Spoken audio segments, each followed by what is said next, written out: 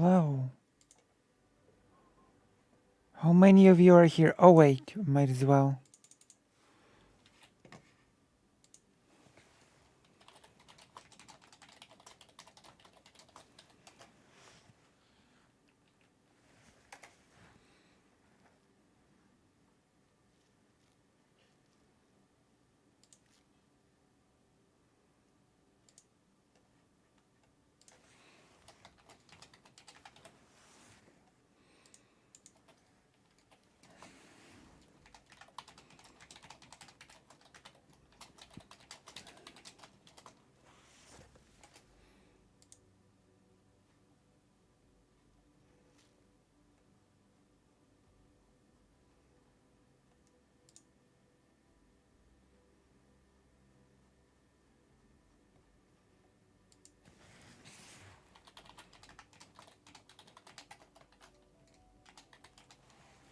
Hello, hello. Hello, Jess. Hello, Palm Dad. Hello.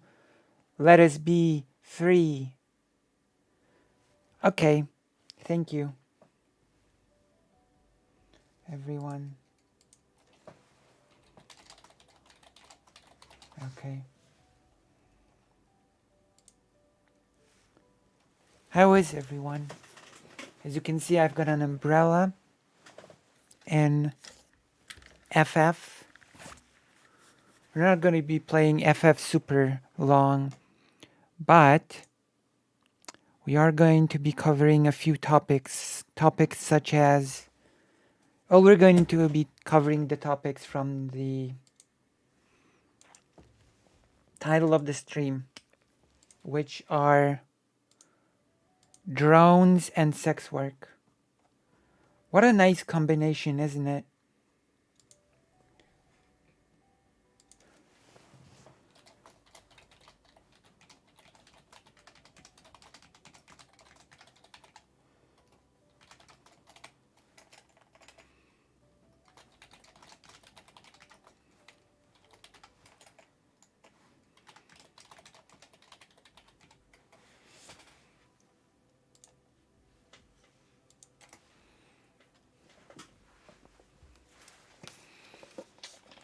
Drones and real and sex work bad. It's okay. We're gonna talk about both things. We're gonna talk about the fake drones and we're gonna talk about the sex work. It's gonna be our focus today. While I venture, well, you're gonna find out. You're gonna find out. Do you know where we are? I want to show you this place. Do you know where we are? Guess where we are. Guess where I'm walking around with an umbrella. Just guess. Guess where I am. I'm gonna let you gather yourself from being so impressed. I'm gonna let you guess where we are right now. Also, how do you like my umbrella? I'm gonna show you something nice. Look.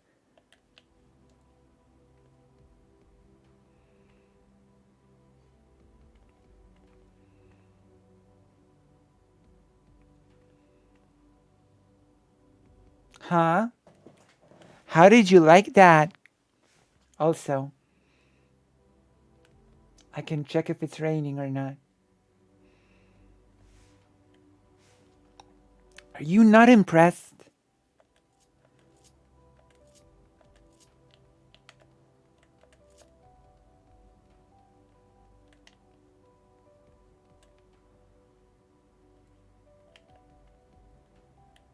I can change pose.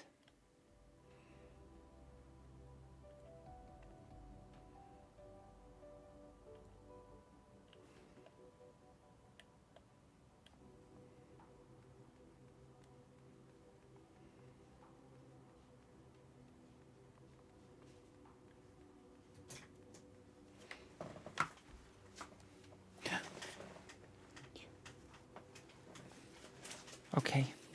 I'm sad Karasu is not here because I received paruvkas. See? These are not exactly berlinki, it's a different brand, but...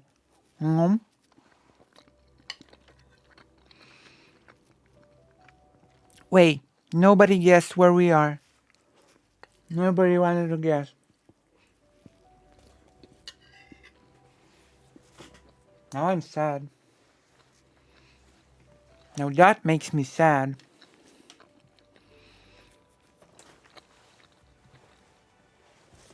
Did my connection die? Everybody went silent. It's probably because you were all overwhelmed by this magnificent location.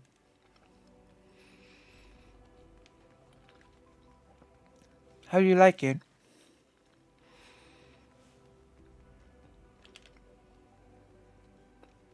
My gosh. If nobody wants to guess, then I might just have to tell you where we are. I was hoping you would guess. I was hoping you would guess. My goodness. I feel alone.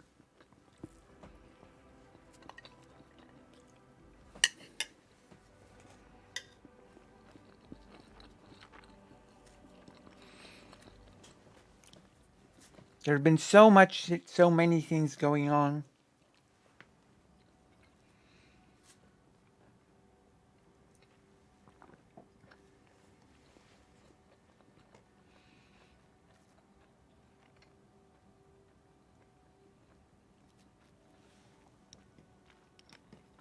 Library, no. Not in real life. In real life, I'm just in a room. Oh my gosh, I mean in the game. I mean in Final Fantasy. Oh wait. Ron, okay. Now guess where I am. Okay? The wrong window was on. My gosh. The wrong window was on. Now guess where I am.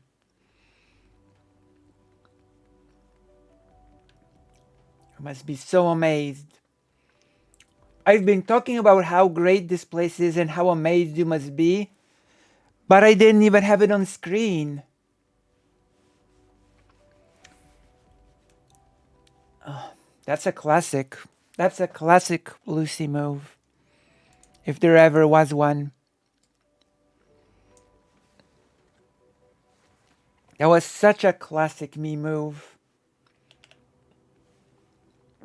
But now you can guess where I am.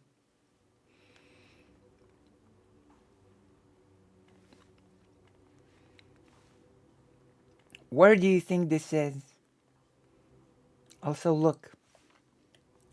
I showed you all of those wonderful things and you weren't able to see them, so I'm going to show you again. Look. I'm going to turn off the UI. And now look. Behold.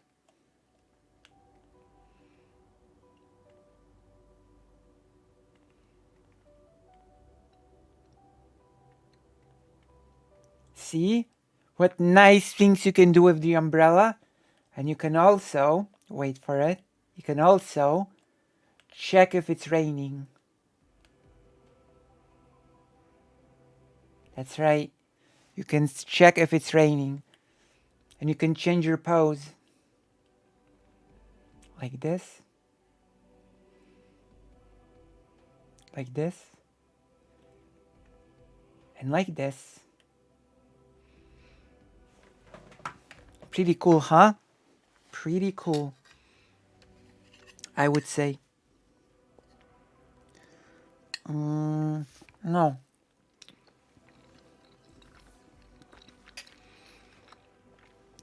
Any Final Fantasy fans in the audience? Any Final Fantasy 14 fans? You're on the moon! That's right. That's right, SJW or Hammer.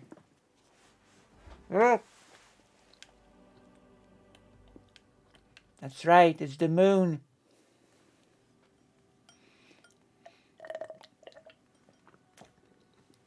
It's the Final Fantasy 14 moon.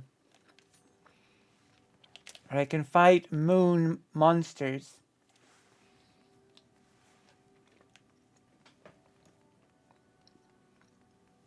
This is what resides on the moon. Wait. I need my UI for this.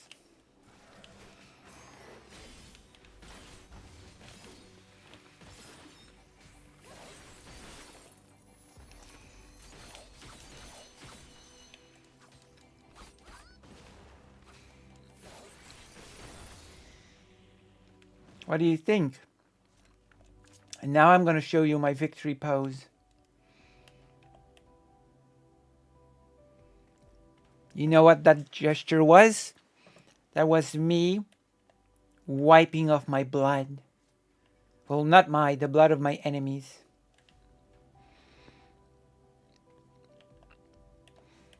Oh yeah, this game is great. You wipe the blood in your inner... Oh my god! Fake Alec Kyle Parker, thank you so much for the $121 donation. And you say, guess who's back? For a week.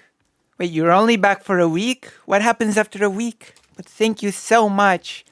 Thank you so much for being here. And for your generous donation of $121. Thank you so much. Oh my goodness. Fake Alec Kyle Parker. That must mean your computer is back.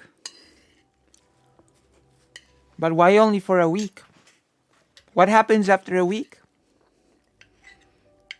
Oh, my goodness. Thank you. Really, thank you.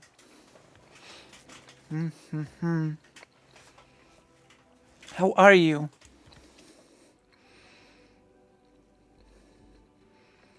Oh my god.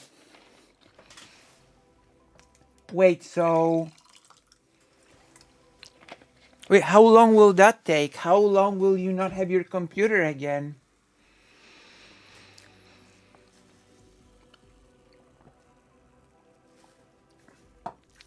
Oh my god. You didn't have your computer for so long? And they didn't test everything? They didn't fix the fan?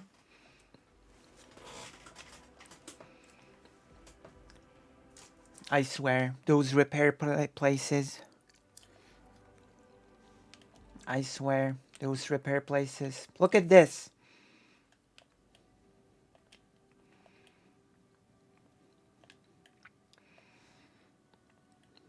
$4 maybe. That's better than before, right? That's better than the thing before, right?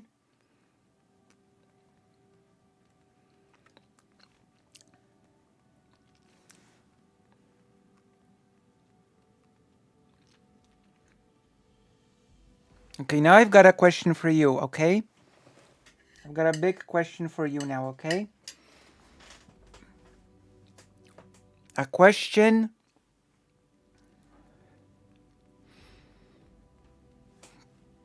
Oh yeah.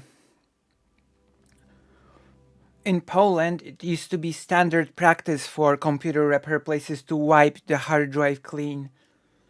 And I used to fight with them so much over it.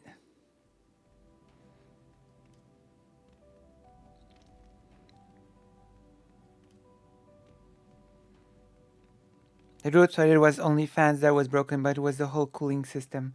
Wait, so how are the fans still broken? Wait, so they did not repair the only thing that they thought was broken?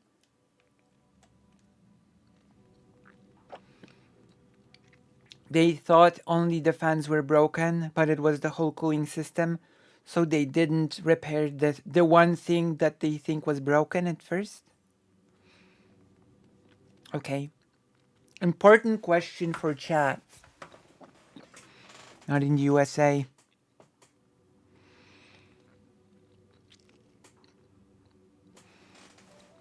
My god. So, fake Alec Kyle Parker. So everyone, Do you want me to do the quest now on stream, or do you want me to move on to the next thing? That is your choice.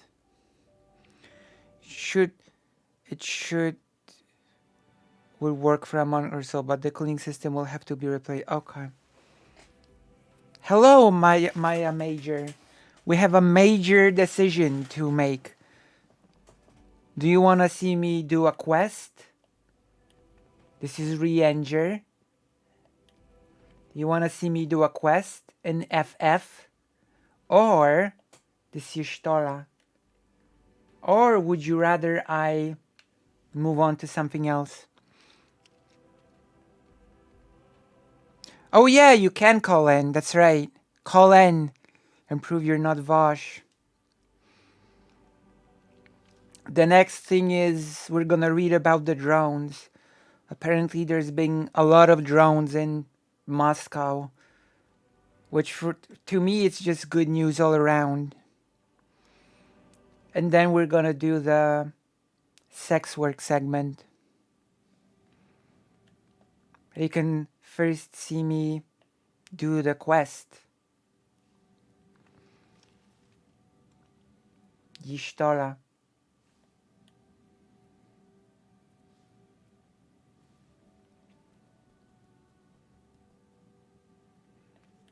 Oh my gosh. What an elegant samurai here. Look. What an elegant samurai cut boy. And this is a bunny girl. Oh, this is Zero.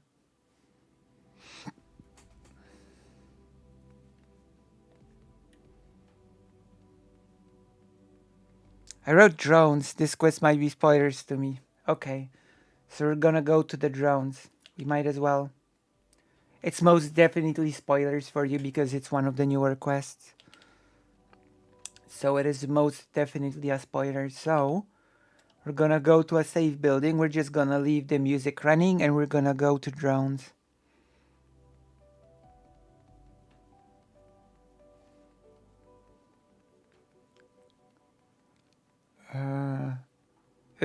You can just call me that. Are we friends on Discord? Are we friends on Discord? Wait. Are we friends on Discord? Fake Alec Kyle Parker. Can you write something in the giggle cord?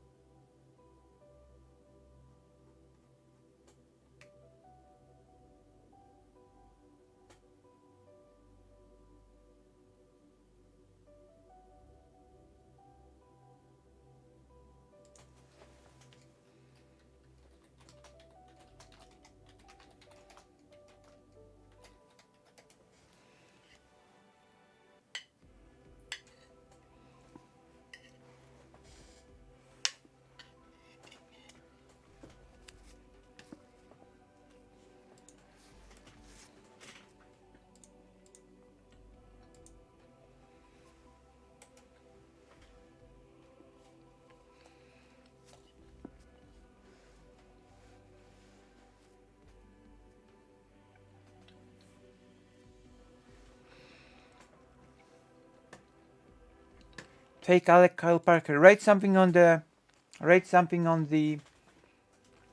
Discord.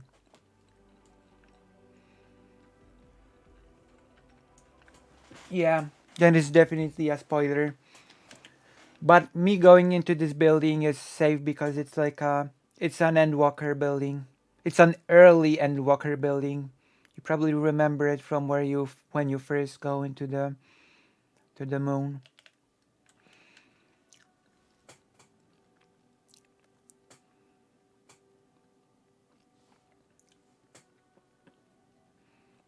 Fake Alec Kyle Parker. You should send me a request for friendship on the Discord or write something on the giggle card. There we go. The Watcher's Palace. The Watcher.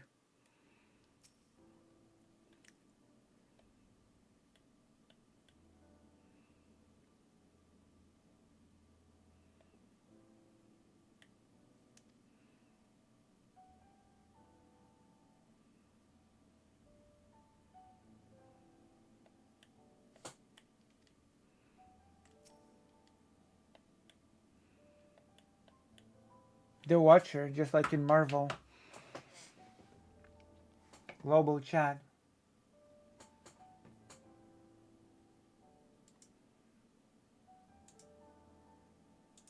Okay. Send you a friend request. Yeah, we're on the moon. It's true. We're in a moon building. And I have my moon umbrella. I'm gonna show you this one more time. Look. Look carefully. Isn't this nice?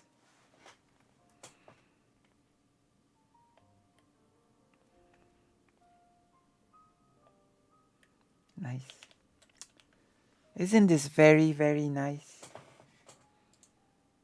Are we friends? Are we friends? Are we friends yet? Alright. OMG. I'm gonna call you.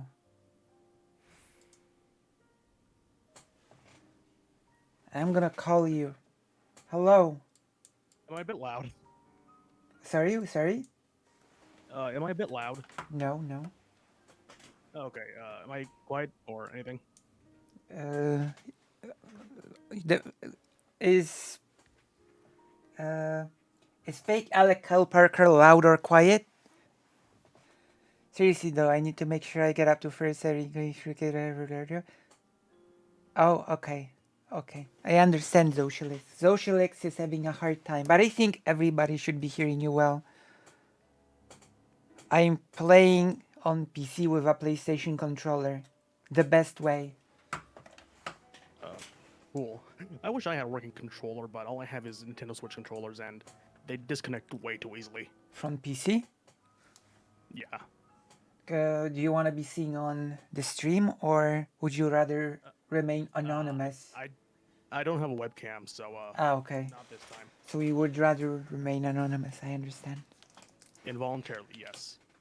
So, as Vosh often says, can you introduce yourself to the stream and tell everybody your pronouns and, yes.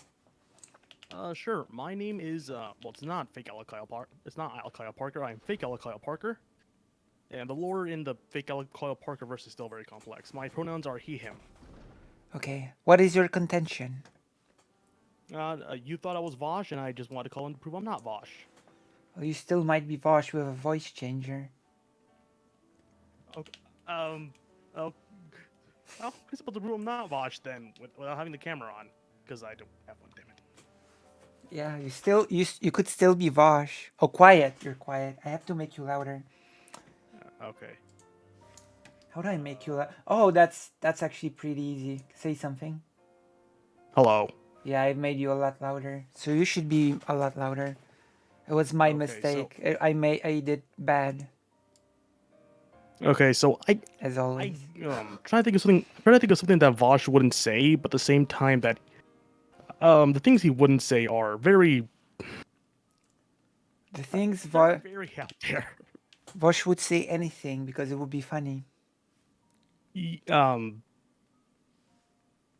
I okay, trying to think. I'm trying to think of something that isn't like very. Okay, SJW or Hammered made actually a compelling argument why you're not Vosh. It's 1:38 p.m. where I'm at. I don't think that's too early. Yeah? Okay. So you've basically defeated the argument that would have proven that you're not Vosh. Yeah.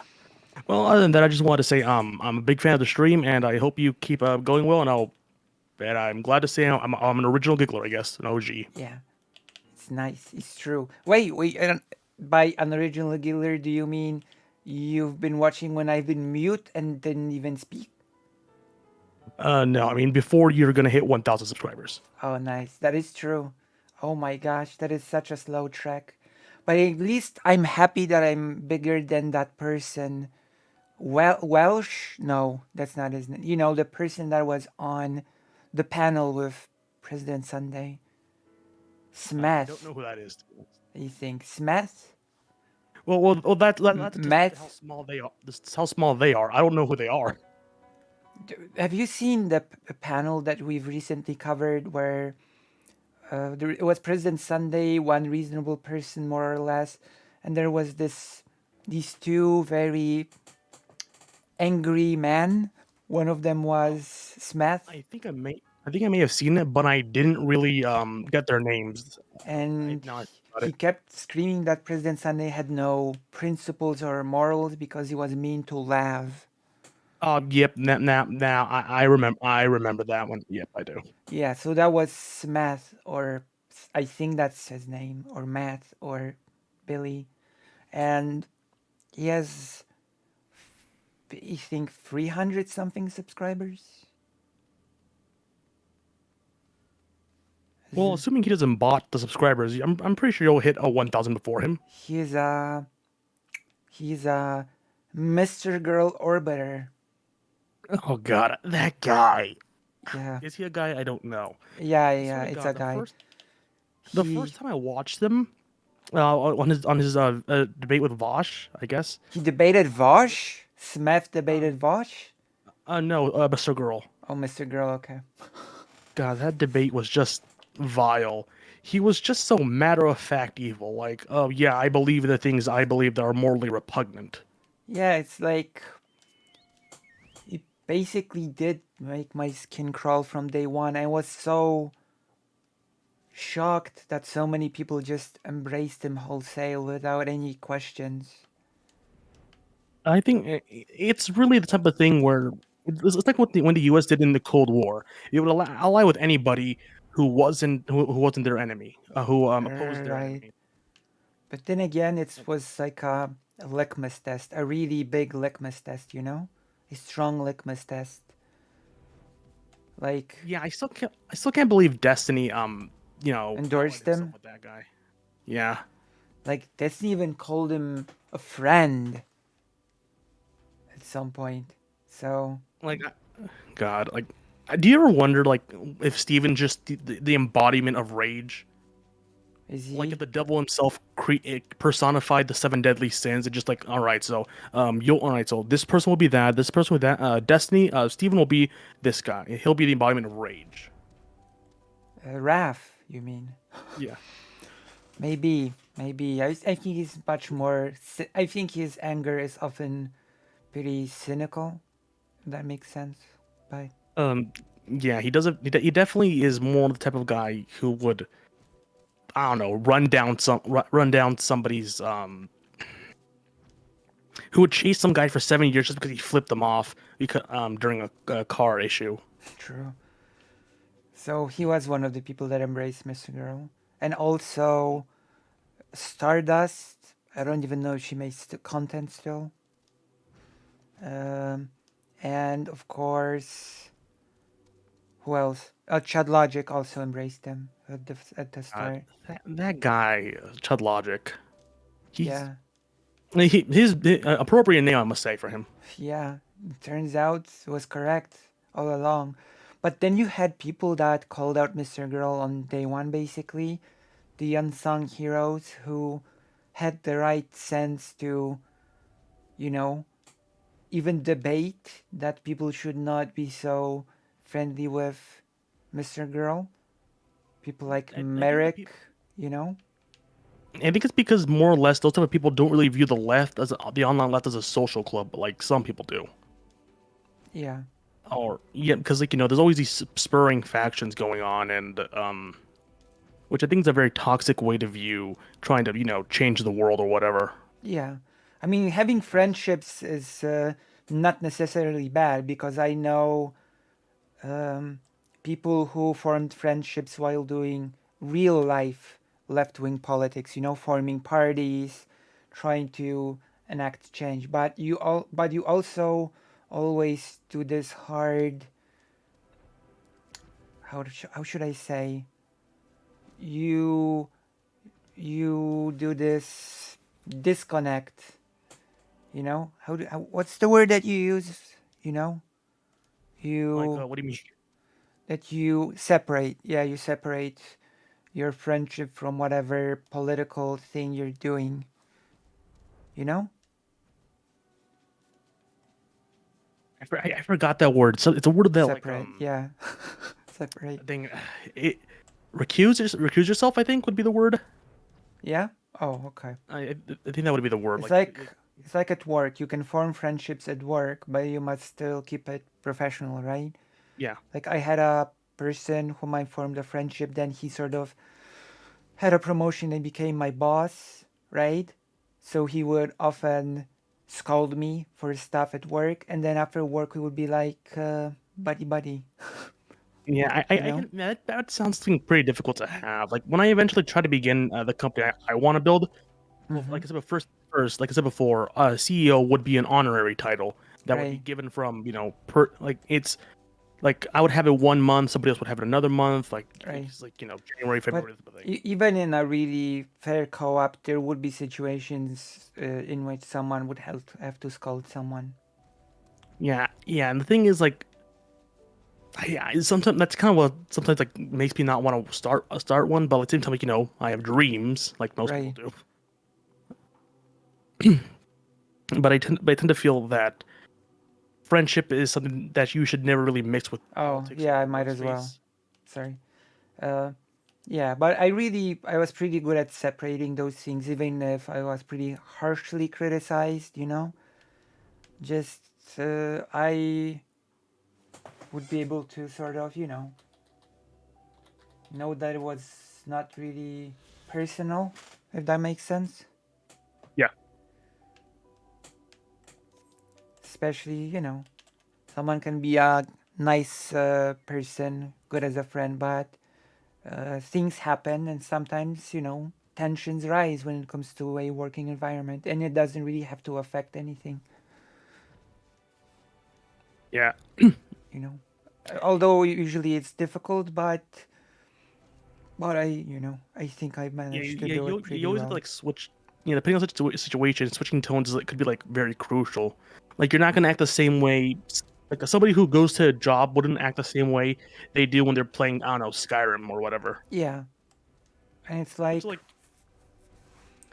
yeah, like 1 minute we would be like having a tense situation, and then because the person would drive me um, sort of to a subway station always after work in his car, and on the way back we would just joke around and talk about scenarios, what would happen if our car would fell into a river.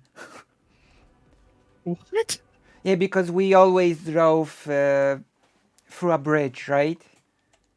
Yeah, And we once like went for a scenario. So what would happen if it was super like slippery and we would fall into a river? And there's also a very important protocol that you need to do when the car falls into a river, because if you open the door too quickly, the pressure will crush the car and kill you. So you actually have to wait for the water to slowly seep in, for the pressure to sort of even out, etc. Then God, it's a whole thing that you need to do to not to up your chances of surviving the situation. man, they don't tell you these things when you get your driver's license. Yeah, that's why I thought that topic was interesting. Well, I don't mean to keep you from your next topic. So I just want to say it was great talking to you, and I will Thank go back you. to the chat right now. Thank you for Have a being good day. such a big giggler. Have a good stream. Bye. Thank you. Bye bye. Oh my gosh. So that was our debate. I think I won it.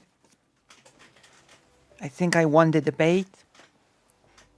Asking for his opinion on horses. Oh my god. It's too late. I mean, managers are still thinking co-ops. Open the window first. Hey, what window? What window do you want me to open? What? Wait, what?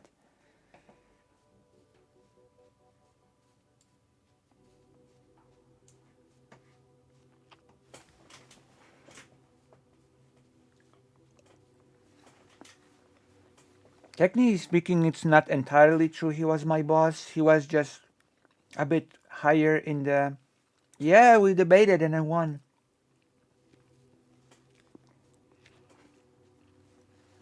We debated and I won. I think this went as well as I expected.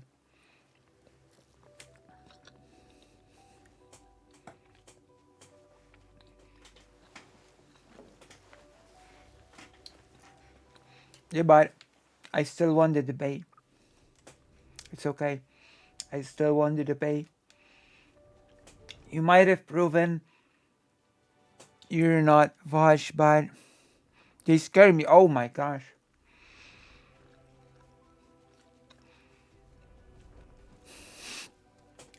I used to be terrified of horses as well, by the way. I used to be terrified of horses. As a teen, a young teen, I was taken to this place in the country and there were horses there that mom's friend took us to this sort of farm when there were horses, and she gave me sugar cubes to feed to the horses. And every time I sort of stretched my hand out for the horse to eat, I was afraid that the horse would just eat my hand because they look so big and horrifying. But they don't really bite, they do those things with their lips, but was always terrified that the I was always so terrified that the horse would eat my hand. Thank you so much for purging the white name. Why are you white? True. It sounded a bit more topical, but yeah, why are you white?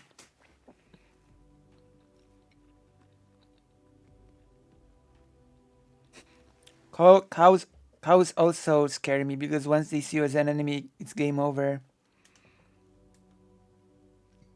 I think it's smart to be afraid of an animal that could kill you on a whim. I guess so. Also, by the way, I'm gonna give you some strange open the window first, like a car hits the water. Well, you sort of don't open the window first because if you open the window too fast, then well, I guess you do sort of open it a little, but yeah. I'm gonna give you some weird cow trivia. Cows in Vietnam are really fit. I wonder if I can find examples. Wait, I'm gonna turn on. Okay, we're not gonna start with the drones. Actually, we're gonna start with something else. I'm trying to find. Here we go. Where's the ptasie mleczko? Where's the ptasie mleczko? Come on. Oh, that's the wrong thing. Oh, sorry. That's the wrong thing. That's the correct thing. Where's the ptasie mleczko now? Here. Okay, so... Oh, it even went to the correct thing, but I have to...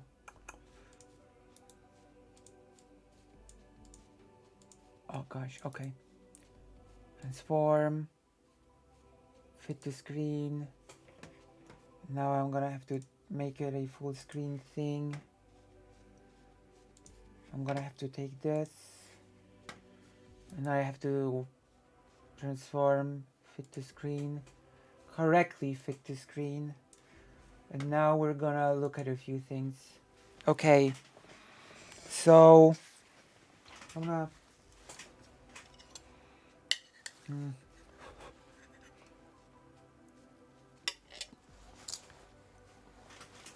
gonna put this here. Oh. I'm gonna show you something. Look. This is a Polish cow. Okay, this is a Polish cow.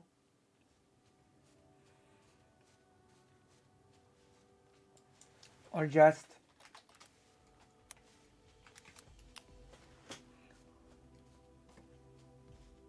oh my god. See? A cow, right? Wiecie, jaka jest przewaga robienia filmów z ludźmi A nad cow. filmami ze zwierzętami? Right? Z ludźmi zawsze można powtórzyć scenę, nagrać drugi raz. W przypadku zwierząt What a masz jedną cute szansę thing. na dobre ujęcie, bo dubli nie ma. One decydują, co chcą teraz robić. See? Oczywiście można je przymusić, ale jak czegoś nie chcą... They're pretty fat, right? The cows are pretty fat, right? Oh, just noticed you were watching the new Jessie Jenner video. Is it good? She's being on an L trainer a bit, but part one wasn't objectionable. Okay, I'm gonna put it like this. In my opinion, it's a mixed bag, okay? It's a mixed bag because on one hand, she talks about some pretty personal stuff. She talks about things that are pretty true. But on the other hand, she smuggles in a lot of dishonest things. She mentions her Twitter thing, but she says that she will not go into it. But she says that it was a dog pile because she is trans. And then she, at the end, did a whole thing about Vosh. She said that Soul Bunny's video was good. So, yeah, I have a lot of criticism towards that video.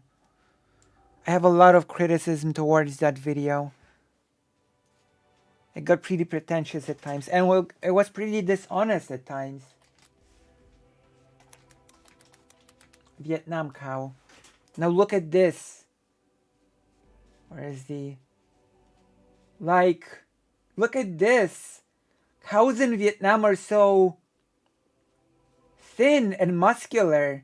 Well, maybe not muscular, but they're so thin. Look.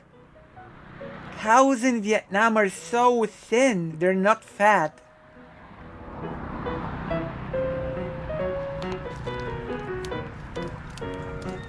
See?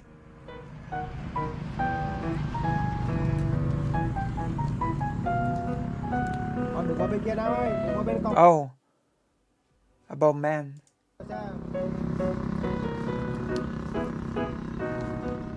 Cows in Vietnam are so different than cows in Poland. They're so different. You know?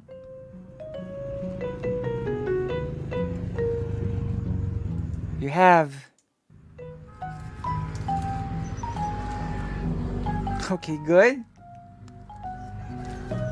That is mean. Don't be mean. Look at those cows. Oh!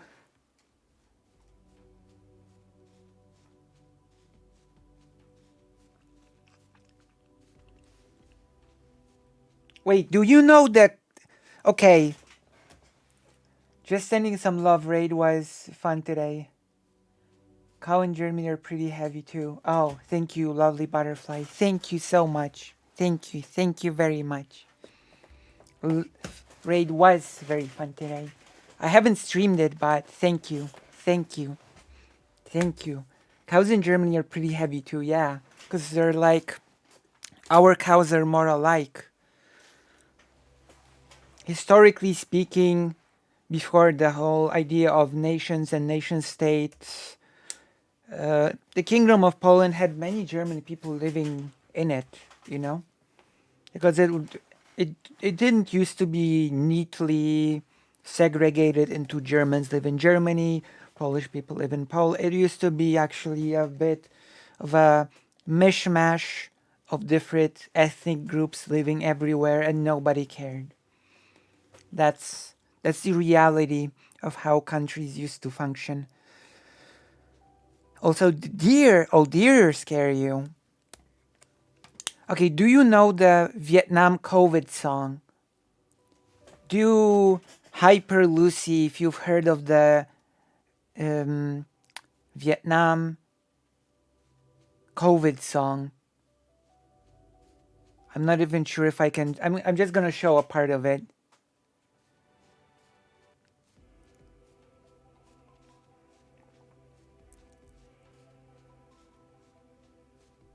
This. Do this if you know the Vietnam COVID song. Without a doubt, the worst piracy panel you've ever heard of. Oh my gosh. I want to see a part of it.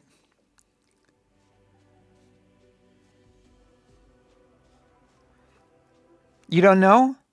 Yeah. It was a song about... It came out at the start of COVID. It was about washing your... It's so... It's such a wholesome song. Where is it?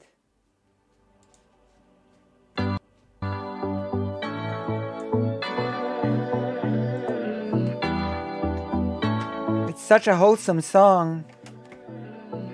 Sao gần đây có một virus rất hot, tên của em ấy Corona. You know? It's a wholesome song. Quê của em ở Wuhan, đang bình yên bỗng chợt thoát ra. Chắc chắn ta nên It's a fun song. để em ấy phát tác. You know, it's a song about washing your hands. Look. See? It's a song about washing your hands and about wearing your mask. Wait, you're homeless? What? Nhưng mà em rất tàn ác, bao người phải chết vì chính em. Tuy rằng khó nhưng toàn dân đang See?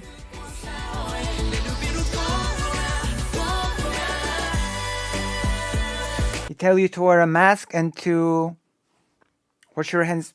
You haven't mentioned being homeless. What happened there? What happened? Oh my gosh.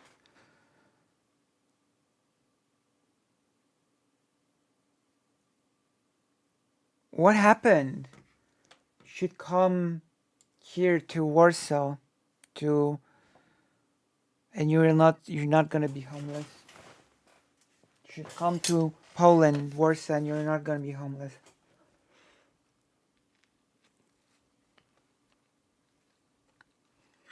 About poop.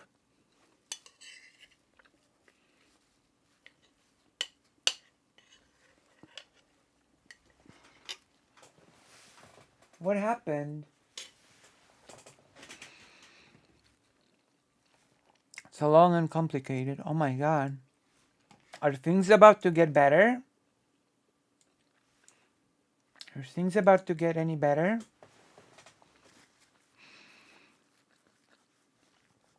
Yeah, hygiene is always important no matter where you are. And Vietnam is a wonderful place to be. Vietnam is, in my personal opinion, one of the most... Oh yeah, speaking of which, I once again am going to show you the process of hormone replacement therapy. Okay? I've got here the main tools of the hormone replacement therapy. The blocker here and the blue pills here. Yeah, I love Vietnam. Vietnam is like a beautiful, wonderful place. It's beautiful nature. It's wonderful people. Very friendly people. And amazing food. So I start with taking 2 blockers. I'm gonna try to take out a loan so I can get another scooter so I can save up money to buy a house with my friend. Okay. So it seems like you've got stuff handled. So I'm taking 2. At first I was taking 1 blocker. Then I upgraded to 2. I actually forgot to upgrade and I upgraded late. But I still ran out. So I took the blocker. I'm gonna hide it in the pack with all of them friend blockers. And now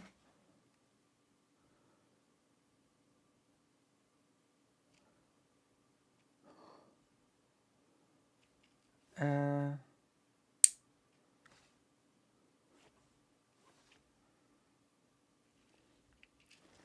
I mean, I believe in you. I believe in you. But if you are in trouble, then don't hesitate because we will all pull our strength together to help you as much as we can.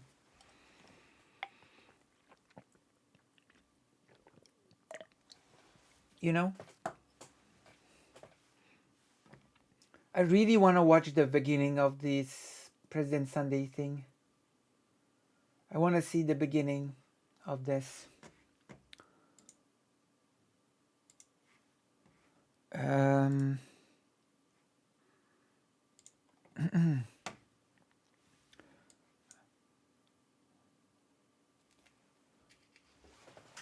course, always. Tomorrow I'll be visiting my mom. I'm gonna try to visit my mom early. Yeah, you could be. Yeah, you could be the greatest. You can be the best. You can be the King Kong banging on your chest. You could be the world. True. Worst piracy panel. Just gonna watch a bit of it because we've already seen a lot of it. But I wanna see how it started. And then I'm gonna show you which one is Smith.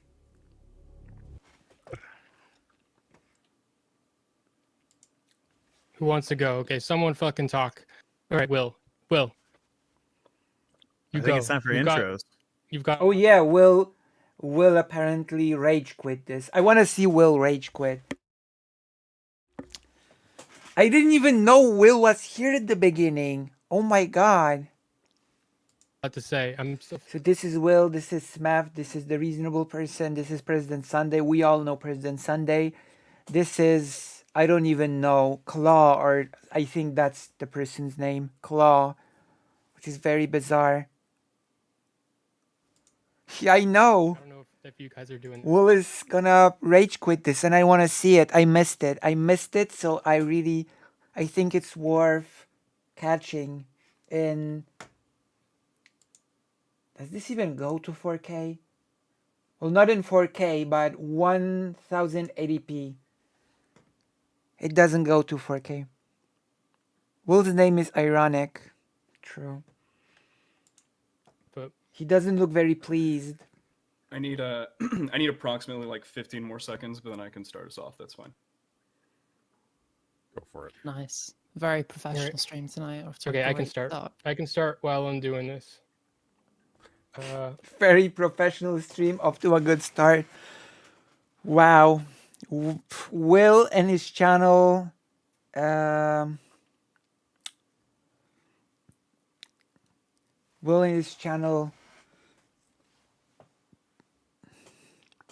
Claw, what did you steal? Vibranium from Wakanda? I don't know, but it's a very, very bizarre individual. I'm just gonna say that. He's a very, very strange individual.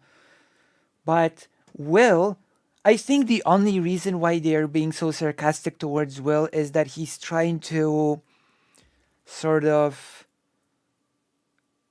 situate himself as this professional panel maker. You know? I'm pretty sure if I made a panel, there would be some technical problems, etc. But I'm genuinely not sure if people would be mean to me about it. Because I would not be trying to put an air of, oh, I'm so great and professional. This panel is about piracy, but a relevant topic to the definitely impacts people's everyday lives. No, it's not about, it's not exactly about piracy. The question of this panel was, is content, is reaction content theft? That was the exact topic of the thing.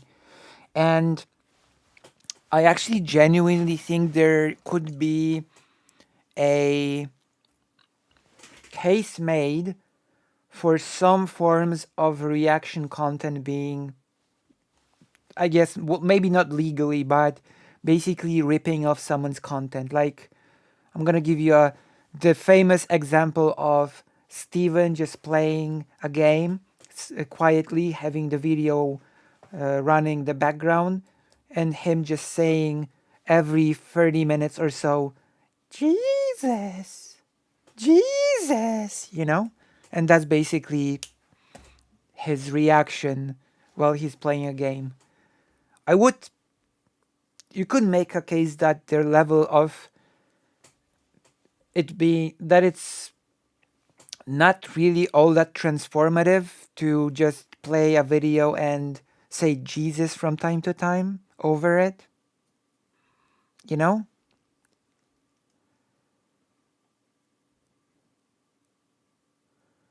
Do you know that this environment a nonprofit or that one? Okay, so no, not Will. President Sunday. Wait, let me fucking rewind. Okay. You do that. Made a video. No, Lav made a video. It's the first video. President Sunday playing it. Oh yeah, of course. And they're gonna talk about the whole Lav thing. Yes, about the situation where Lav uploaded a video. She deleted it. President Sunday archived it. She uploaded it back. And this person here is so angry because Lav is trying to build a career as a YouTuber on hating trans people.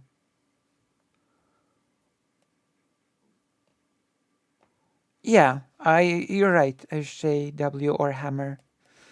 The way I read your name is something else, SJW or Hammer. I'm not sure if this is how you meant your name to be read.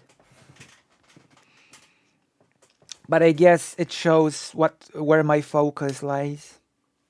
But yeah, I agree, most React content isn't that. Usually people do have something to add. Usually people do have some sort of insight or input to add.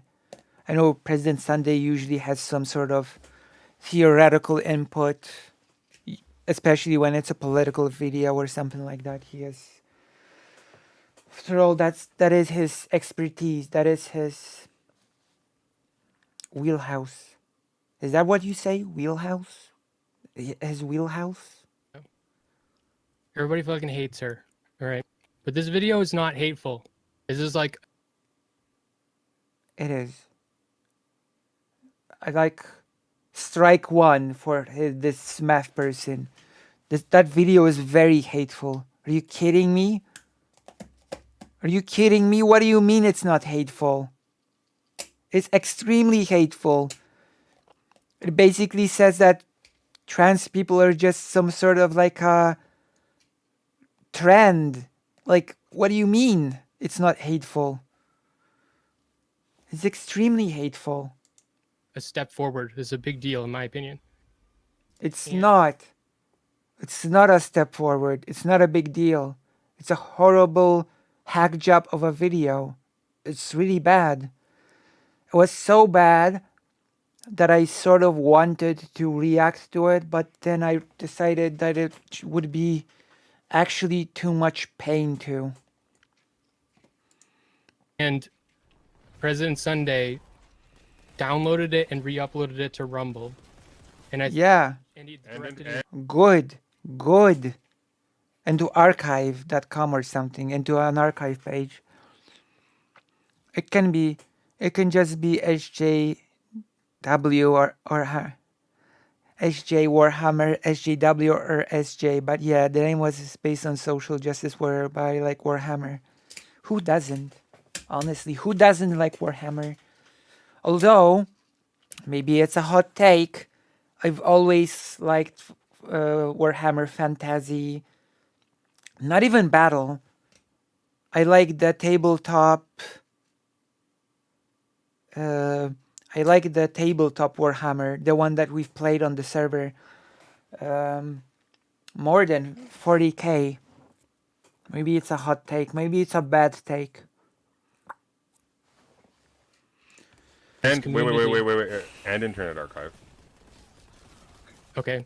And directed his community to that version of it so that she would not get any views. Good. Amazing. Good job. I'm not being sarcastic. Good job. Because I would hate to give her a view. It depends on which one. It really depends on which Warhammer. If you're talking about the tabletop, then all you need is a game master and a bunch of players, and you just, play your character. If you're talking about the Warhammer Fantasy Battle with figurines, then it gets a little bit more complicated. But yeah, President Sunday did well.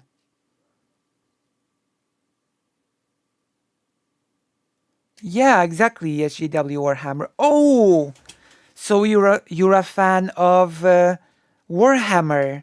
I think I've played the first or second edition. Oh, so we are fans of Warhammer in the same way, in the exact same way. You've never played the battle game and you don't like 40k all that much. So you're like me. You are literally like me. I like Warhammer in the same way as you do. Although I would not be against getting into the battle game or 40k. I guess I would not be against it. But yeah, President Sunday did great here. An amazing job, I would personally say. I would hate to give Lava a view on her video that, yeah, it is hateful. So that you could cover her video without, helping her career in any way. Good. And I think that's good. Just like me, for real, for real. True. True, you're just like me. But yeah, like President Randy. But yeah, is Smith trying to just introduce President Sunday as an awesome figure that we all should like? Is this what's happening? Is this a Is this a panel or is this a promotion of President Sunday's valor? Because I'm gonna say President Sunday is looking mighty good in this description. Mighty good indeed. that's blatantly illegal in piracy. If it's blatantly illegal, then why don't you contact the authorities? If it's blatantly illegal, then why don't you just report it? If it's blatantly illegal. Do you know what illegal means? If it was blatantly illegal, then you could just report it and it would be taken down from all of these spaces. So I guess it's not as blatantly illegal as you would like to believe it is. Yeah, the battle game was always too expensive. True. So true. It was always too expensive for me as well. I love tabletop RPGs, a rulebook, and you and your friends game for cheap for years. True. Wait, haven't we been playing on the Giggle card together? Have you been playing the sessions with us? I believe you have, right? We've been playing together, right? I'm sorry if I'm misremembering, because I am extremely horrible with names. I'm extremely horrible with names. We have been playing together Warhammer on the server, right?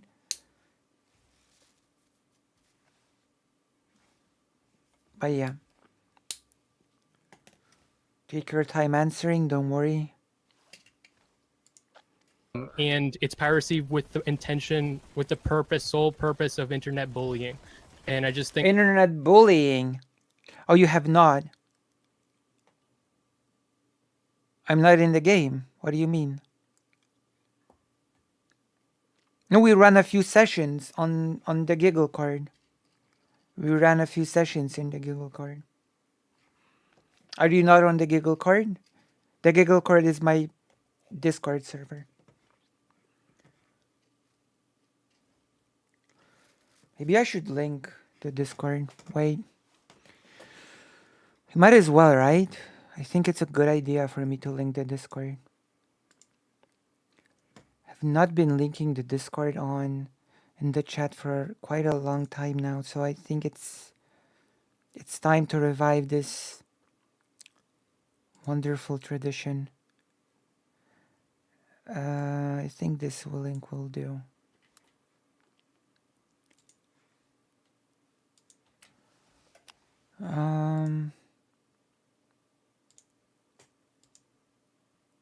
Okay, I see. Well, the Warhammer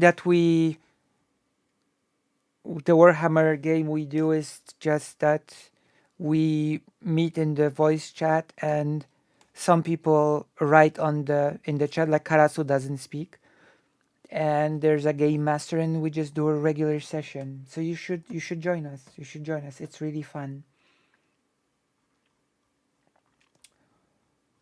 Okay, let's continue. We got a little bit off track. Yeah, I missed the beginning, so I want to see the beginning. I want to see Will rage quit his own panel, okay? I want to see Will rage quit his own panel before we do anything else. That's an insane precedent to set as a content creator. If you want this to be like, it's like going to the office and taking a big shit in the middle of the room for everybody to smell. It's just like a disgusting precedent and a disgusting behavior to say as acceptable for this business that you want to be part of. It's horrible to archive someone's video. No, it's not horrible to undermine someone's career when their whole career is based on hate. I'm sorry. It's not a horrible practice. You would only call it a horrible practice if you were a, let's say, a Mr. Girl orbiter. That is the only situation in which you would find this to be a horrible practice. Me and my friend, not Connor, play tabletop Attack on Titan. Oh, it's fun till one of us isekais the Infinity Gauntlet, but that's where the real fun begins. So I don't think anybody should accept that as like everybody should be. I'm accepting it. Avowing you entirely. Or perhaps I'm embracing this. I'm doing whatever the opposite of disavowing is. I'm doing that. What is the opposite of disavowing something? I know that Will leaves the panel. I want to see it happen. I want to see Will rage quit his own panel. You undermine that young Austrian painter's political career. True. So tell me, chat, what is the opposite of disavowing something? Is it embracing something? If it's embracing something that I just want to say that I'm fully embracing this. But do give me the actual word that you're supposed to use when describing the opposite of disavowing. Endorsing. Thank you. Endorsing. I am endorsing President Sunday on this. I'm endorsing this move. If someone is trying to build a YouTube career on hate and discrimination of right now the most persecuted minority, then you know what? It is more than fair enough to archive their videos, avow, nice, and to send them to watch that archive and not to give the hateful creator any views. Okay? a disgusting president. Missed opportunity there. A disgusting president. Oh my gosh. I'd also like to take a minute to be critical of Sunday here. Sunday, Damn it. I know you uploaded this one video, but I'm not sure you really did enough. You should have uploaded her entire back catalog to Rumble. Really. She only has one video. She privated everything else. Well, you could take all the streams she's been on. You could put them up there as well. I mean, like, it feels like you've really half-assed this, and it's just very disappointing. I got to be honest. Okay, I expected more of you. That's actually fair. That's. President Sunday will do better. Thank you for that. Okay, so this is Why is he green? 2v2. So it's those two versus Smith and Will. Just as an FYI, I'm like the neutral party. It seems like. Yeah. Who are you, by the way? My name is Claw. I'm the circle that you're around. By the way, Smith, be specific. Oh my god. I watched the later part of this panel and this person is not neutral. Not neutral at all. That's the side chat is not on screen. Wait, I'm gonna fix that right now. Thank you for telling me. I'm gonna fix that right now. There you go. Thank you. Thank you for telling me. Always tell me things like that. I'm gonna Fix it right away. Approve is also good. Approve is also good. Green with envy. When you're talking about President Sunday's community, he doesn't have a community. Is he turning into the Hulk? Yeah, I think so. He's just getting angry. He's becoming the Grinch. This is so bizarre. His community is DGG. So you can just say DGG and we'll all understand it. Now, when you're saying that, What? obviously nobody would watch President Sunday for any reason other than Destiny must be sleeping, right? And Chud must be sleeping, and everyone else must be sleeping. That's on What? the roster. So like you have to fall all the way down to Sunday's roster. I mean, that's only to get that's it. only like 2 you've mentioned though, so I'm actually like in the top 3. It's still pretty good. I mean, yeah, you're like the Mike from PA. You know, I get it. Like or maybe you're more like the Kira Chats of the leftist community. I'm not really. Mike from What? This person is not making any sense. Yeah, it is. It is going to be a shit. It was a shit show. You've already watched the later half of this, and now I came back to see the beginning because I have been told that Will rage quits this panel, and I want to see it happen. I am revisiting this panel because I sort of reacted to it a bit when it was live. Yeah, you know. This claw person is just off the rails. This claw person is off the rails. At some point, President Sunday just kicks the both of them. Because I'm pretty sure that Will rage quit this and President Sunday will be in charge of this panel instead of Will. This is an extremely weird situation. It's going with the opposite of bisexual lighting. You wouldn't Mike and Kira be Mike and Kira of the leftists. Oh. They have a whole schedule. Yeah. There. It's weird.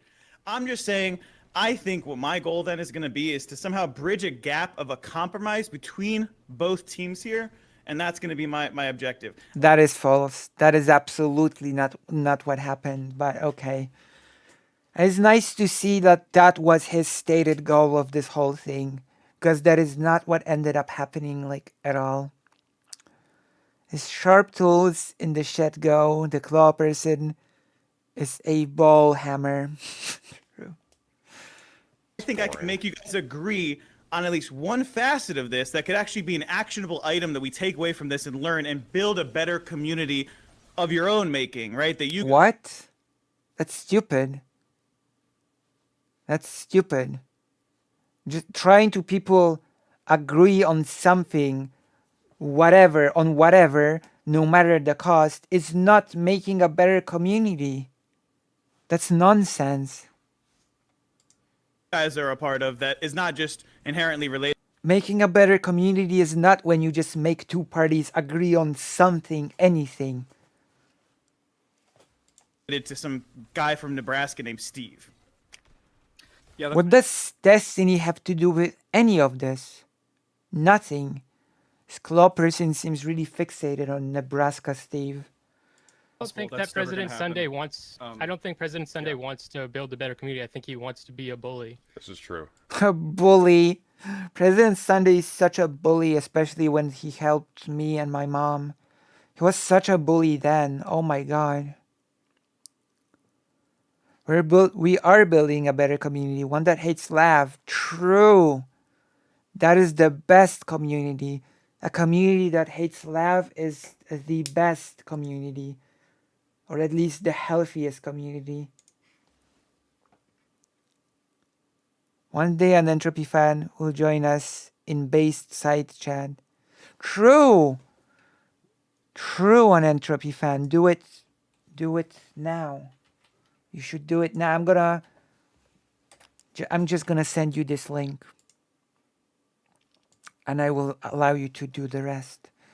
So people should archive everything. If they suspect someone is a fascist and intends to keep accountability viable, I wish I had such foresight and saved certain Palestine-Israel videos. Like, that is basically why President Sunday did what he did, okay? That is basically why President Sunday has done what he did. And I think it was a very good move on his part. Unironically, I think it was good. Which is not to say that people can change their minds. Those archives are relevant only if they are evasive and dishonest. Yeah.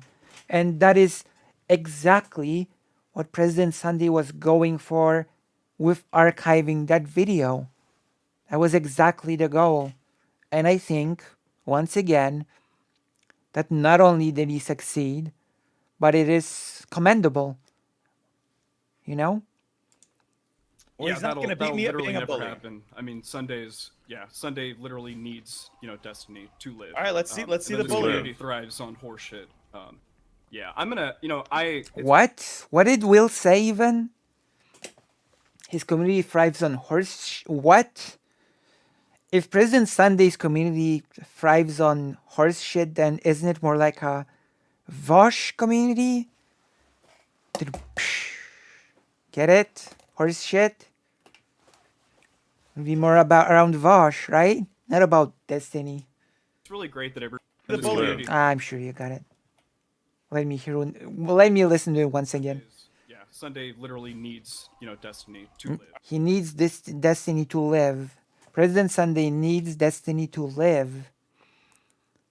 All right, let's see And the then this bullying. community thrives on horseshit. His community thrives on horse shit. That is strange. You would think that if President Sunday's community thrives on horse shit, then you would think that it needs Vosh more than Destiny. Will said blah blah something. That is not inaccurate. It's not inaccurate. Join us on the page and Entropy Fan. Yeah, You'll like it here. It's really great that everybody, just wants to come to the debate, be all irony filled and other horseshit. I'm taking Oh, this very Sunday, haha! seriously. You should have uploaded more of Labs videos. Yeah. Maybe you should have. Who's saying that it's even being irony pilled? Maybe he should have uploaded more videos. There's no cock like the horse cock. It's fucking great. I want to actually talk about the. Will is so serious about this. He's taking this very serious topic with the amount of respect that it deserves or even demands. Interesting. That was pretty funny, topic actually. today. What's the which real is topic that today, Will? basically React content, the majority of what you guys create, honestly, is it's theft. It's literally. Wait, who did you block? No, please don't. I blocked them for a reason. Who did you block? I'm sorry. Wait, what's happening? Who did you block? Thanks for getting rid of my whiteness. You're welcome. I mean, I shouldn't be saying you're welcome. I should be saying thank you, fake Alec Kyle Parker. Hey, who did you block, Jess? Literally stealing, correct. Everything basically that you guys do for your bread and butter to make the money that you guys need to have to, live the lives that you live requires you to break copyright law. So I'm like every single time. So I'm That is nonsense. I don't think Will understands what copyright is. I don't think Will understands what makes something transformative. I don't think Will actually knows anything on this topic, so I don't know why. Once again, why did you block? And also, why, like, just as with the panel about the transgenocide, once again, Will, from what I can tell, okay, I understand. From what I can tell, Will has no clue about this topic, so why make a panel when you clearly demonstrate that you don't know how copyright works? Like, you could make a case that sometimes when you just silently have a video running in the background while you play a game and sometimes say Jesus, you might make a case that it's sort of iffy, that the transformative element isn't really there, but you don't know what you're talking about when it comes to the whole reacting. because usually people make it quite transformative.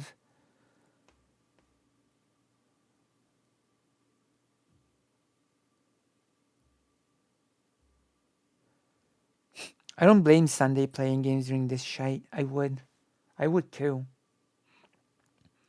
How is this person invited to panels and I'm not? That is the real question here. How is this person in the panel? This person isn't a content creator. And I'm not being invited into panels. What's happening? Hey, Connor. Oh, okay. We might do some, since Connor is here, we might actually do some DRAKENGARD today. If Connor is here, then we might do some DRAKENGARD today because I always save the DRAKENGARD for Connor. Okay, let's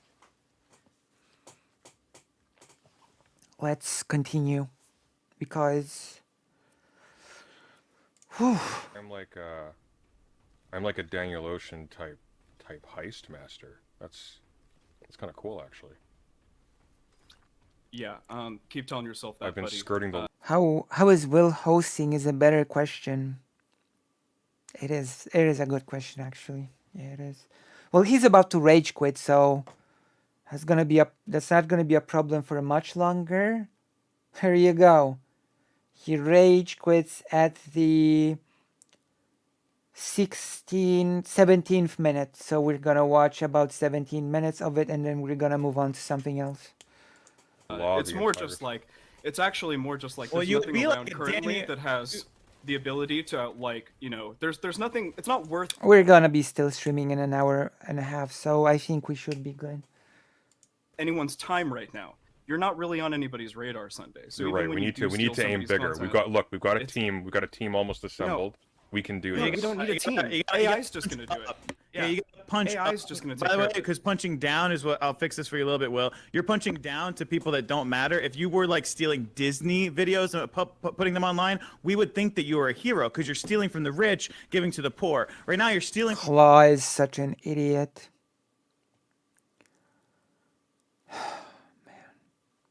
the poor to give to the middle. Nobody likes you. So here's the thing. I kind of just want to, since this thing is just completely devolved from what I originally wanted. It's really not an argument for anything, but I would just like to point you to the fact that President Sunday, unlike Will and his channel, is actually growing. President Sunday, I think, averages at least 100 viewers per stream right now. I think on his most recent stream, President Sunday had like 500 people watching. Like, President Sunday gets views that Will and his channel never got and probably never will. See what I did? President Sunday has views that Will never will. But I like President Sunday. I still screen his videos and put them. True, Connor. True.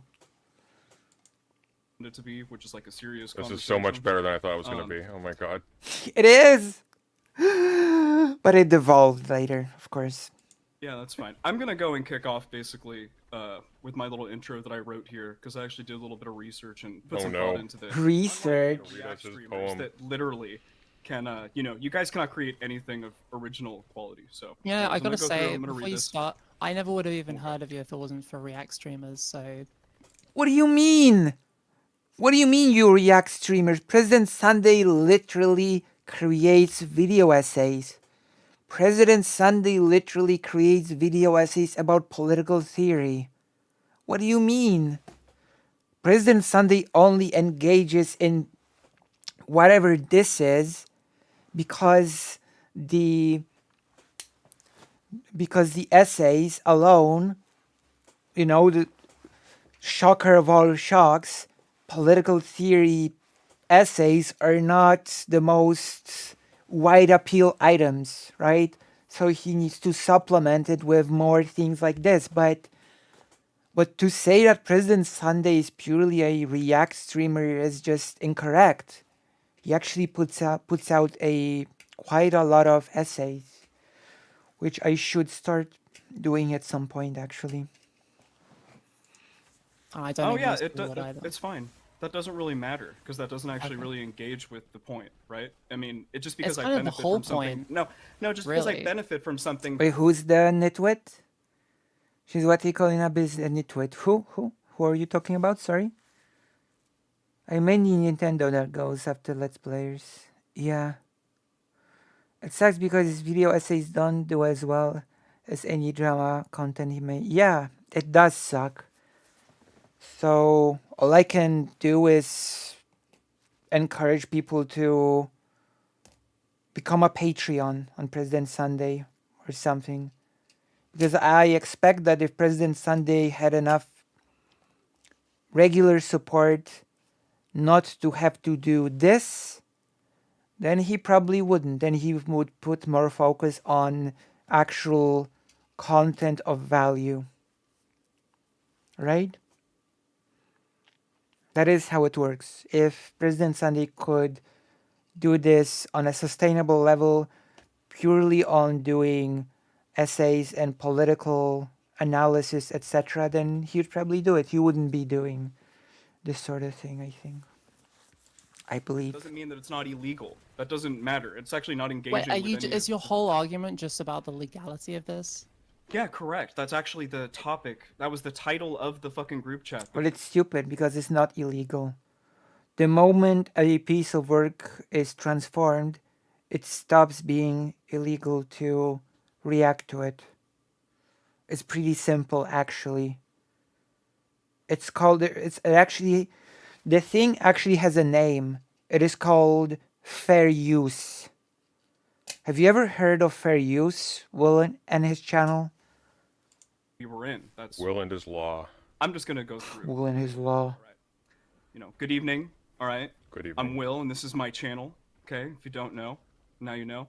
And today we were presented with a question that is worth discussing. What sort of an intro is this? Hello, I'm Will, and this is my channel, if you didn't know. But now you know. I can see why this person is up. Yeah, this person as well. Both of these people, the green one and Will, are Mr. Girl Orbiters. Just so you have all the necessary context into who these people are. My hot take is React content is of value. I think it can be of value, yeah. It can be of value depending on what the person reacting is actually contributing, right?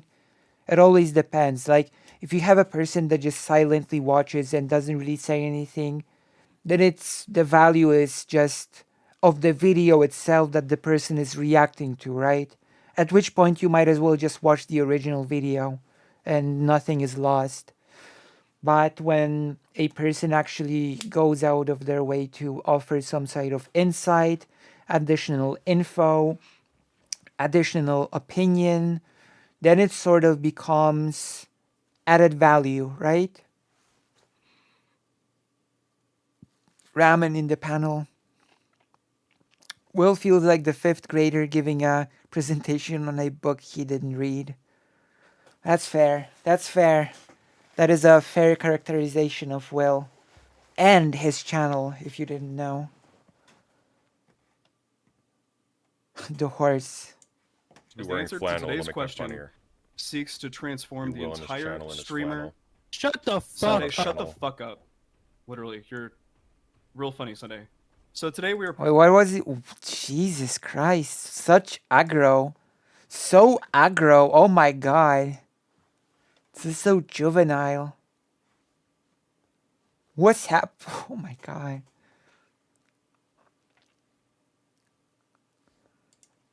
Let me. The question. Fuck up. I'm gonna listen to this again. Will and his Entire channel and his streamer. flannel. Shut the fuck Sunday, shut the fuck up. This channel? Okay. The question that is worth discussing. You should also be As the wearing answer to flannel, it'll today's make that question funnier. seeks to transform the Will and his entire channel and his streamer. flannel. Shut the Sunday, fuck shut up. the fuck up. Shut the fuck up. Will his channel and his flannel is admittedly an idea. That is admittedly an idea. Literally, you're real funny, Sunday. So today we are presented with a question that is worth discussing, as the answer to today's question seeks to transform the entire streamer content It wasn't unfunny. creator meta as we know it. Meta. Content theft, or in less clickbaity terms, Hmm. when streamers react to content that another person created, does it fall under fair use? Outlined in Section 107 of the Copyright Act of 1976. That's right, fair use hasn't changed in almost 50 years, so there's an incredible amount of precedent set involving fair use in America. Fun fact, other countries usually are more strict when it comes to fair use than the US. We have Section 30. I don't like Sunday's habit of interrupting people. Not to say he's unique in that, but LMAO. I'm gonna caveat this, okay? I wonder what that guy's deal is. Which guys? This guy's or this guy's? Wells or Smeths here? Which guy?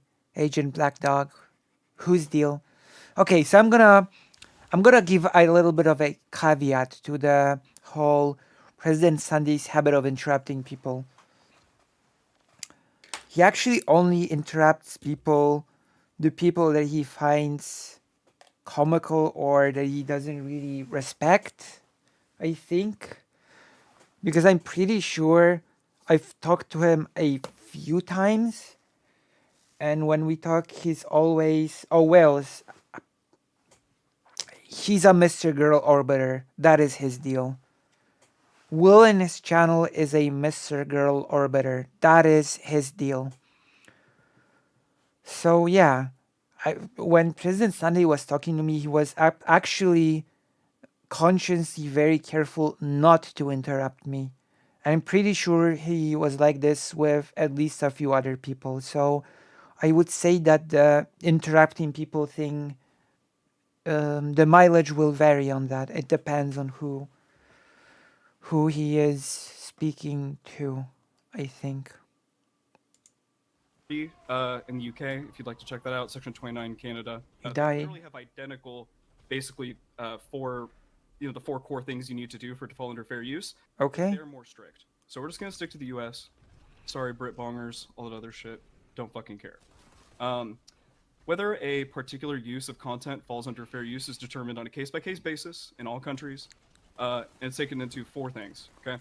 Number one, the purpose and character. Will is such a charismatic character. Will is so charismatic. Of the use. I like that he interrupts. Right. Educational. Two, the nature of the copyrighted work. Common categories are like, is it a factual work? Is it creative? Is it an original work? Or is it a commercial work? But these are not mutually exclusive to each other. Three, the amount of substantiality, of the portion used in relation to the copyrighted work as a whole. So basically, how much of the copyrighted work was used in the creation of your work? Was it small clips that you used to just like strengthen your commentary, or did you cold watch the entire video and comment on it live? Okay. The effect, number four, is the effect of the use on the potential market for or the value of the copyrighted work. I mean, it can become a really good advertisement for the original video as well. You cannot ignore that. My take on PS is that he's based and makes good arguments. He's politically on my side. He's the only YouTuber ASAP to that I don't like. Personally, I find his personality off-putting and could never see myself being friends with him, but his content is valuable and I like it. I actually could see myself being friends with President Sunday. But then again, I'm biased. I am being biased because he has helped me a great deal. Like,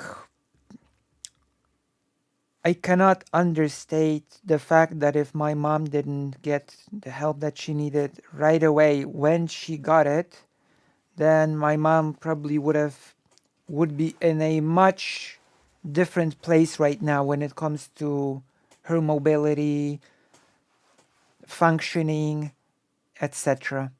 It would be a totally different situation right now. I would like to tell you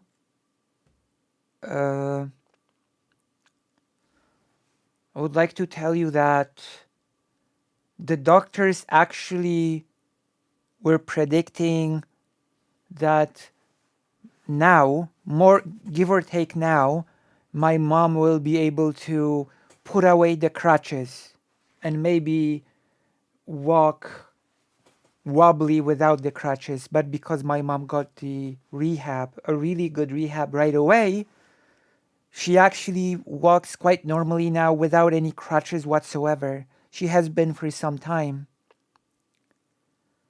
Okay? She has been doing that for some time now.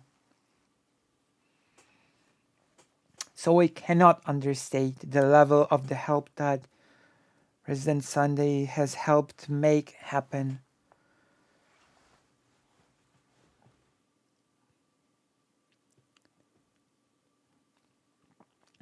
I talked to his streamer the other day and they lied saying we had a debate and that they won it.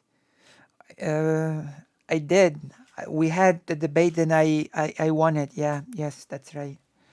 I did win the debate. It's true. True. I won the debate because I'm good at debate. It's true.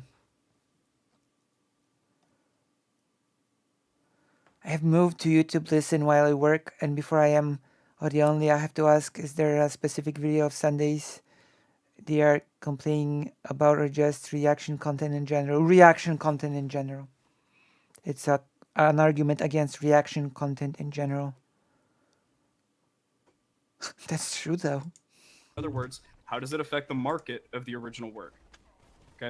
I'm going to be going over several examples today, not right this second. We'll get as we get into the debate, but I want to include basically people's reactions to the Destiny report. Yeah, you try to pivot the debate to you not being watched, but I won on the actual debate topic, the real subject I won.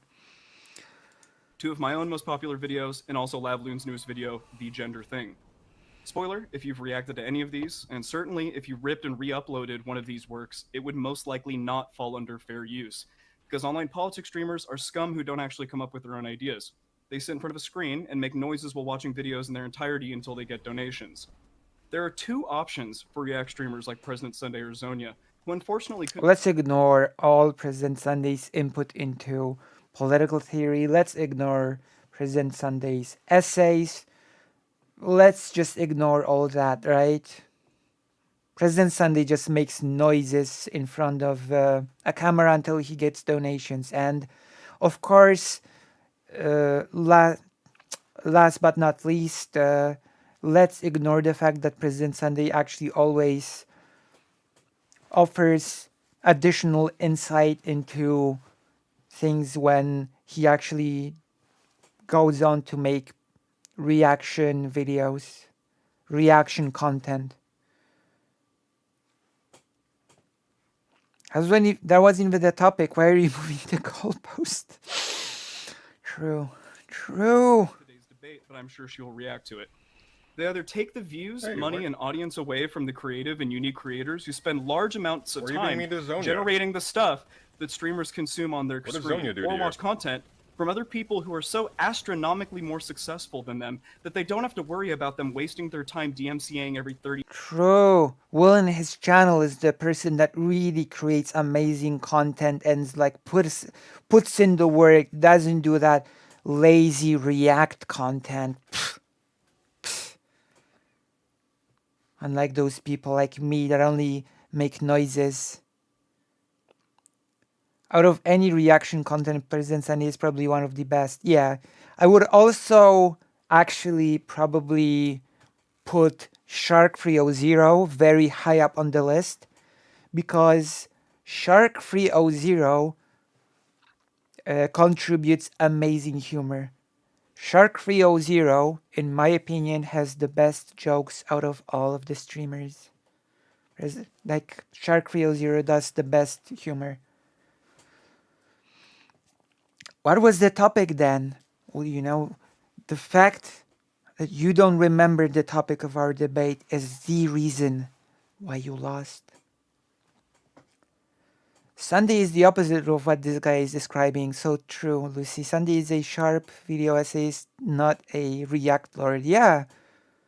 Like, President Sunday is forced basically to supplement his video essays with different content, but if he found it financially viable, he would probably mainly do the essays. And my argument is that most reaction content, especially outside of political content, is boring and adds nothing. But if it adds stuff, I can be good. Yeah, you're right. Sunday is so far outside of the kind of reaction content they are complaining about. I have no idea why they are even attempting to bring him up here. Because they hate him. Because they don't like him. That's it. They just don't like him. Especially Will. Especially Will, that had an embarrassing exchange with President Sunday, who correctly pointed out that Will should probably not do an embarrassing panel on the trans genocide. That's it. What's a tiff? Oh my god. 30 to 50 viewer Andy that steals their content. I'm not here for prescriptions. You don't have to like what I have to say. Maybe you should be. You can plead for changes to fair use. Like, that's fine. I don't give a fuck, because what I want to aim, like, you can aim your advocacy wherever you want. You really Currently, sound in like you give a 2023, fuck. I'm almost not all sure, React content baby. breaks copyright of the holder of the original work. Okay? That's just a fact. Almost all React content breaks the copyright holder of the original work. Okay? And it's only a matter of time before AI and Wait, almost all React content breaks the holder? algorithms make Content ID so powerful that it has the ability to determine any usage of copyrighted works across this platform. And when this happens, most online You'll all politics streamers see. will have to get you'll have to get real jobs, because hardly any of you are creative, interesting, or smart enough to come up with your own original content that anyone would actually want to watch. Will in his channel is really salty about the fact that his channel is not going anywhere. Really salty about the fact that just... Yeah, I'm sorry, that sounds like projection. Combined with jealousy. What evidence does we have for that? And that's So, true. that's Let's be kind of real. the That is an objectively true I'm- statement. I'm looking forward to seeing large amounts of cope from almost everyone on this panel as they try and pivot away from the actual topic, which is just the factual nature of whether or not React content falls under fair use. They will try and talk about how, they got fair targets, what constitutes a fair target. What? They're going to talk about whether or not you can pirate content that's public. It doesn't matter if it's fair target or not. Is Will an idiot? What matters in conversations about fair use is what you are doing. Is it transformative? Does it transform the content that you are reacting to in any way? Are you adding anything to it? That is the main question. And then you can have a discussion about when does a reaction add something? When is a reaction transformative? I think there's a real conversation to be had around this topic, right? When does a reaction meet the sort of threshold of being transformative to the original material, right? I don't know what that means. I have no idea what fair target means. The most React content I watch is Demon Mama Vosh, President Sunny Zen, and Puppy, Lucy, and Shark, and none of them aren't transformative. I mean, what would be the point if you're not going to try to add anything? What would be the point? Is Will a lawyer? Because it sounds like he's pulling shit out of his ass. He is, and he's not a lawyer. If even a single person on this panel is a lawyer in any way, an expert on this topic, no. Not a single person. Not a single person in this whole thing is a lawyer or... So yeah, Jess is correct. It is straight out of Will's and his channel's butthole. Available, or maybe even that fair use should be changed to allow the reactions of entire videos to be fair use. But don't let that distract you from... Fair use already allows a reaction to a full video to be fair use. It doesn't matter if it's a full video, if it's part of a video. What matters is the transformative nature of your content, right? You must add something. And I would argue that Destiny often doesn't really meet this criteria. Okay, actually, let's look into it. I know that I'm technically speaking, I'm treating this topic a lot more seriously than it deserves. I'm treating this subject with a lot more seriousness than it deserves, but let's take a look at this. They could have reached out to the EFF, I'm sure they would have sent someone, or at the very least they made some sort of statement. They're pretty cool. Is he still stuck in the 2010s? Haven't they already been over this? Well, Will and his channel is not very sharp. What is fair use? In its most general sense, a fair use is any copying or of copyrighted material done for a limited and transformative purposes. That is the key phrase in this explanation. Transformative purposes, such as to comment upon, criticize, or parody a copyrighted work. And most React streamers fall under one of those categories, be it criticism, parody, or comment. I actually remember when Chad Logic did the first segment about me, and I clearly remember some viewer of Chad Logic joking, or maybe not joking, that Chad Logic should report me or flag my video, and Chad Logic said, because Chad Logic actually knows what fair use is, that my reaction would not fall under copyright breach at all. Keffel does commentary videos now, yeah. Yeah, she is good at it.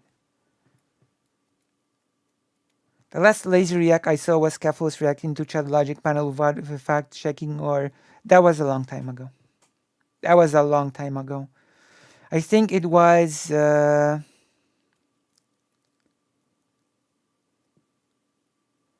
I think that was a long time ago. If what Will is saying is true, why are most of these React channels still up? There should have been copyright claimed a long time ago. Yeah, I'm telling you. When doing this segment about me, Chad Logic clearly even said that my reaction to him would not fall under copyright breach at all. That it's just no way. Such uses can be done without permission from the copyright owner. In other words, fair use is a defense against a claim of copyright infringement. If your use qualifies as fair use, then it would not be considered an infringement. So what is a transformative use? This should have been the actual topic of the panel. Okay? The topic of that was mistake number 1, or maybe mistake number 0 of the whole panel. The topic of the panel should not have been, is React content theft or whatever. The topic should have been, what is transformative use? What is transformative? When does a reaction to a video become transformative? That should have been the real topic of the discussion. There's probably a lot of to be said about that topic in particular. But okay, let's continue. We don't have to read the whole page about copyright and fair use. From the main question, which deserves to be answered. I'd recommend him DMCA Vosh, since Vosh can afford a legal battle. Does React content fall under fair use? Okay, well, I don't know why you came on this panel to talk about the... So it's like really silly. It's a really silly question to ask. The real question should have been, as I said, what is transformative? What makes React content transformative? Legality of that, instead of discussing... Because it's the fucking topic title. Why aren't you talking to lawyers about this? Like, I didn't- didn't even I talk didn't- about any of the shit that you guys. didn't talked about. make Like, this what the kind of topic title. crap is Hey, that? listen, Jenny. I thought it was retarded to invite you too Wow. because you Okay. don't know what the fuck Hey, you're talking Smith. about. But I guess you're Literally. here now. All right, So all right, Smith. Just you also keep switched the sides. keep last the minute. Oh yeah. Say the two Mr. Girl orbiters. keep the You don't- keep the you don't keep the give a slurs down, shit. okay? Smith, keep the slurs down, okay? Retarded. You don't give a shit either way. You, Jenny. Okay, you switch for the sides. record, I actually do have an opinion on this, and this is the side that I switched to. The reason I was on the other side is because Wick asked me to be, okay? And I was willing well, to do thank that as a God. favor to him. Like, Thank fucking God. I'd rather be on the one where you actually give a fucking shit. So please continue. okay, I well, ask, yeah, I mean, that's the one we're on. Can I ask Will a question quickly? I'm just on the subject of theft. I'm not going to relitigate this whole thing. I know it's a sensitive topic for you, but you had a editor working for you for no pay since when? Okay, Sunday. Once again. No, I'm just don't curious care. about the dates. I'm not actually. I don't even. This doesn't relate to anything. Well, that it you're does. It does a little bit if you'll follow me. I indulged you with a very long introduction. So you No, were this has working nothing you were to do working with with what we're Max. talking You about. were working with Max since last year, yes?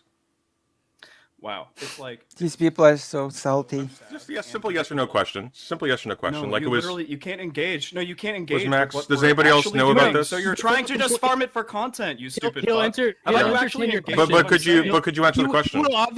He will obviously No. entertain your question if you can. In 4 minutes, will rage quit. Just saying. It's about to happen. The rage quit is about to happen. Then we will move on to the next topic because I don't really want to watch all of this.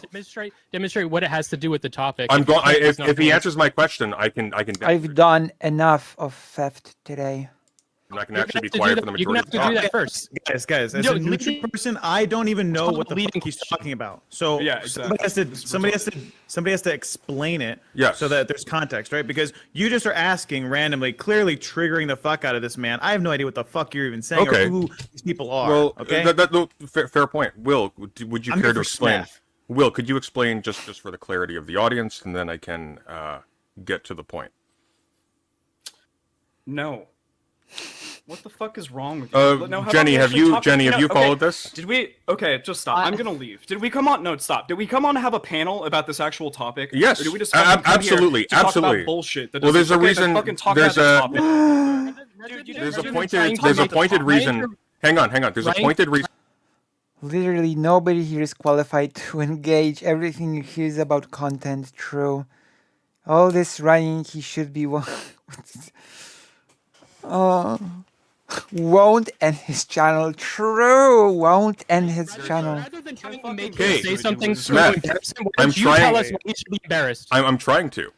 So there's Just a get to it, you pointed loser. reason why I'm asking, and that's because while you were not paying your editor, I recalled that you actually offered me this year to buy me Hogwarts Legacy for me to review on stream as like a gotcha to make me seem like a hypocrite if I accepted.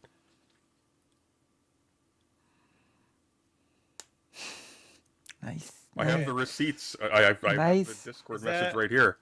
that's the level of where am I? In what space am I where that's like a offense that's bad? Well, Not to paying make an it editor? to make it abundantly clear for you. So it was a issue in Chud's community very recently that Will was refusing this to is- pay his this editor. is- But while he was Are we refusing gonna to pay his talk about editor the- on no, the grounds that he Sunday, lacked the Sunday, are funds we to gonna do talk so, about the topic, he was or are we just giving gonna- he was offering to What- give what are me we- funds What are we doing here? because of the So why trans does that panel thing. matter? Why does that was- matter it was a when little it's bit written because it's funny. So this is why. No, it's it- funny. that's the point. It is funny. So this is why I wanted to have like. For you, Wick. no, I'll- It is funny. But let's be honest, it is also kind of sad. actually. Sure. do So let me this do it panel, for you. because- I'll do it for you. Watch. Okay. Yes. This is his point that he was trying to make. You could just say this. Okay. It's this simple, Sunday. Just like take your weird autistic thought that you have and convert it into a story. And you have this thing on him about he doesn't pay his editors, right? Yeah. Make this then about how Will doesn't pay his editors. Yeah. The same way that Content you guys. theft.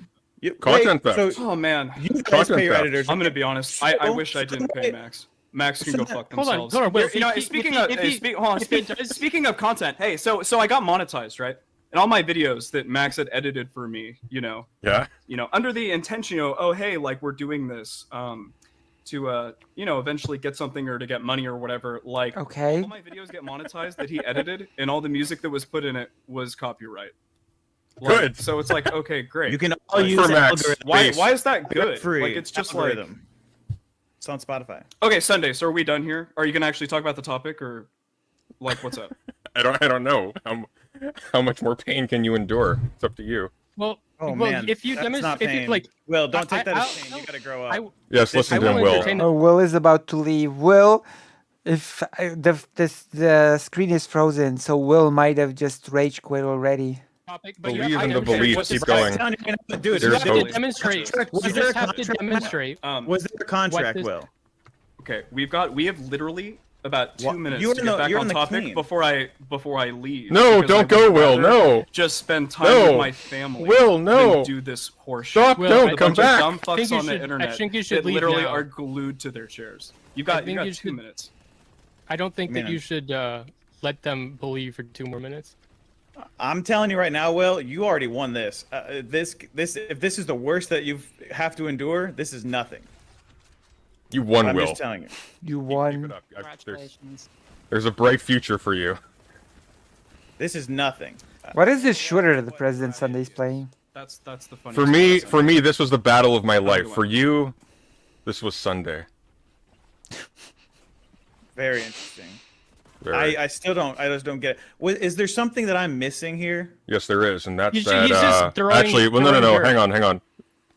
There is, and that's that because I run the channel, and I run the chat, the communication we're in. I can mute you, and we can listen to Smith for a little bit. Thank you, Claw, for your help. Smith, show is all yours. Show us all what? It's My what? floor is yours. We've heard Will. Now let's hear you. Okay, I'm gonna wait for. I'm gonna stay for this. Okay, I'm gonna stay for this little statement. We're gonna stay for this, and then I'm gonna go to the kitchen and toilet real quick, and then we're gonna continue with our festivities. I know it's Warhammer 40k, but is it a new game? Is it an old game? What's the title? Passionate about copyright or about the legality. No willpower. fair use- True. Sorry, I'm fixing my fucking. No willpower. It's all good. I need a recharge after that. Hey Jenny, how are you, by the way? You haven't had a chance to say much. Yeah, no, I'm all right. I actually did come here for a serious conversation. I've got notes and everything about this. Will said that You're this very was optimistic. this was about U.S. copyright law. That wasn't very explicit. The title of the chat that he was referencing was "Is live React content theft?" That Yes. wasn't. That didn't seem Yeah. to imply necessarily there being a specifically legal dimension to this. It kind of implied a broader discussion of the morality think- and ethics of it. Yeah, I agree. But anyway, I mean, Well, we can have that. We can have that conversation. I'm not. Anyone who's not an idiot or a Mr. Girl orbiter would agree with this actually.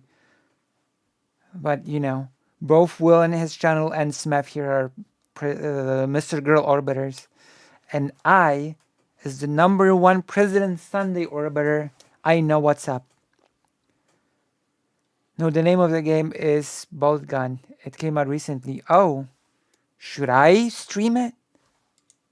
Really sure that Yeah, I think- Smith I is think up that's to a the much task. But we'll more see. I'm a President Sunday orbiter. Maybe I should stream it. Hold on. I think it's a much Well, more that's. interesting I'm not conversation. nearly as. I am ambivalent. Well, I'll bring you in once well, Smith I agree. burns out. Bolt Gun. I'm gonna write this down. I would define that legally. I should- define that by some random, like whatever I choose to define theft. I think that's a totally different. That's an ethical conversation. But it is theft. But I'm also ambivalent. It's just the system in the world we live in, and I think that Capitalism? will benefit from it. I benefit from it. I want people to react to my content. So it's just an inescapable injustice. Like it takes 20 minutes to react to somebody's fucking video that they spent months on. If you want people to react to your stuff, then how is it an injustice? I don't what? And if you're a bigger person, you're gonna not only are you gonna undermine their ability to get. Some people will go and subscribe to them, especially if they suck up to you enough for you to like them and be like, oh, you guys should go subscribe to them. then yeah, you're gonna leech some people off of them. That's not true. Like there are many big content creators that people don't suck up to them and they react to content and say, hey, this smaller content creator is really great, you should go, here's a link, etc. So that's not true at all. That's actually totally false. Most people, because they've already absorbed your content through this other person, will not go to your content. It doesn't matter. Are you stupid? They only saw this one video, but they might be interested in this person's other videos. So they might check the channel if they liked what they saw and look at other videos. What are you talking about? Now they have no reason to watch your video again, and they are algorithmically going to be fed content from the person who reacted to you. So you're fucked over in every which way. You're just making content for other people to use, and it's an injustice. But I mean, that's not how it works, actually. You have to do it. It's the only way you fucking grow. So yeah, it's. Or we could just get like a job. If you think it's actually like an injustice, there are other things you can do to live. Most people don't make a living doing YouTube content. I actually have a point. I actually have a point I'd like to make to that. So, I would argue that you're not necessarily entitled to any of the views that a reactor got to your content. There isn't necessarily. That is true. Why? Why does that link? That's true. Your content. What is to say that those people would have gone to watch your video in the first place? Well, can we make a distinction between? By the way, you're unmute. Oh, is that menu thing still up there? Yeah. Claw, you're unmuted. Cool. Can we make a distinction between React content that actually comments upon the material and React content? Because sometimes I'll see like on a Destiny stream if he's lazy, it'll literally just be him yawning, going Jesus every now and then, and he won't say it to the video he's reacting to. I would have split it in another way. I would have said my whole point coming in here was it said live reacting to something is different than uploading that reaction even cut up to your own channel, like as is your content. I think the way that the world's going. So the way the world's going right now with like everyone having a smart TV with like channels, think of it like, you go to Netflix or YouTube or whatever. Yeah. I think pretty soon now everyone's making like individual channels as well. It honestly depends on the video and the reactor. Yeah, you're right, yeah. So assuming like there's going to be a President Sunday channel that you would download an app for and just go to that person's thing, you wouldn't be able to upload you wouldn't even be able to upload a reaction stream like you do on YouTube or something, or a VOD that's on Twitch of you reacting to something. That wouldn't fly on something that's your produced content. Does that make sense? Like this is stuff that you have to be like if you want your professional stuff produced through Netflix, Hulu, one of these like streaming services, you have to have a documented list of all the people that helped you make that thing, and that would include the person that actually helped you make it by creating the content. That's giving them credit. That's giving them a portion of the earnings from that. Correct? Like, do you understand how how streaming systems work right now? I'm not sure. Any idea? I'm not sure. I'm not sure I followed the particular relevance of that. Can you elaborate? It's a like crediting system. So if you are credited on a piece of work, you could be the fucking newscaster in the background of a TV for like 5 seconds, and you could be cast as newscaster 1 in the credits. You get a portion of the money for the royalties. I'd never watch a Blair White video. Like the existence of that TV show. However, I would watch Xander Hall tearing down a Blair White video. True. Or I would never watch a Lav video, but I would watch an archived Lav video. Well, actually, I wouldn't. I just chose to watch a short video that President Sunday made about the subject, and that's it. The video was so painful that I just couldn't do it. Okay, we've had enough of this. That's enough. We've seen enough. I think we don't have to go any more through this. So I'm just gonna go to the toilet real quick. I'm gonna see you in a moment. Don't go anywhere. If anyone comes and asks where I am in the toilet. And when I'm back, we're gonna be doing other things, because we have actually dedicated far too much time to this. It's all good. It's all good. I'll be right back. Don't go anywhere. in fact, what would be swell if you could get more gigglers to come to the stream. Okay? Okay. I think we're on the same page.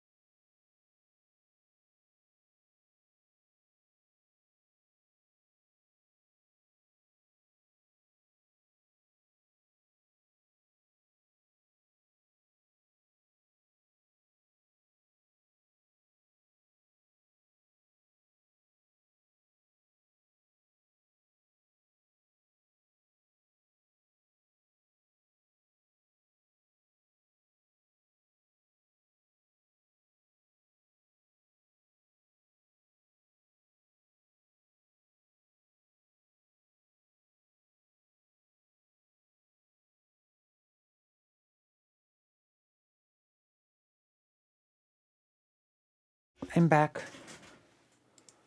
I am back.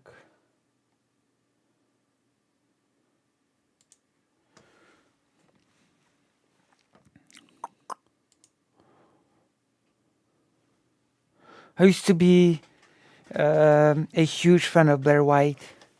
Well, you might be interested to know that when I was still a wee person that was wondering about their identity, Blair White was actually the first trans content creator that I've stumbled onto. You know? And at first, she seemed pretty okay to me. And then she started talking how certain people are this, certain people, you know, it's Yeah. Oops. Oops. Oops. So now we're gonna do a little bit of a thing. We're gonna discuss a pretty new topic that I sort of wanted to touch upon. We're not really gonna dwell on it super much because it's just something like that happened today apparently, and there's just a lot of speculation on it. Not a lot of concrete information. So we're just gonna jump into an article about, well, it's not even an article, it's a YouTube video. We're going to do a little bit of React content, I guess. Meanwhile, Is it okay to react to this actually? Russia has accused Ukraine of carrying out a drone attack on its capital, Moscow, in which several buildings were damaged. Russia's defense ministry said it shot down 5 unmanned aerial vehicles. So I'm just gonna sort of recap. Apparently there's been a drone attack on Moscow. People say it was Ukraine. Who knows? Maybe it was Ukraine, maybe it was probing the tightness of Russia's defense, in which case it's pretty pathetic.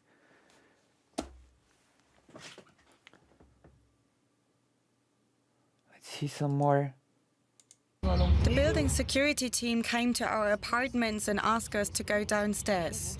Yeah, basically, it's sort of it would be pretty weird if it would be a Russian false flag because, once again, another day, another Russian embarrassment. I'm gonna Google an actual article about this.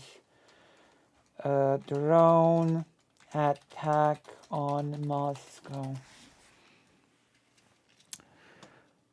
Moscow buildings hit by drones in rare attack on Russian capital.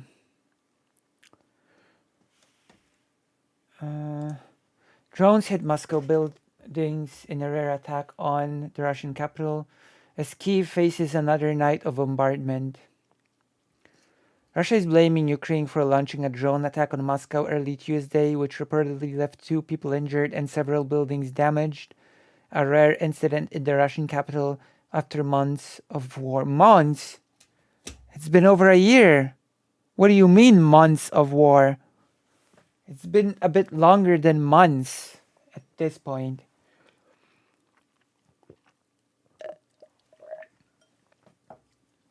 I would have understood saying months of war if it was like 2 months into the war. But it's like, what, over a year?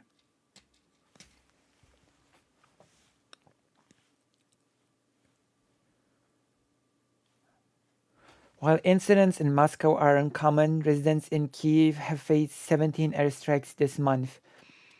There was a Russian bombardment of the Ukrainian capital overnight, which officials said killed at least 1 person. At least 3 residential buildings in Moscow were damaged by drones on Tuesday.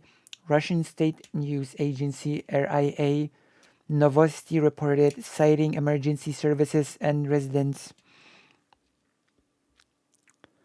Maybe they mean months of Kyiv being threatened. Well, it says after months of war, right? A rare incident in the Russian capital after months of war. It's a pretty weird.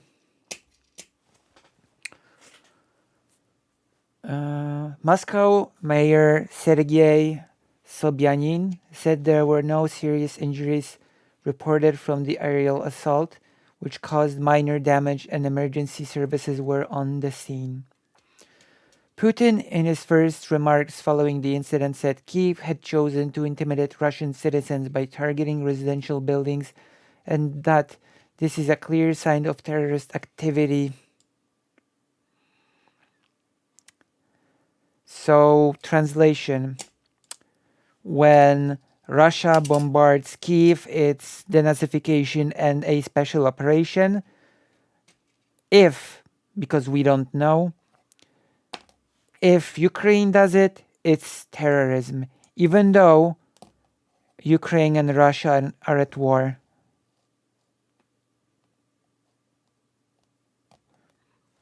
It would be a pretty charitable take.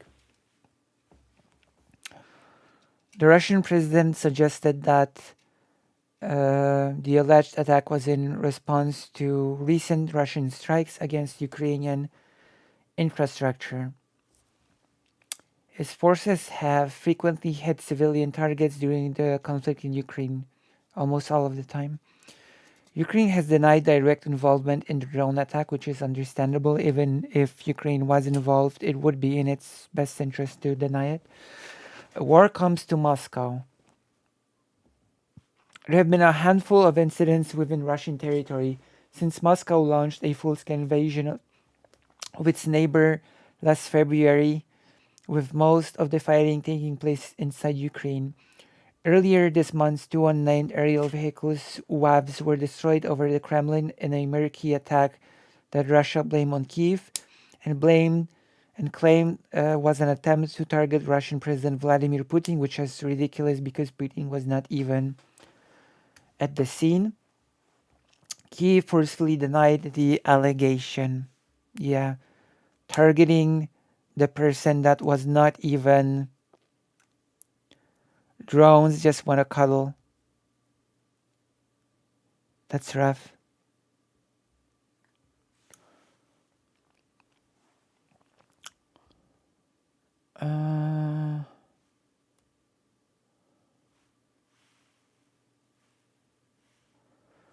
Ukrainian President Russia's foreign ministry said on Tuesday that it reserved the right to take the most severe measures in response to Kyiv's alleged actions. I wonder what the most severe measures mean. Ukrainian presidential advisor Mikhailo Podolyak said Tuesday, "Of course, we enjoy watching and predicting an increase in attacks, but of course, we have nothing to do directly with it." Podolyak told the Breakfast Show YouTube channel, "What is growing in Russia is the karmic payment that Russia will gradually pay in aggravated form for everything it does in Ukraine." Two senior Ukrainian figures have been put on the Russian Interior Ministry's wanted list following the attack. The ministry said the commander-in-chief of Ukraine's armed forces, Valery Zaluzny, and the commander of Ukrainian ground forces, Alexander Sritsky, were being added to the list. Russia also has a list of bad countries. The governor of the Moscow region, Andrei Vorobyov, has said on Telegram that the explosions residents heard in the early hours was our air defense in action. Kremlin spokesperson Dmitry Peskov said later Tuesday, "There's currently no threat to Moscow's residents following the alleged drone attack." What a strangely old building. According to RIA, WAV hit the upper floors of residential building number 98 on Provsoyuznaya Street in the southwest of Moscow, damaging the facade and glazing of the building. Another hit a flat on the 14th floor of an apartment building on Leninsky Prospect, Lenin Avenue. RIA reported citing a resident of the building. Kyiv also faced airstrikes overnight because Ukraine is getting bombed all of the time. In Kyiv, Ukraine's air defense destroyed 29 Iranian-made Shahed drones launched at the capital overnight. Between 11:30 p.m. and 4:30 a.m. local, a total of 31 kamikaze drones were launched from the north and south of the Air Force said. Almost all of the drones were destroyed on the outskirts of the capital and in the Kyiv sky, it added. One person, a 33-year-old woman, was killed and 13 others were injured in the bombardment, Ukraine's national police said. 9 people were injured in the city and 4 individuals in the wider Kyiv region, the police said. In addition, 16 objects were damaged, including civilian cars, buildings, and residential buildings, the police said in the update. Kyiv Region's Police Chief Andriy Nebitov said earlier there had also been 50 reports of damage to houses, commercial properties, and cars. So there we have it. Klitschko accused Putin of trying to bring a depressing mood to Ukraine with this latest bombardment, but said Ukrainians remain ready as ever to defend their homeland. So there you have it. The fight has been brought to Russia, sort of. We don't know. We know there's been a bombardment. Maybe Ukraine did it, maybe not. If it did, great. If it didn't, then it's great that somebody else did. I'm not gonna cry about it. It's war. It's definitely not terrorism, even if it's true, because we cannot have double standards of Russia bombarding cities being just an act of special operation because they refuse to call it a war, and Ukraine retaliating being terrorism. So yeah, that's it. That's it when it comes to this topic for now. If you've enjoyed, press like, bell, subscribe, and all that good stuff. Now, I'm gonna do something totally different. We're gonna jump into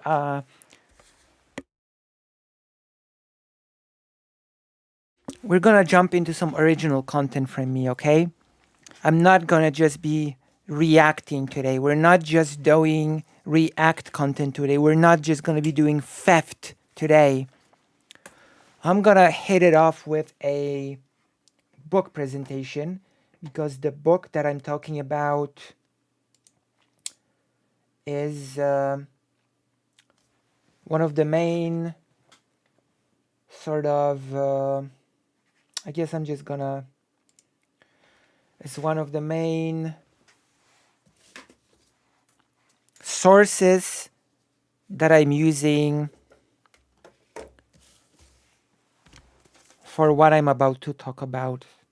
This book that I'm recommending, but I'm not even sure if it's available in English, but I sure am recommending this book, whether or not it's available in English. Okay, it is written by an author called Alicja Urbanik-Kopeć. The Polish title is Chodzić i uśmiechać się wolno każdemu. This is how it looks. It's actually from a library. I've actually borrowed this book from a library. And the English translation of the title is To walk and smile is the right of everybody. And it's a book about sex work in the 19th century Congress Kingdom, the so-called Congress Kingdom. And of course, I will be briefly explaining what the Congress Kingdom was. We've already discussed the fact that there used to be a country called the Polish-Lithuanian Commonwealth, that the Polish-Lithuanian Commonwealth at the end of the 18th century was partitioned between Russia, Prussia, and Austria. And in addition,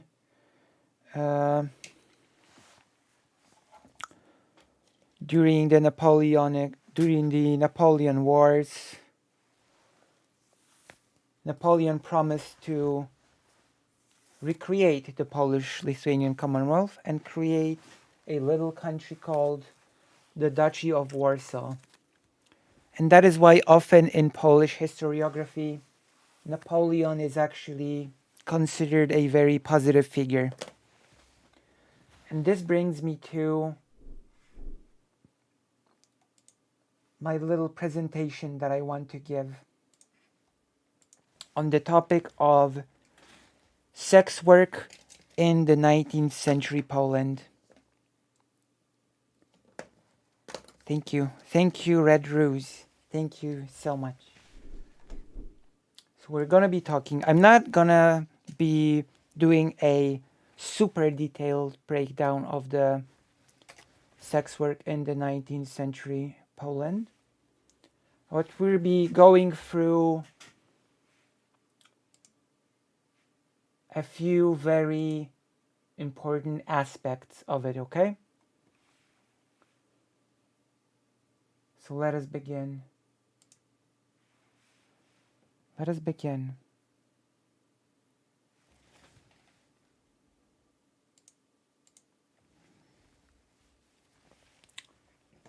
Let's jump into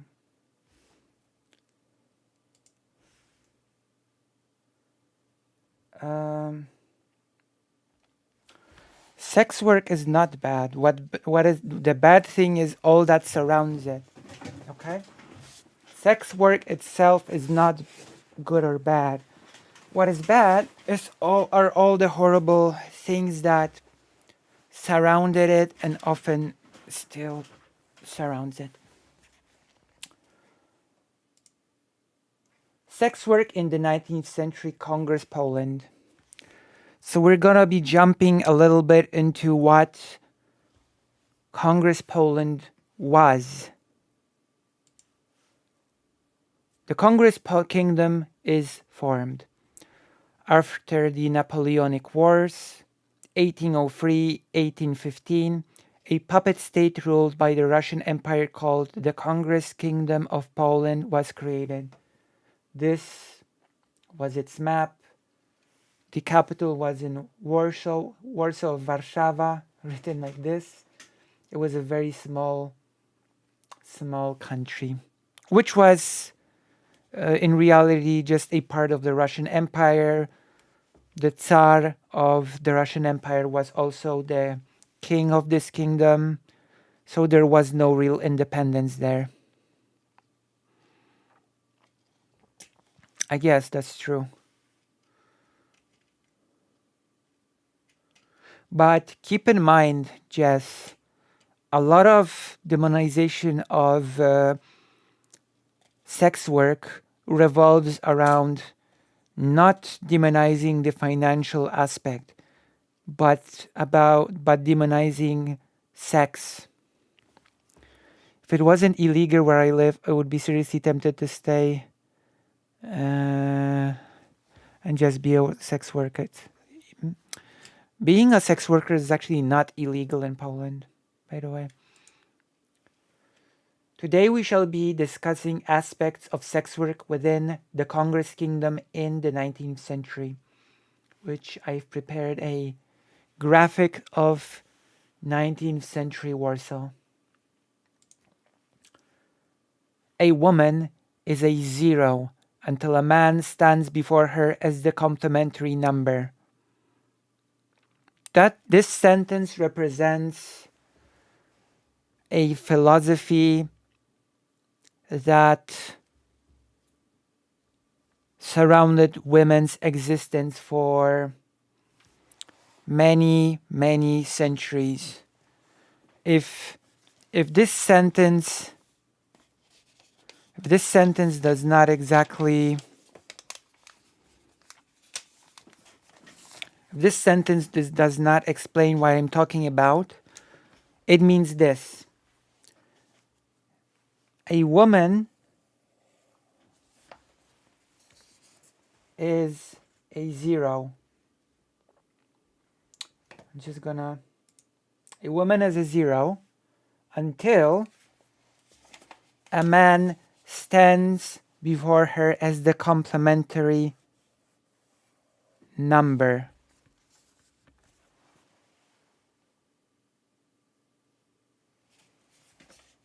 Which creates 50. Right? A woman is a zero, but if a man stands before her with his number 5, the woman becomes of 50.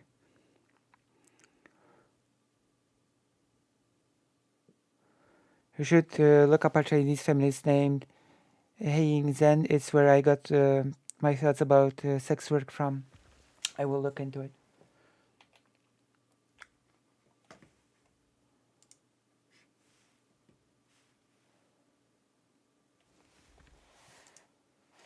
Sex work, prostitution, within the Congress kingdom was legal.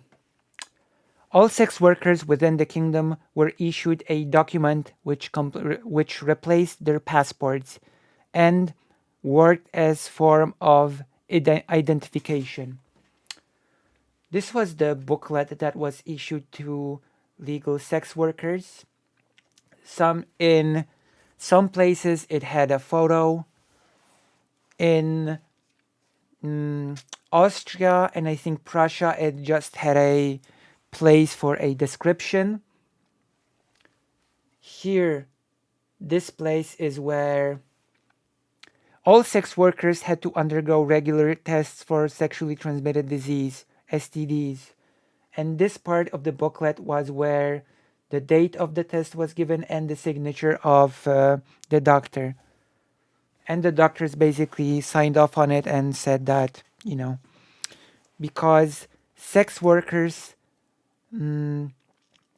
were considered to be the primary spreaders of sexually transmitted disease.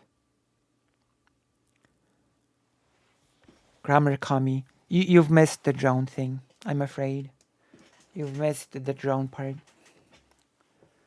Sex workers were not permitted to change address without alerting the authorities. They were just not allowed to change address without alerting the authorities. And of course, this was true to some extent for all women, because women were expected to be married. They did not really have usually much of wealth on their own. So a lot of the time they were very limited when it came to options of where to live, where to go, etc. Sex workers were considered the main source of spreading sexually transmitted disease, as I said. This led to the formation of a committee that consisted of the police and doctors. And the proportion was, of course, that there were a lot more policemen than doctors. Their task was to limit the spread of sexually transmitted disease. In reality, it was a tool of control of women. I'll give you an example. The task force sort of came to the conclusion because, let's go back here. Since there were women who didn't want to be prostitutes full-time, and I'm using this language because that was the language used in the 19th century. There were women who didn't want to be prostitutes full-time. They only did it to supplement their normal wages.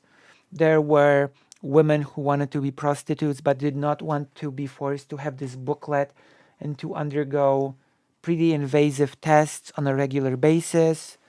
There were many situations in which women chose the route of being a so-called hidden prostitute. So an illegal prostitute, because they were legal prostitutes and they had this booklet, and they were illegal prostitutes and they sort of operated without the booklet. And thus, all women basically who were out of the home, walking down the street, doing anything, were potential prostitutes in the eye of the law. So if the police determined that any woman didn't have a valid reason to be outside, the woman could be arrested, detained, and taken to a forced STD test. and could be, of course, issued forcefully a prostitute's booklet. And of course, then many women were given a choice. You can either accept this booklet, this prostitute booklet, or you can be arrested for vagrancy, which was also a thing. And some of the women, to avoid the hassle of being arrested for vagrancy, simply chose to accept the prostitute booklet, being branded a prostitute, which was pretty bad at the time. So this is why I'm saying that being the whole committee was a tool of control, especially since the statistics of the time say that out of those street arrests, almost no women were actually tested positive for STDs, so which basically proved that it was not actually about the control of spread of STDs, but it was rather about the control of women's bodies. Right? We continue. The tests for sexually transmitted diseases were conducted in extremely bad conditions, in badly lit rooms and basements. It was often conducted in places where people from the street could just look through a window and see everything. In addition, the doctors lacked proper equipment for testing and were not able to clean the few tools they had. They had no cleaning liquids. They had no real means of actually conducting real tests. And even if they did visibly see that there was an STD present, they could not really ascertain how far advanced it was. And because the doctors kept, sometimes a single doctor would, within a single day, have to test over 180 women. And of course, the doctor used the same tools several times, which meant that this resulted in sexual disease getting spread during the tests. And yeah, it led to the spread of the disease rather than containment of the disease. Okay? Hello, Kitten E. Does that make sense? Are we so far so good? I'm introducing you to like the sort of the broad picture of what was going on, because this is just a single aspect. I'm actually only explaining today the aspect of how the sex workers functioned, what documentation was expected of them, what tests they had to undergo on a regular basis, about women that weren't necessarily sex workers and just were walking down the street, were all potential sex workers in the eyes of the law. And of course, about the shoddy conditions in which the tests were conducted. And of course, the doctors themselves did complain about it a lot in medical journals.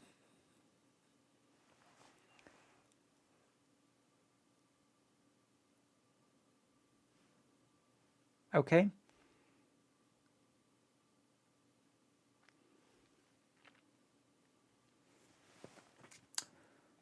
So yeah. Women with sexually transmitted diseases were forcefully admitted to a hospital. And this is a really important part. Like, we do need to understand how bad the stigma against sex workers were. Okay? we do need to understand it. Patients were allowed to leave the hospital on demand in those times, even those in bad conditions. Okay? If someone was dying in a hospital and said, I refuse any further treatment, the hospital had to let the person go home. And this is important because this did not apply to sex workers who, when they denied medical treatment, were first starved, they were denied food as punishment, and then locked in an isolated room by the police, because usually at that point the police would get involved. Okay? The hospital itself, rather than a place of healing and recovery, became a place of oppression for sex workers.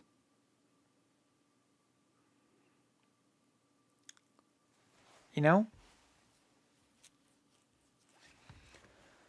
Sex workers often chose pain that came with untreated sexually transmitted disease in order to control the one thing they could within the system, their own bodies. Which makes sense, right?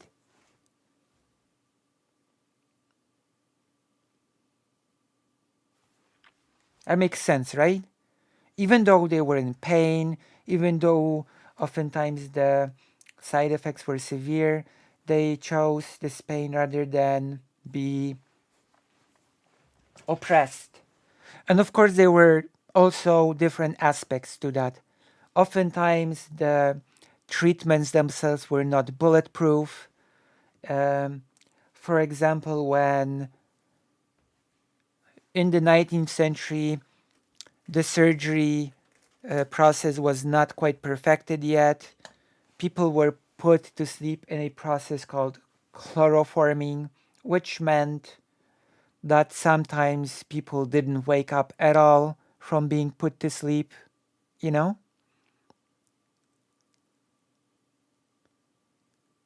Does that make sense?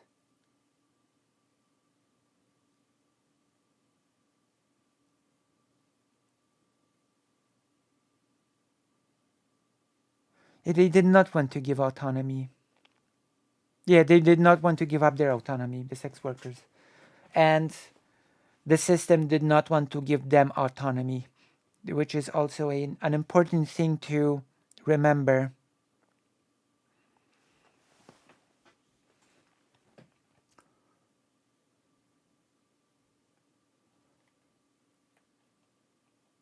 And that's it. When it comes to the presentation portion of what I wanted to talk about. But there's a bit more.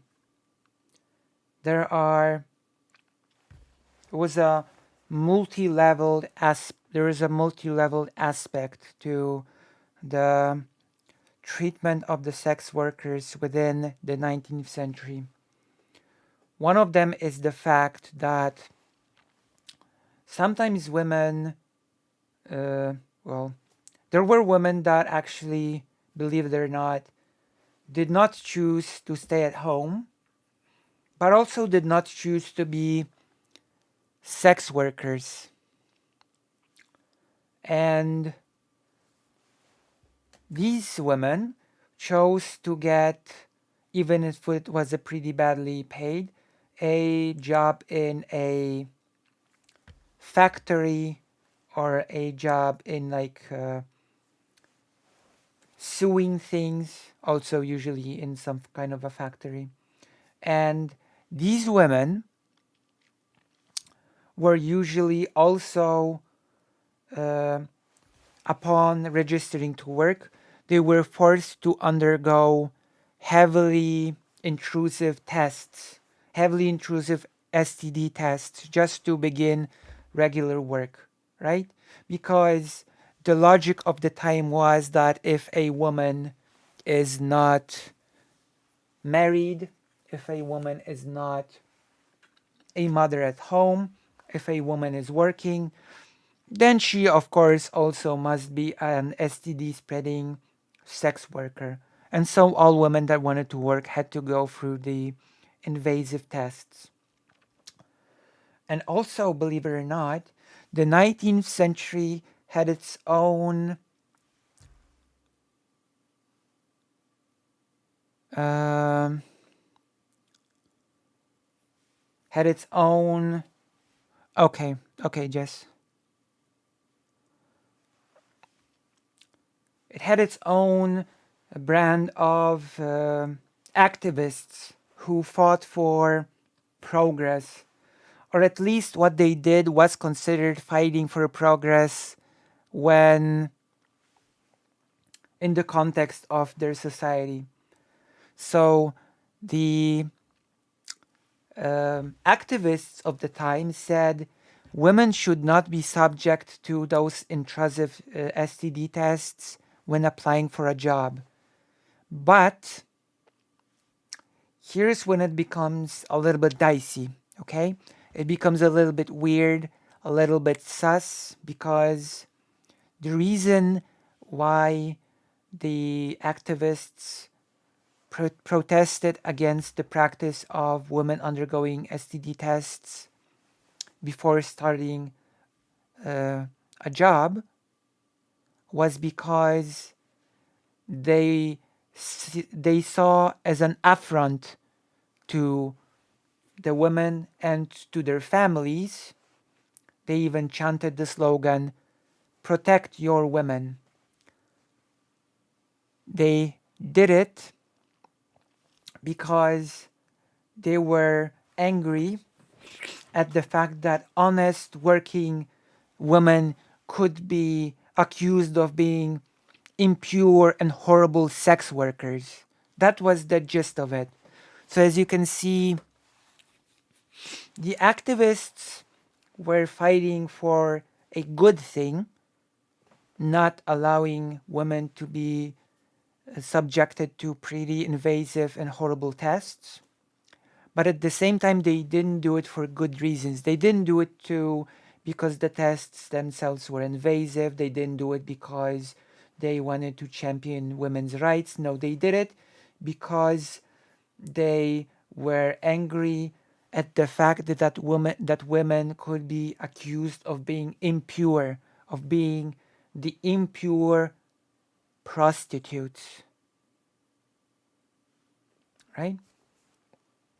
And we have to keep this in mind, that many of those systems, many of those things revolved around seeing, especially when it came to working class women, women as someone inherently impure, especially it focused mainly on sex workers, that they were just impure, that there was something wrong with them biologically, fundamentally. There were actually two main schools of thought about sex workers. One was that sex workers were born with a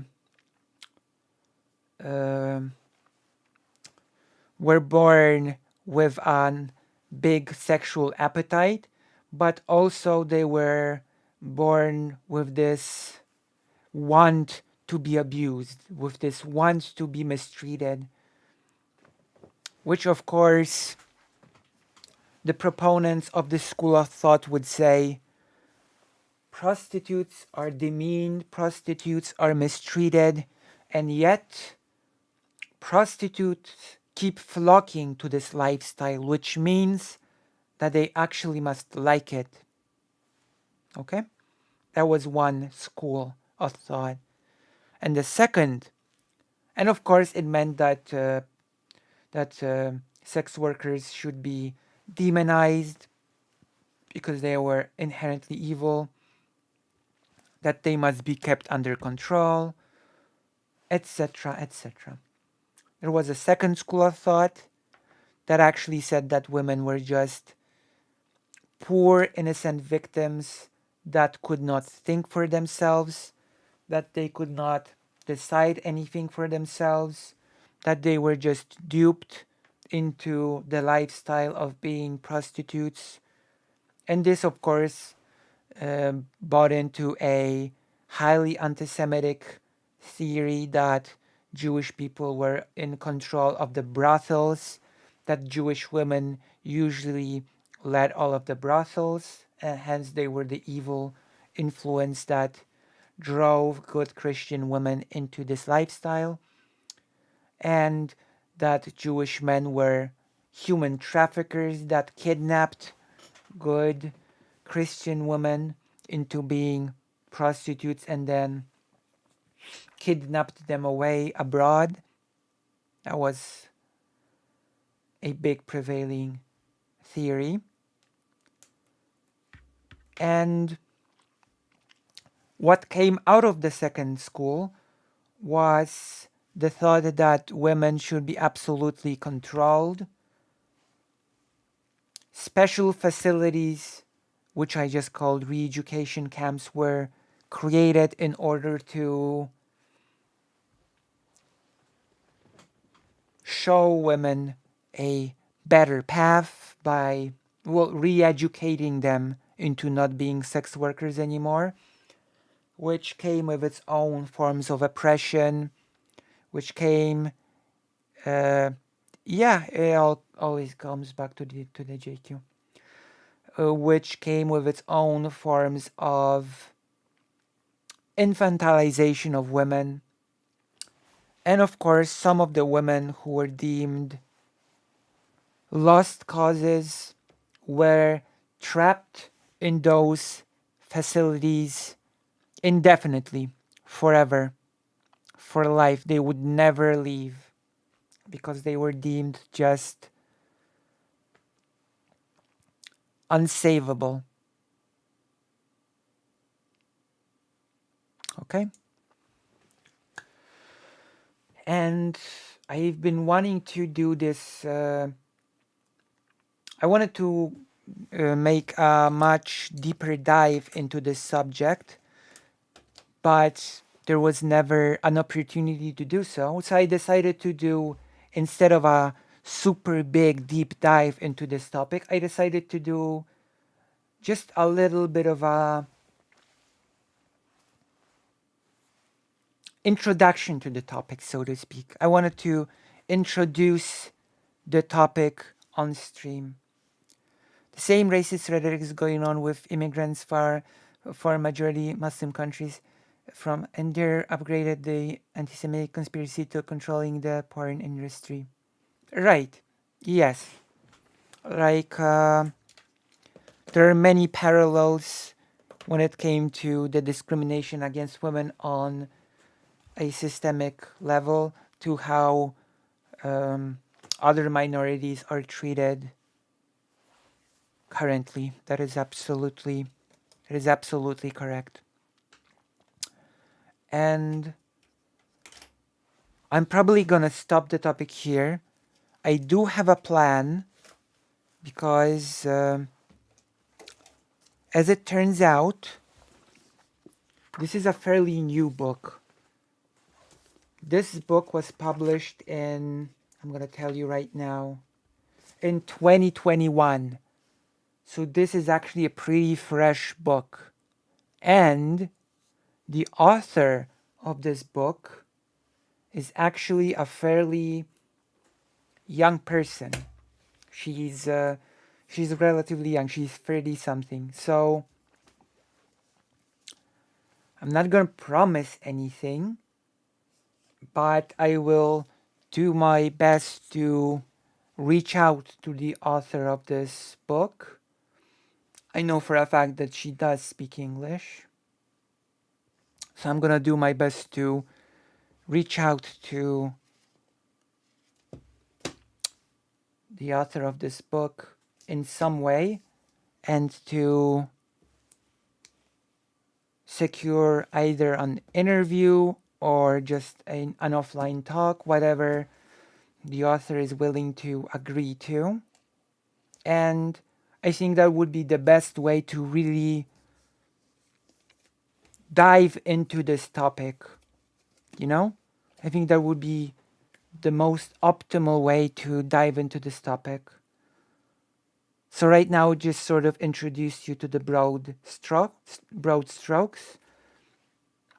The next step after this is to try to get on some sort of a conversation with the author.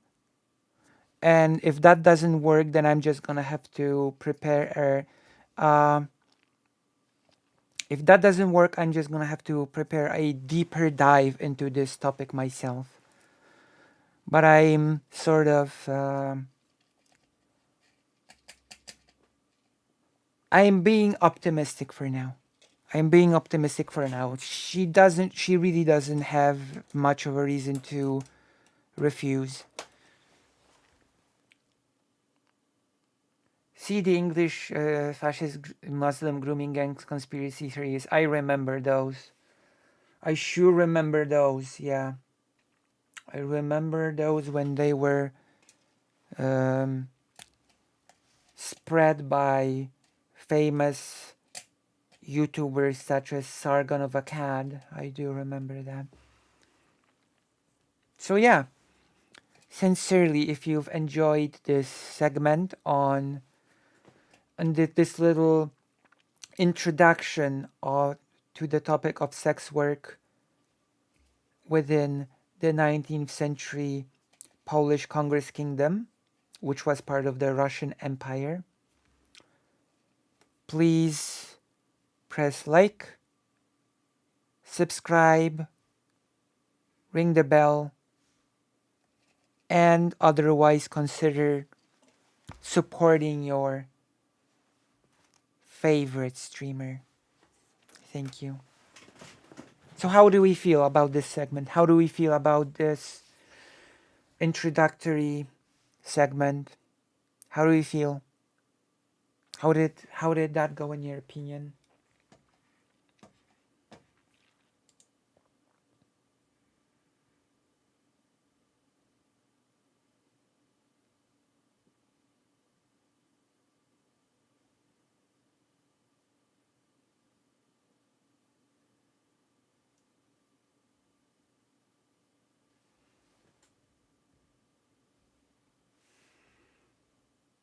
Good?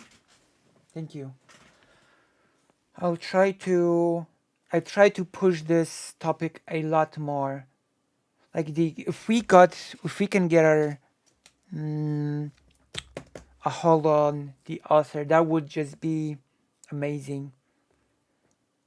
Because the author actually has a lot of insight on topics like this. This book is extremely good. This book is extremely good. So talking with the author would just be a real treat. If we can get that ball rolling, you know? You can really tell what an author's attitude towards a topic is by how they write about certain things. I will read and translate a fragment of the introduction to give you an idea, in my opinion, because you never know, of what sort of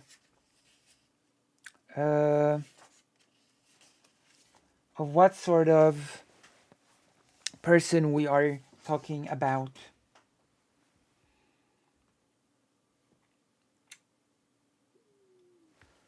Okay. How do you say this word in English? I already got stuck while trying to do a reading. I'm sorry.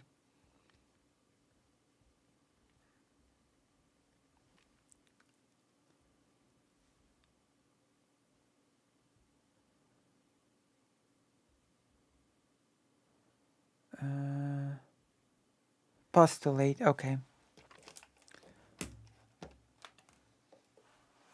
Yeah, the book was pretty common in Europe. It was a thing that was supposed to replace the passport.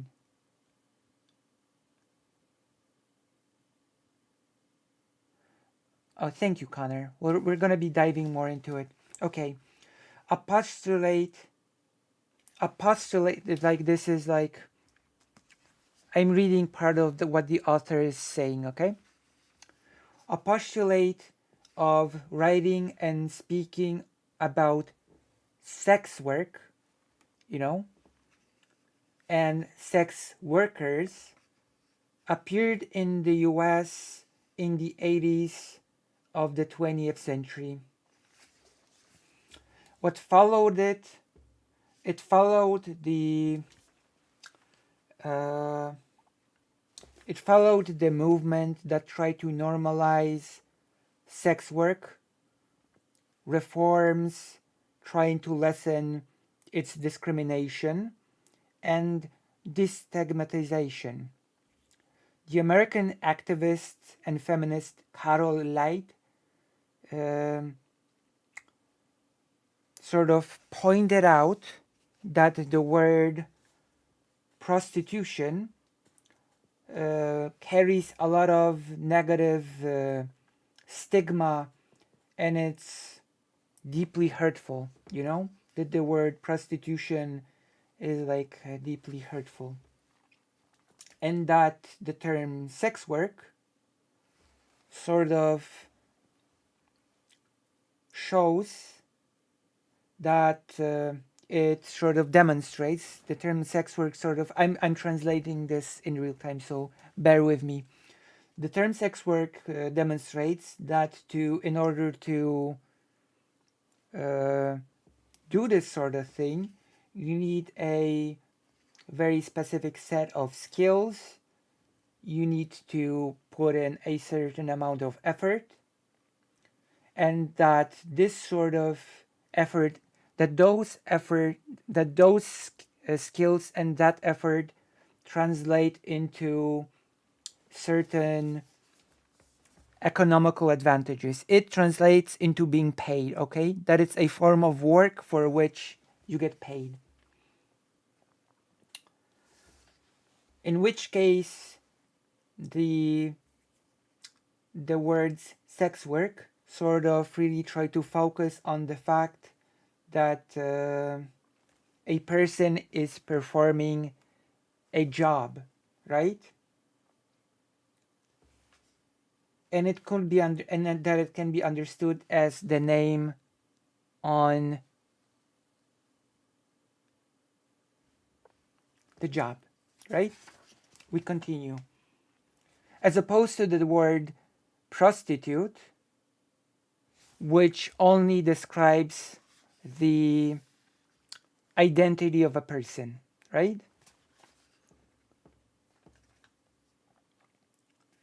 And the author continues,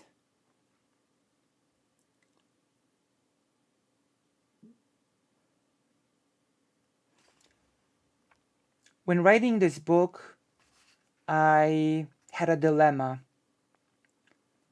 Should I use the language which on one hand is important to the era which I'm talking about? Yeah? Should I be using the language which is sort of, which wasn't used in the era that I'm talking about, but is respectful to the people, right? Back then as well as now. Should I be using the respectful language to women back then, right? Or should I use the language that was used back then, such as prostitutes and prostitutions? What I decided to do is sort of a middle ground. The original language is kept in quotations, right?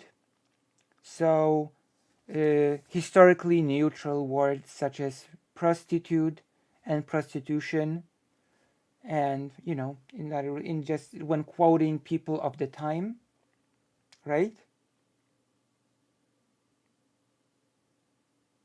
And I'm not using the historical synonyms because they were hurtful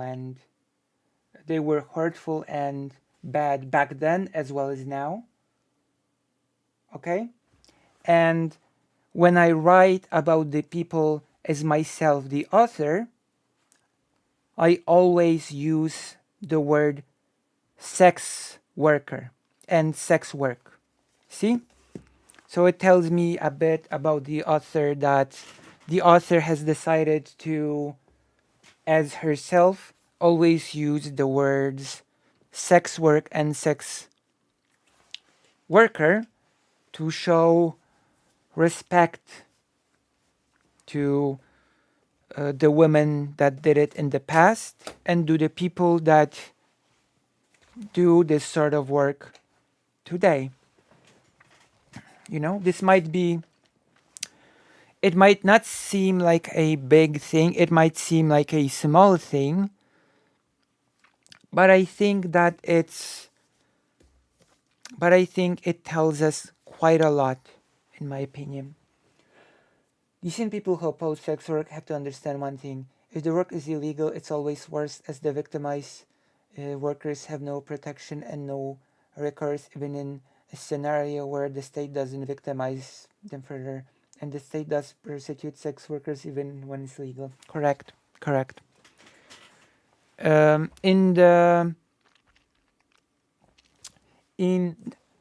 the time frame, sexpert or sex operator would also be good words. In English, yes, but I'm not sure how they would translate into Polish. I'm not sure how these words would translate into Polish.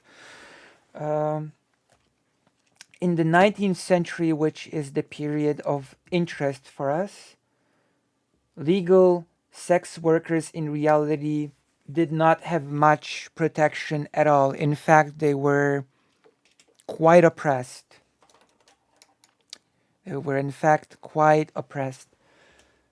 Couldn't chat because I was driving, but thank you for we read that already. Sorry I'm late. Who is the author? The author is a Hello Hazel Wormwood, and also you should join the page. The author is a, you know what? We might as well Google the author. Join the page. We're gonna Google the author while we're at it.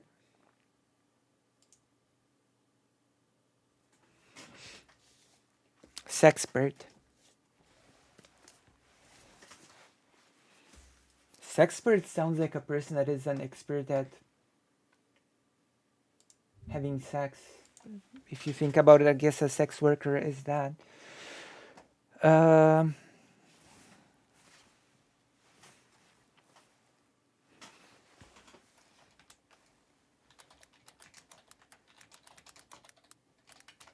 wonder if she has a wiki. Oh! She does. She does have a wiki. Okay.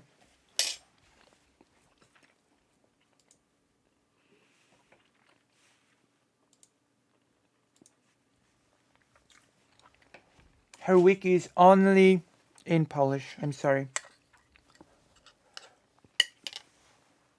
So.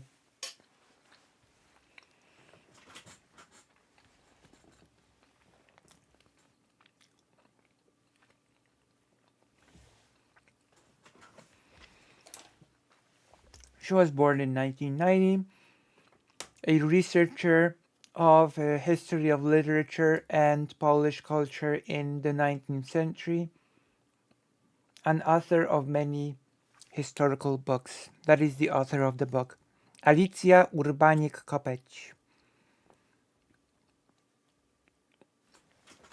And those are the titles of the books. An Angel at the Home, An Ant in the at the Factory. An Angel at the Home, An Ant in the Factory. Instruction of Abuse, a history of women who worked as maids in 19th century houses. A history an instruction of abuse.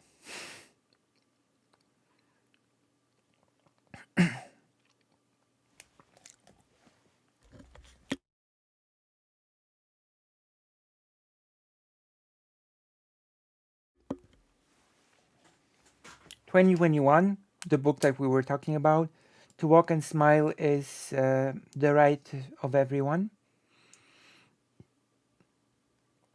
And finally, 2022, the newest book, Matrimonium, about an aromantic marriage. There we have it. There we have it. I've only read one book, the To Walk and Smile is the Right of Everybody. And what can I say? I highly recommend this author, and I will really try to... She has finished English philology, so she is good in English, so we would be able to have a talk in English.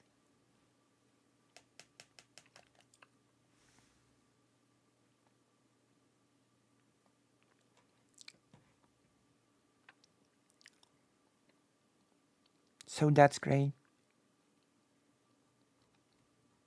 All right.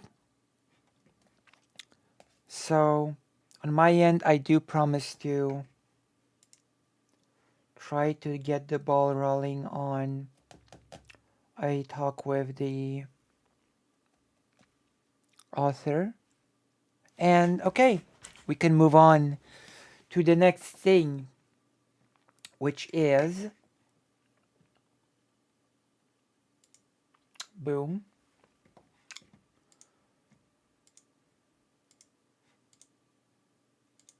We're gonna relax a bit. Is Connor still here? I'm gonna wait for Connor to get back home, and then we might do some Drakengard. In the meantime, we're gonna do our favorite game. Favorite game. I'm gonna turn off Final Fantasy for now, because you don't wanna get spoiled.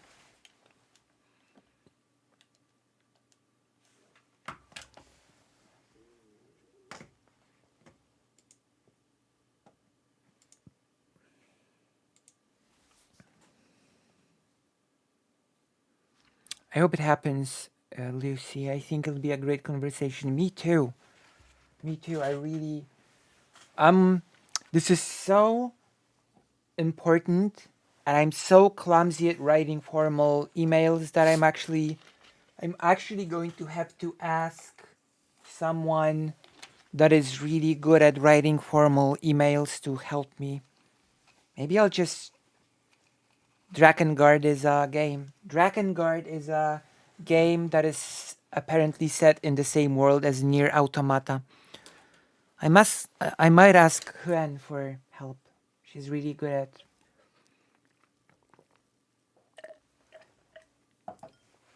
She's really good at writing official stuff like that. You know? She's quite good at that sort of stuff. So yeah, that is Drakengard. I think you write it Draken... G-A-R-D. Drakengard. My gosh.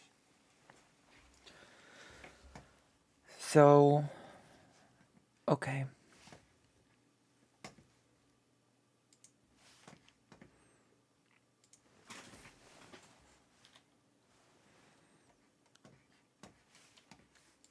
Can you see the game? You can see the game. Very nice.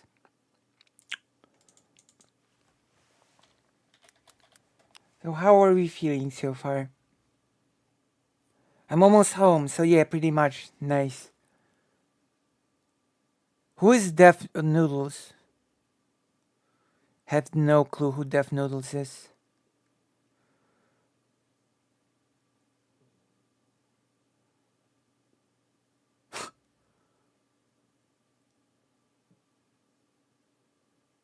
Oh my, wait, what?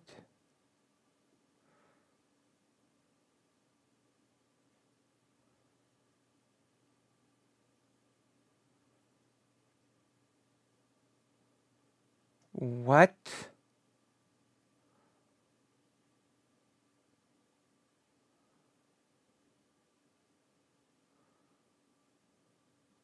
Wait, what's happening? We're gonna jump in and check what's happening at President Sundays. Okay, is the game really like near or different type of game? It's more like Dynasty Warriors.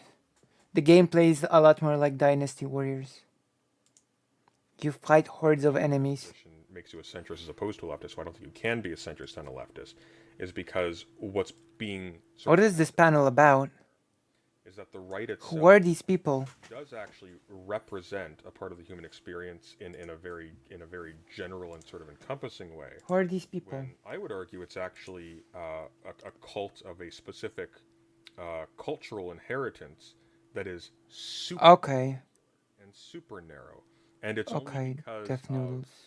Okay. The nature of its claims that it has such wide resistance that you can actually have like a right and left sort of crystallizing in that opposition.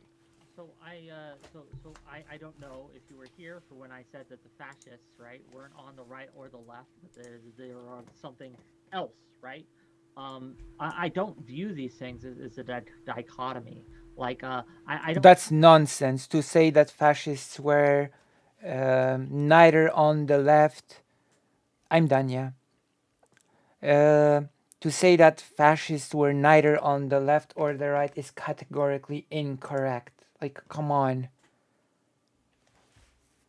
Where does your mind have to be? In what sort of mind space do you have to be to sort of assess that the fascists were neither on the left or the right? That's nonsense on its face. I think that this is a binary thing. So I would agree with you on that. And I'm confused why you think that I think that way, right? Well, because you're center left. So you're sort of implying a kind of gravity there. It's a shorthand to describe to people what I am, right? It's a shorthand, and it's not entirely accurate because and I say this all the time on my panel or on my show. Well, I think though. Politician. Yeah, no, but I think though. Politician. I take a little from this. No. I understand what you're saying, and everybody does this. But I think what would be much less obfuscating, and would really clarify your position vis-a-vis this panel, is if you just said what that actually is, which is a liberal, which you are. Like, you're a partisan of liberal institutions, and there's nothing inherently wrong with that as long as you're circumspect about it. $5 for Shapingro Steam Tech to say what % of the population do the panelists think are on the left. Well, I don't know. But I would say, right, that classic Wick. I do have some liberal leanings, yes, but I'm not a liberal because I think the liberals are wrong on certain things. I think the liberals get quite a few things wrong. What are liberals wrong about? I'm sorry, I have to very quickly. You don't think fascism is a right-wing ideology? Who is this? Fascism, right? Well, right. Oh my God. Fascism is fascism. Oh, Katie. Okay, I remember Katie from the... Okay, I know who this person is. I know who Wick TV is. Josiah... No clue. President Sunday, I do know. Corey Campbell... No clue. No clue whatsoever.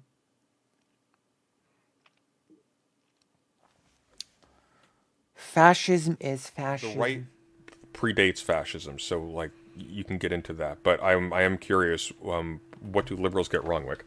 Okay, so I think that the fetishization of institutions that they do is incorrect, right? I think a lot of times they do fetishize institutions, where I would say that institutions are a means to an end and not the end thereof. Josiah, but to push back right away on that, but very quickly. Real quick, Josiah is saying that as if I'm agreeing with him. No, I think that institutions, while I don't fetishize them, are important. Okay, no, I understand, but Wick, so here's where I have to push back immediately. Wait, hang on.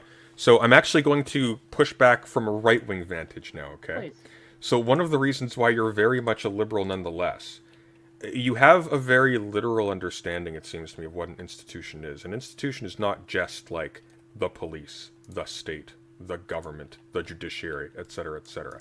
It can also be like crystallizations of certain types of practice and certain types of norms. So, for example, one of the debates that was had when the right as we understand it today was starting to form was whether or not it was appropriate to suspend liberal values of free speech and free assembly, etc., etc., when you had political parties rising that threatened the stability of that liberal order itself.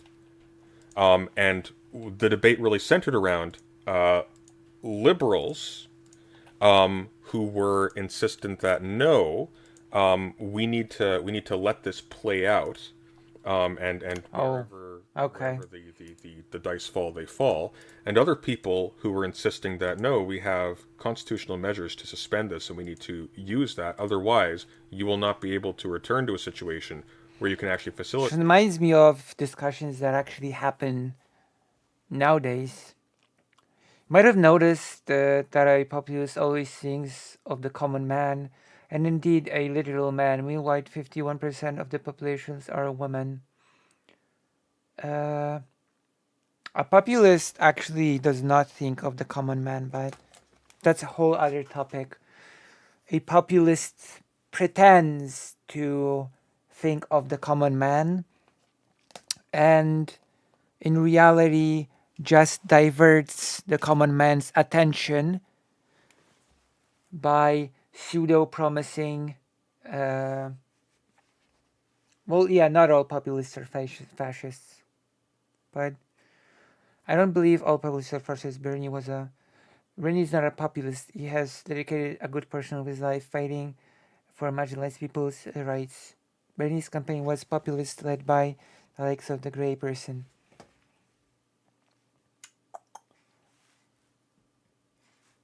What we're speaking about here is specifically right-wing populism. The populism that basically does not address factual problems at all, and either blames a minority group for things or promises things that will hurt the economy in the long run, if that makes any sort of sense to you. Does that make sense?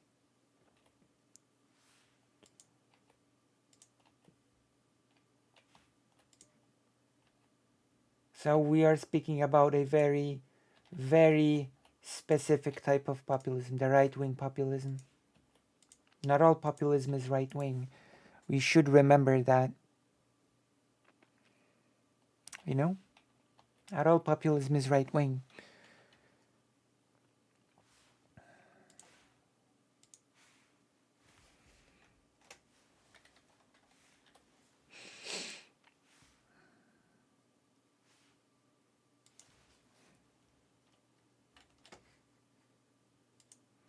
Free speech and so on and so forth.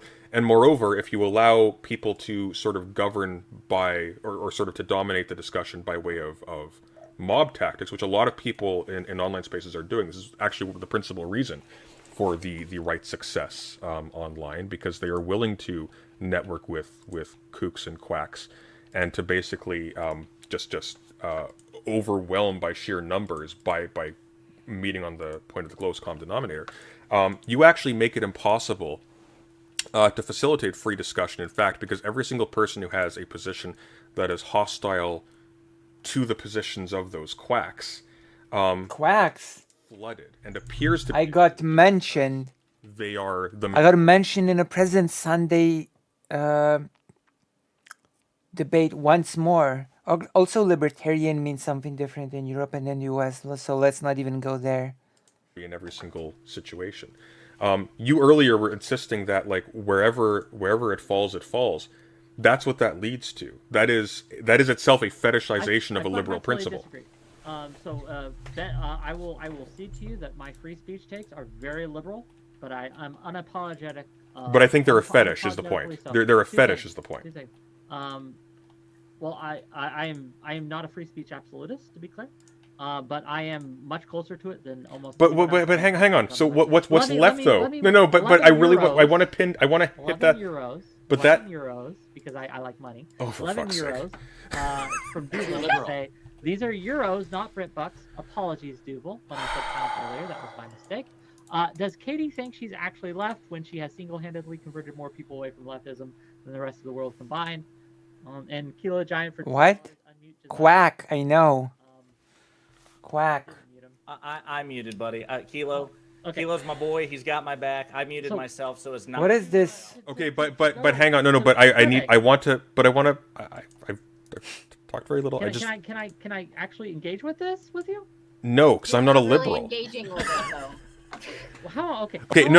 You can. But before you trot out like 50 other points, I wanted to just get in on this one because this was the crux of it. When you insist, these massive these outcomes with massive implications for lots and lots of people that set us on a course that we actually can't return from. That's okay as long as it's arrived at through quote unquote free discussion, which really is just a sieve where the people who are better able to manipulate algorithms and popular ignorance prevail in every single case. You have essentially deified I agree with this. That it's simply right and good in all cases, that just people arguing on an equal plane, that always yields the preferable outcome, even when it's literally preferable by no other metric except the bare fact that that's what's taking place. That's just not true. But that's what you said earlier. Mr. President, or he'll say, Mr. President. No, it doesn't always lead to the preferable outcome, but he'll still stand them anyway. Yes. Then, That's but also what's frustrating. what's the difference, Wick? Because I think True. What is the difference? we can solve a lot of problems, right? We can solve a lot. What is the difference? We took away enough freedom from people. Oh, can we move on?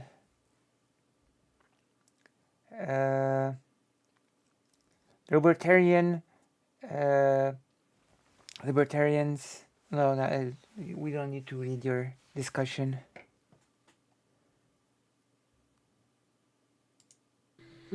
We could make it the world a safer place, a better place by metrics alone. But I would not want to live in that world because I value my freedom, right, to do these things, even if they have worse outcomes than it would be. Okay, I understand this, but the last argument we had was you defending the strangling of Jordan Neely on the subway. This matter has been taken. I said that it wasn't murder, it was manslaughter. And guess what? The fucking government agreed with me. That's what he was charged with, because that's what he probably did. Because you don't fetishize institutions, Wick. So what's interesting is this is where I'm a bit out of my depth, because like City Bike Karen and even the Georgia Got him. Like with my President Sunday got him. More about like the debt ceiling stuff and like broader, civilizational issues. And this is, for me, this is where I come at it from a similar vantage point, President Sunday, but about a different set of institutions. Because my frustrations, and Wick said it earlier, institutions are a means to an end. Wick, wisest thing that you've said in the past hour. That's absolutely true. If there's anybody watching who thinks institutions are an end of themselves, you've missed the fucking plot. They are not. They are a means to an end, like anything else. Which is why, and I always use the Abraham Lincoln example because it's the ultimate gotcha. Everyone always says their favorite president is Abraham Lincoln. That motherfucker bent, broke, and twisted institutions to prosecute the Civil War. He did it. Institutions were not a means to an end. He suspended writ of habeas corpus. He told the Supreme Court to fuck off when they told him not to arrest or to release a political prisoner. Institutions have a little asterisk by them. And if along the way they stop serving righteous ends or become corrupted and exploited, I'm assuming we have a moral obligation to change them. And this gets to my frustration with you, Wick. that it's about. I can't tell the difference between you and Ted Cruz, because Ted Cruz would say those exact same words, make those exact same arguments to get rid of the institutions. Do you want to know where the difference is? What's the end, Wick? What's the end? Ted Cruz wants to twist norms to support. Wait a minute. I'm not sure. Something about the left and the right. I love you. You're lucky I love you. That was the most offensive thing a person has ever said to me ever. Actually, it's not true. Somebody told me once as a compliment that I reminded them of Tucker Carlson. They meant it as a compliment. That was like a deep moment of despair in my life. But anyway, Ted Cruz, here's where you know the difference. If you stop the analysis between me and Ted Cruz at memes, then I would understand why you could see that. Well, my God, on some level, both of them want to twist, bend, or change norms. What's the end? Ted Cruz wants to bend, twist, or change norms to get Donald Trump into a second illegal term. Donald Trump lost the election. Wait a minute.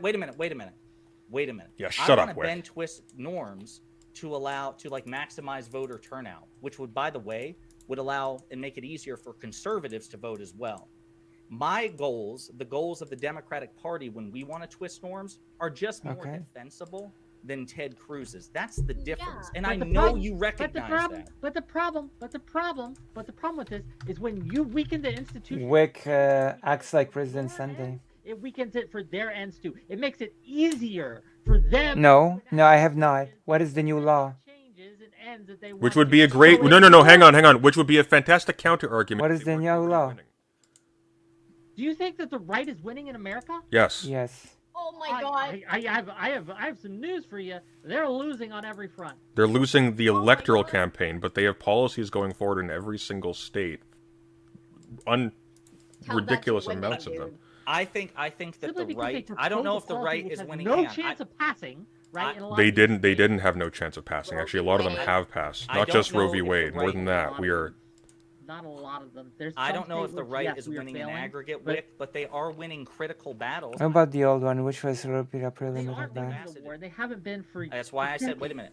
I said I don't know. What is the new one? Can you link it? Commit to President Sunday's position because the war politically is happening on so many fronts. But I can tell you... Can you link? Crucial, critical battles. The Dobbs decision, which overturned Roe v. Wade, people are going to die as a result of that. That is allowing regressive red states to pass 6-week abortion bans, anti-trans legislation, like 500 bills. Which will also result in people dying. Say what? Which will also result in people dying. Correct. And moreover, lest we forget, even if we manage to arrest every single one of these, we still have a climate crisis that's going to be accelerating very quickly within our lifetimes, and we will not be able to revert that. If your answer is to take away the democracy of these states, then the world can burn. The last point the world can burn. Actually force us into a situation where we have to take away the democracy of these states either way. So Wick, I don't know. I don't even think President Sunday, except there with the situation with climate change, and even then he didn't advocate for it. Which, by the way, we could potentially avoid that outcome. No, we're looking at eco-fascism the next few decades. That's the thing I'm worried about. So here's where I'm confused. You said if we take the democracy away from those states. Okay, you say that there are states which are passing things that you think is going to hurt people and kill people, right? Anti-trans legislation, anti-abortion legislation. I mean, it's true. So, how do we fix this? What mechanisms would you put in place? Now, you like to We're gonna take a look at it, Jess. You would like, I assume. Oh, Connor is home. Okay. Make it a constitutional thing, correct? Correct. Right? Okay, we're putting a stop to this theft. We're putting a stop to this theft of content, okay? We're putting a stop to this theft. Will and his channel has convinced me. We're going to... I'm perfectly capable enough to create content on my own. Thank you very much.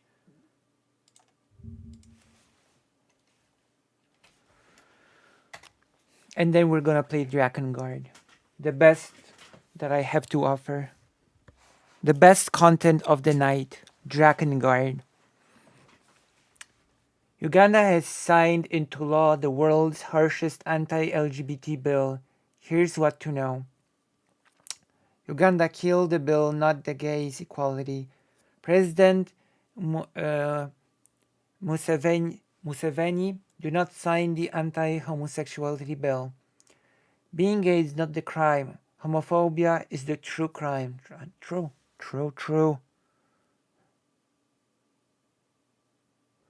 Good that Rick was asked when Atlanta or Berlin needed a burning. Kampala, Uganda.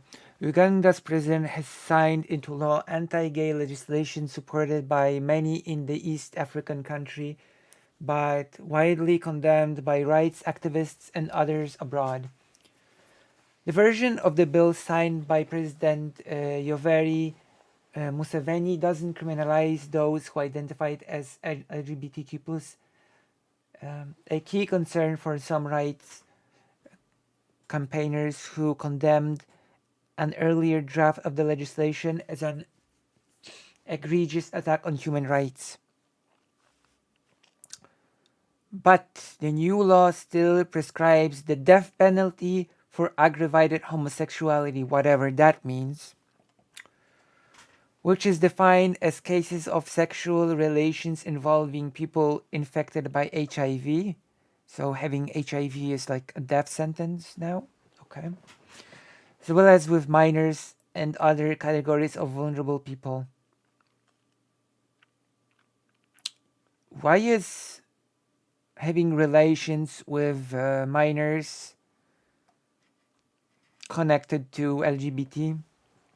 Well, because it's like because it's a classic dishonest tactic. A suspect convicted of attempted aggravated homosexuality can be imprisoned for up to 14 years according to the legislation.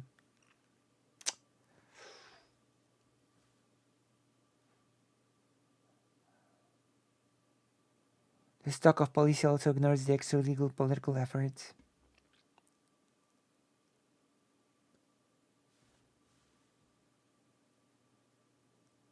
I know a couple Ugandan trans people who luckily do not live in Uganda anymore, but even they've been getting hate from Ugandan people. Right?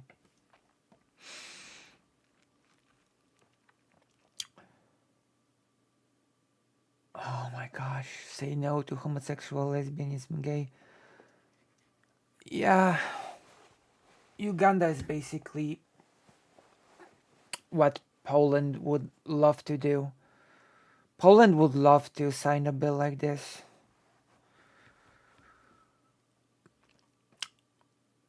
Parliamentary Speaker Anita Among said that in a statement that the president had answered the cries of our people in signing the bill. Oh gosh. I'm pretty sure the Polish government would have said the same. I'm pretty sure the Polish government would have said the same, so I feel a huge amount of empathy for Ugandan LGBT people.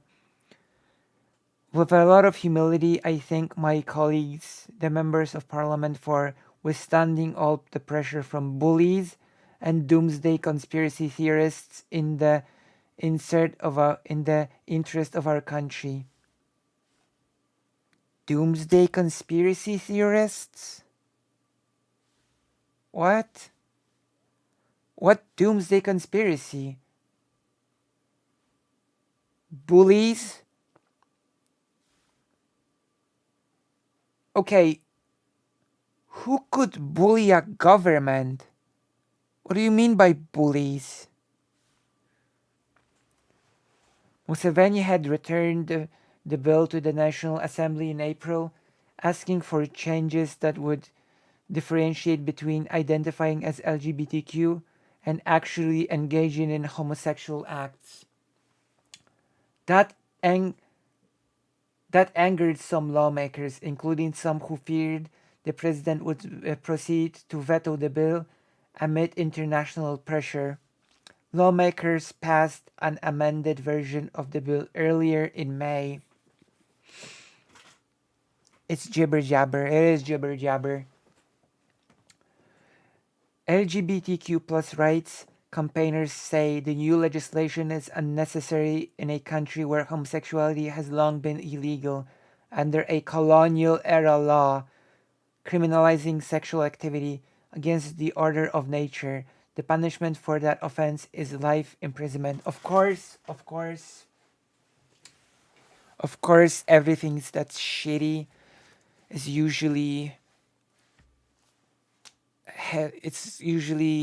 a piece of heritage from legacy from the colonial era. Of course. Why am I Why am I not surprised that colonialism has brought the shittiest elements like homophobia with it as well?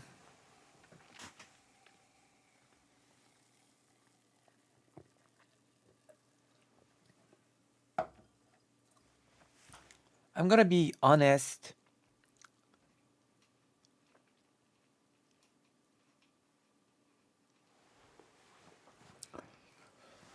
The ultimate expression of anti-colonialism should be rejecting the anti-LGBTQ narrative.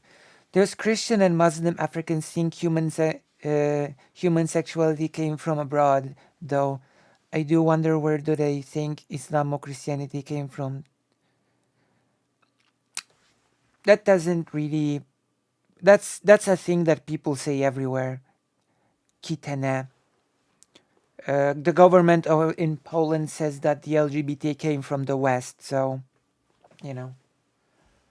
The government says that a lot of things like trans issues and a lot of other LGBT things came from the West. Of course, the main talking point is that gender as a notion, that gender as like a concept came from the West, Western degeneracy. Unironically, that is the line from the Polish government. You know? True, be gay and do anti-colonialism. True. That is what the Polish government says, that the concept of gender was just brought in from the West.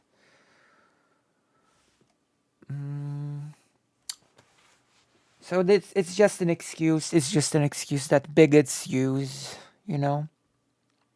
That bigots love to say, oh, this thing has not existed in our country before it was brought in from abroad.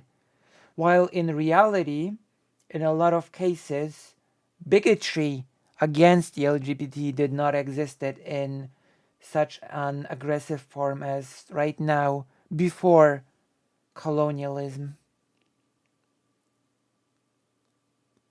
Exactly. I see great minds think alike. African tribes had no issues with human sexuality. The Christian and Muslim colonizers did. Exactly. Like, I've seen a whole documentary which explained that in India, there was a special class of people which were basically trans people of India, and they were held in high regard in society. And then came the British colonizers, and suddenly these quite honored people in society became the bottom of society by British decree, and they never quite managed to recover from that, which is quite tragic, I would say.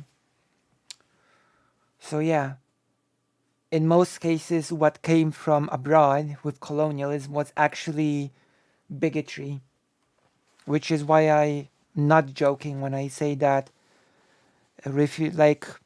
opposing the anti-LGBT sentiment is anti-colonialism.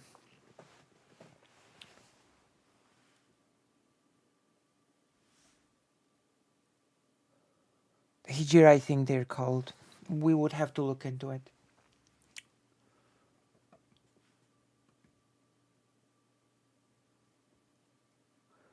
The United States had warned of economic consequences over legislation described by Amnesty International as draconian and overly broad.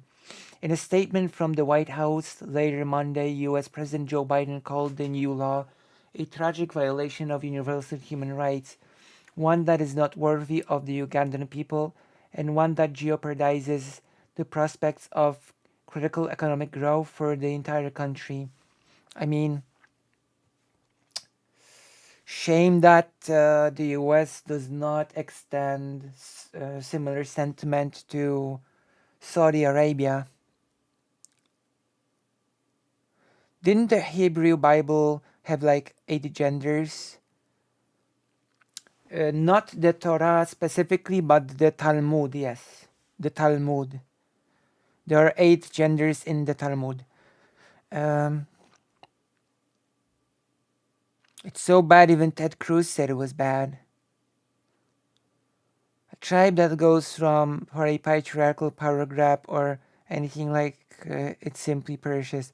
Communal living is not possible if a predatory death cult. You have to form a steep hierarchy that personal land ownership provides to make it sustainable.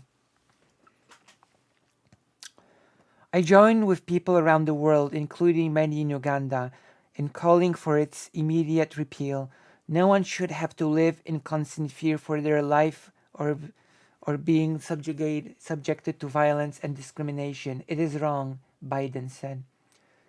The United Nations Human Rights Office said it was appalled that the draconian and discriminatory anti-gay bill is now law, describing the legislation as a recipe for systematic violations of the rights of LGBTQ people and others. In a joint statement, the leaders of the UN AIDS program, the US President's emergency plan for AIDS relief, and the Global Fund said they were deeply concerned about the harmful impact of the legislation on public health and the HIV response. Uganda's progress on its HIV response is now in grave jeopardy. The statement said the Anti-Homosexuality Act 2023 will obstruct health education and the outreach that can help the AIDS as a public health threat. The statement noted that stigma and discrimination associated with the passage of the act has already led to reduced access to prevention as well as treatment services for LGBTQ people.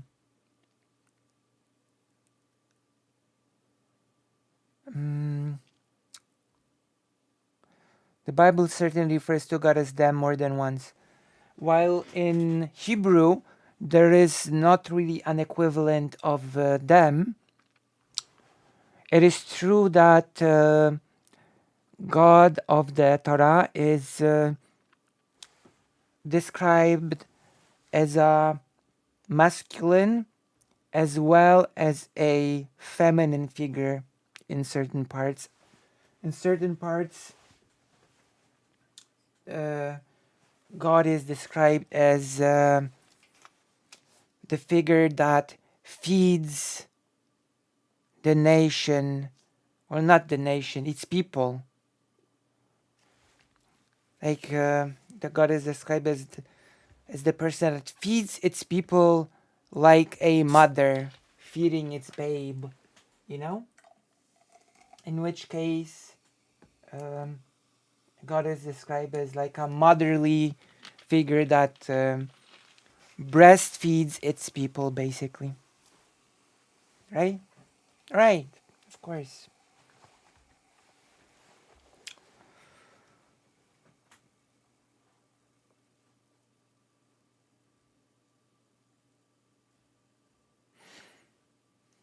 Rights activists have the option of appealing the legislation before the courts later Monday. One group of activists and academics petitioned the Constitutional Court seeking an injunction against enforcement of the law. The mother feeds the people, true. An anti-gay bill enacted in 2014 was later nullified by a panel of judges who cited a lack of quorum in the plenary session that had passed the particular bill. Any legal challenge this time is likely to be heard on the merits rather than on technical questions. Anti-gay sentiment in Uganda has grown in recent weeks amid new news coverage alleging sodomy in boarding schools, including a prestigious school for boys, where a parent accused a teacher of abusing her son. The February decision of the Church of England's National Assembly to continue banning church weddings for same-sex couples while allowing priests to bless same-sex marriages and civil partnerships outraged many in Uganda and elsewhere in Africa. Homosexuality is criminalized in more than 30 of Africa's 54 countries. Some Africans see it as behavior imported from abroad and not sexual orientation.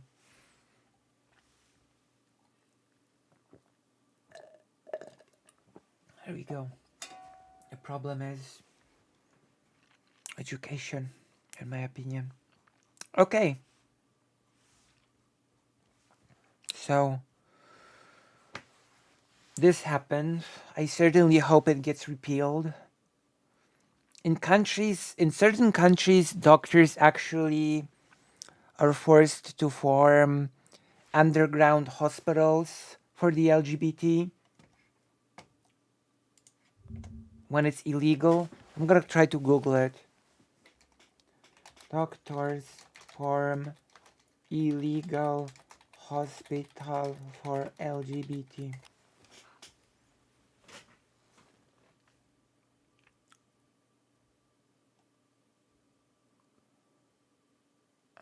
Oh, this is interesting.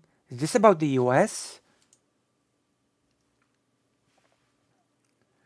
More than 1 in 8 LGBTQ people live in states where doctors can refuse to treat them. That's pretty terrifying.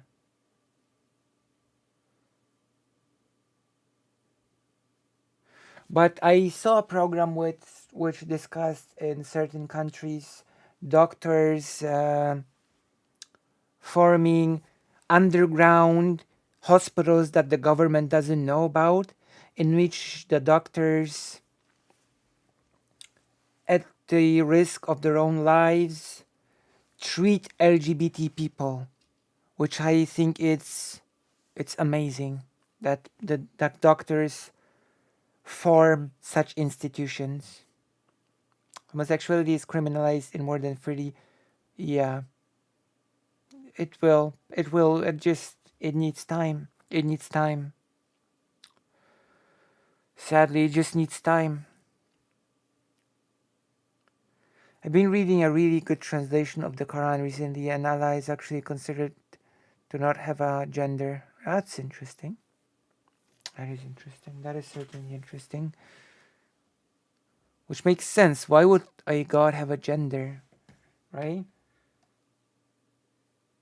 Which I would remind you that in the Torah, God is nameless, formless. Nameless and formless. These are the main traits of the God in Judaism and by extension Christianity and Islam. You know?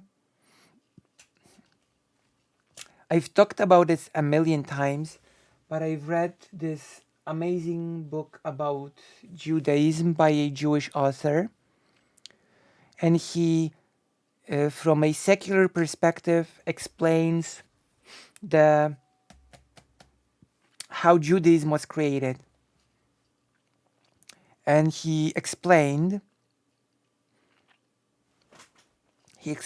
that people used to argue about which God was better, and they would get into fights about which gods, about their gods being better.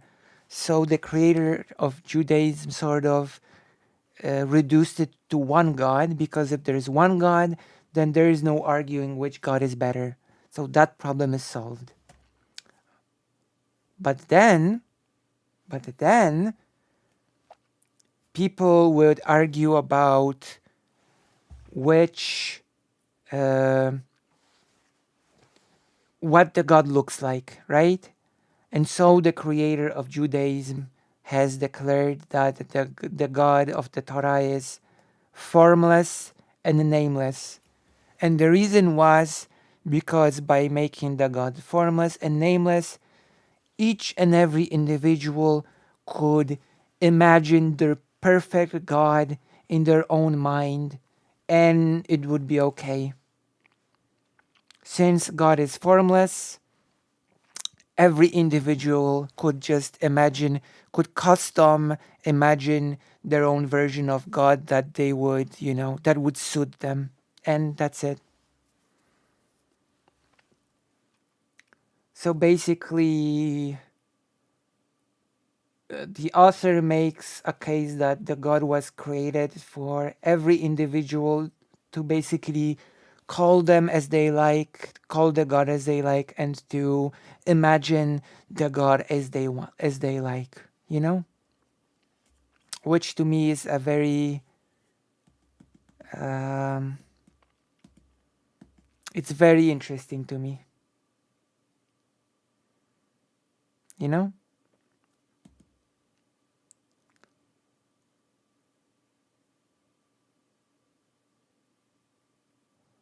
it's very interesting to me. Okay, time to me to hop off to get ready for my Call of Cthulhu game I'm running tonight. Thank you for the great stream. Thank you, Cthulhu game master. Okay, is Connor here? Is Connor here still with us? Because Connor is going to be the person that will determine what content we'll be doing right now.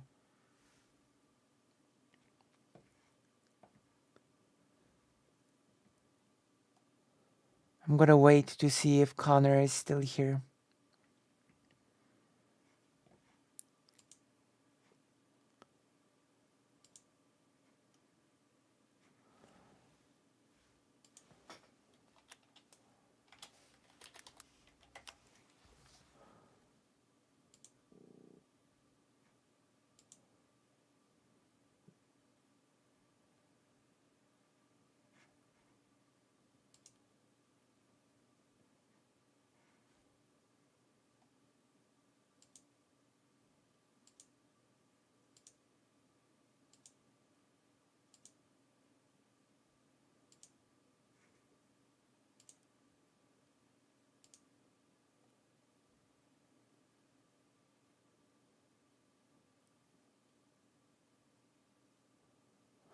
He's being passively listening. Okay, Connor is here. We can get to our favorite game. Did you do your required reading, Lucy? Oh my god, I haven't. I actually have not done that yet. Oh my god. Is it okay for us to do the session today of Drakengard without me having done the required reading? Is it okay for us to do it?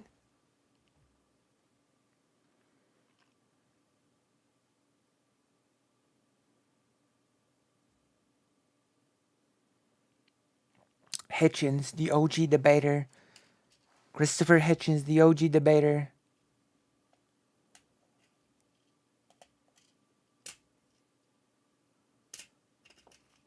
I think I've watched most of Hitchens' debates. Okay. Connor. Okay. It's just, okay, we're gonna play. What's the name of the emulator again? PSX. Oh my god. What's the name of the emulator? Do you remember? Can you type in the name of the emulator?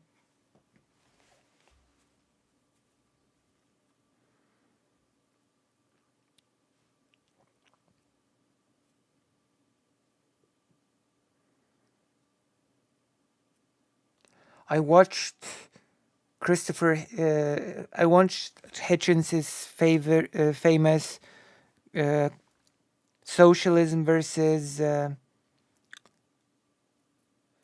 capitalism debate from the 80s.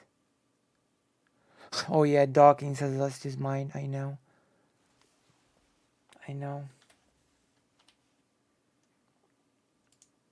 You're right about that. He has.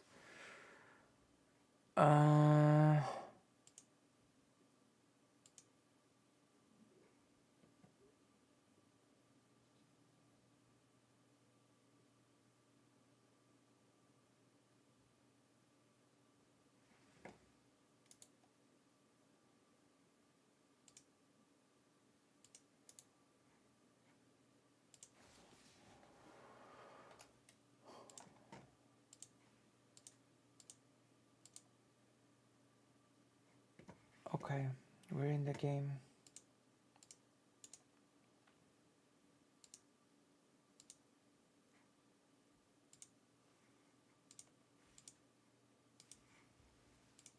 I don't know why this is showing and not the game.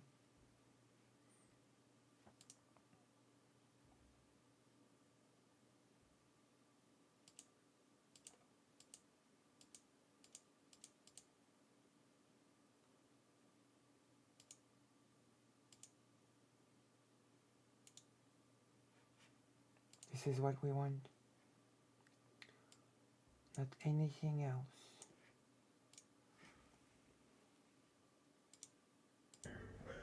There you go.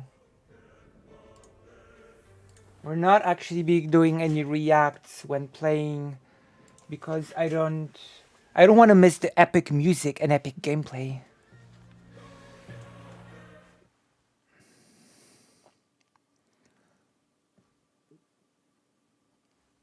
That is true. A Brief Candle in the Dark that's his book, right? The Selfish Gene is an extremely famous Dawkins book. I don't think The Selfish Gene is gonna lose its relevance anytime soon, even if Dawkins loses all of his credibility.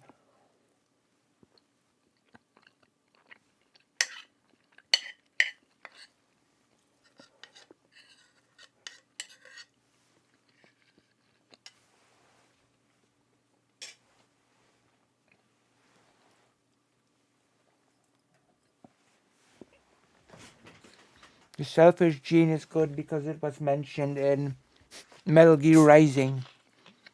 And if it was mentioned in Metal Gear Rising, then it's gotta be good, right? True. I'm not even sure if the whole meme thing was not taken from a Dawkins book while we are at it. I'm pretty sure the whole memes thing from Metal Gear Rising was taken from a Dawkins book.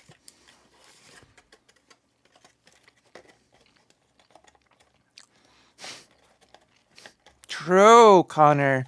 True.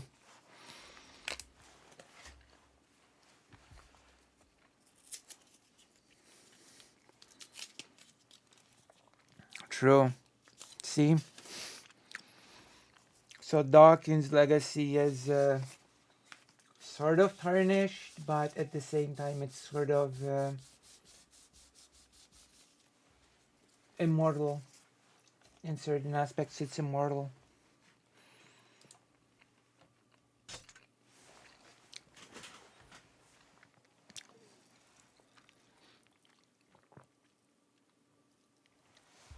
The DNA of the soul. True.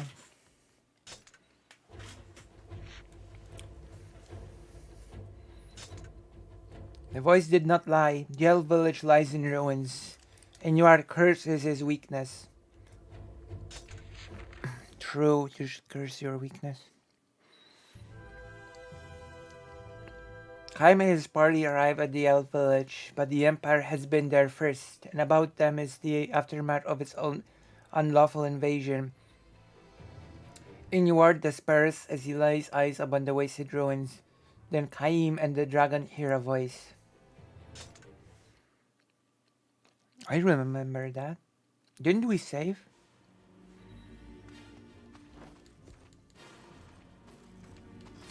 The elf village is close. Be careful.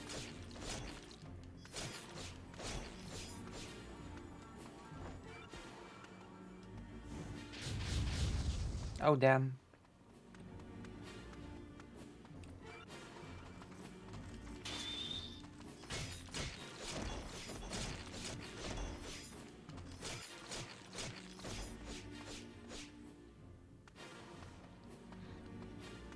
The word itself originated from the Selfish Gene, and Metal Gear Rising used it actually super faithfully, so I'd assume it must be directly from the book itself. Who? What? Have I met what? Well, I have no clue what you're talking about, so I assume no. I can only assume that no.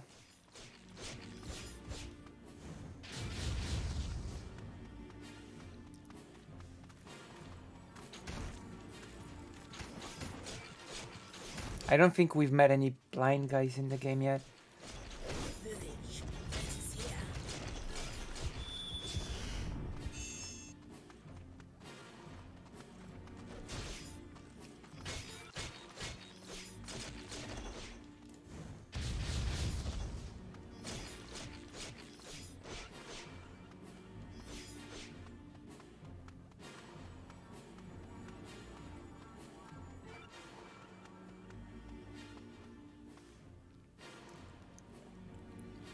Jordan Peterson should write a book called The Selfish Chin.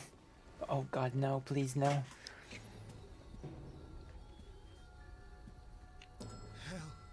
Hell has come here.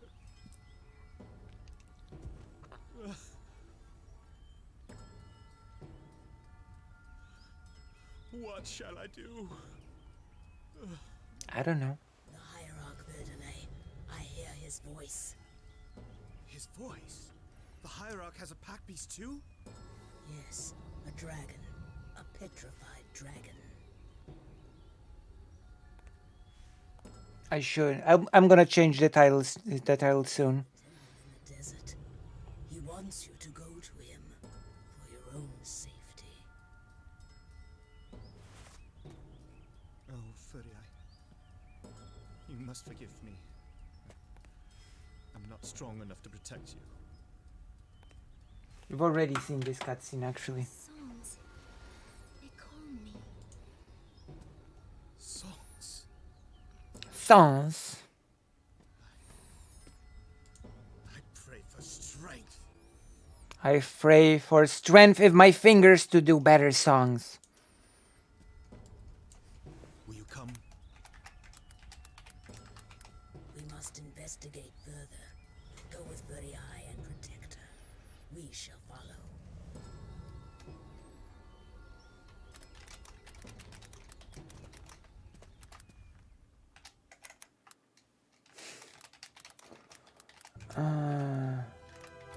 There you go.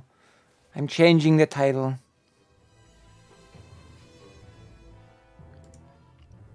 How do you like the new title? I do like the new title.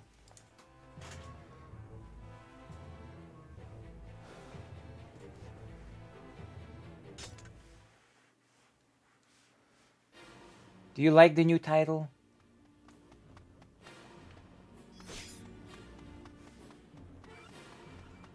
What do you think?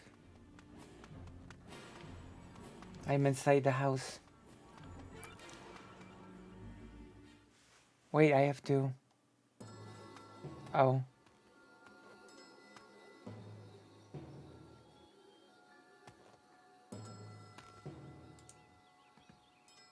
Speak not the watchers. Draw not the watchers. Write not the watchers. Sculpt. Thank you. Watchers. Sing not the watchers. Call not the watcher's name. What is this? Oh, is that so? I don't think we can alter. Oh, there's a chest here. Oh, there's a chest here.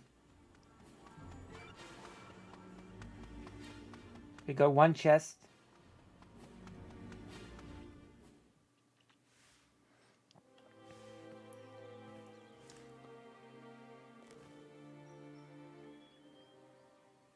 In the valley, the cult of the Watchers has a shrine. Doesn't look like an elf to me. Everyone there. The watchers again. What are they? They're those things in Marvel that just watch things.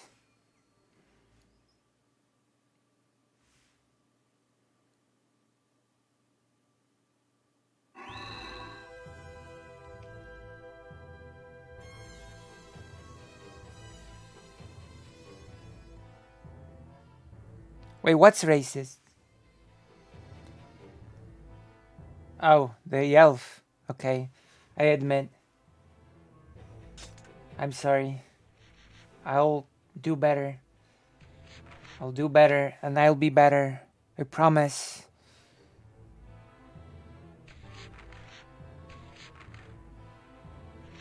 Ah, okay.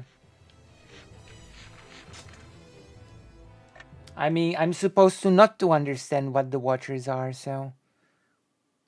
Don't be sorry, be better. I just told you I will be better. I can do both. I can both apologize and do better, and maybe I should do a apology video.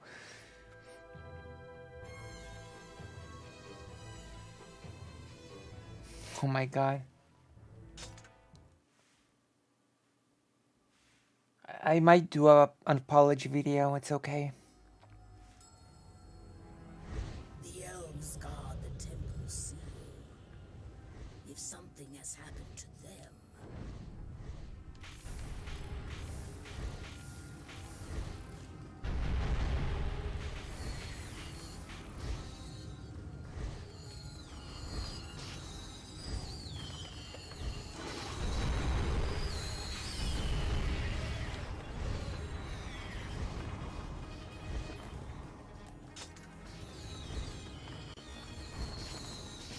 Time to cancel Lucy. Oh no.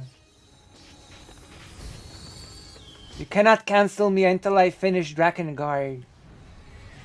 You cannot cancel me till I finish the job.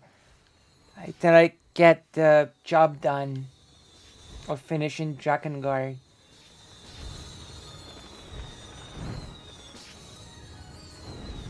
Once I finish Drakengard, they are creatures too. They have a right to peace. then, you know, then it's fair play to cancel me.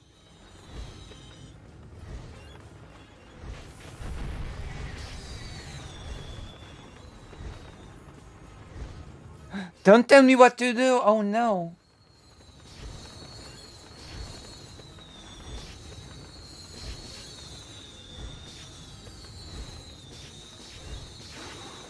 Okay.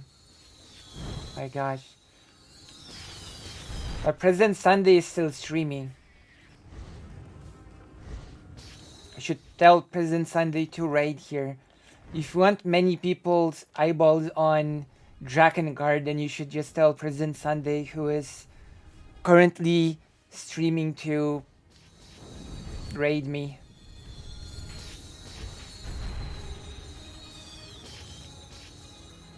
Okay.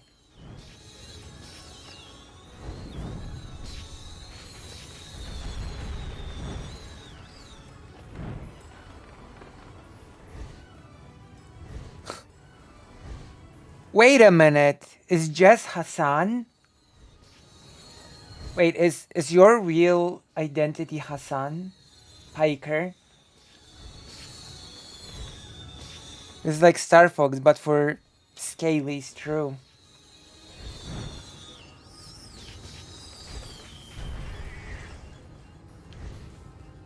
Sort of, I guess.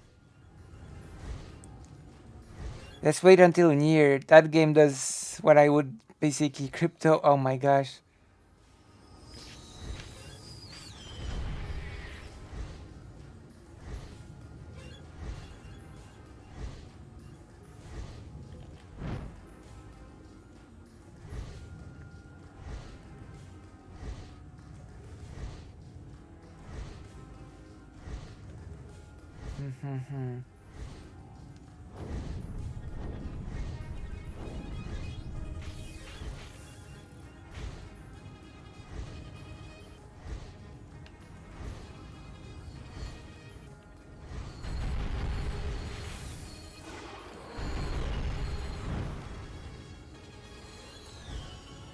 Azan. Free people watching. Why are only 3 people watching now? That's not good. Drakengard deserves more eyeballs, I think. What is this?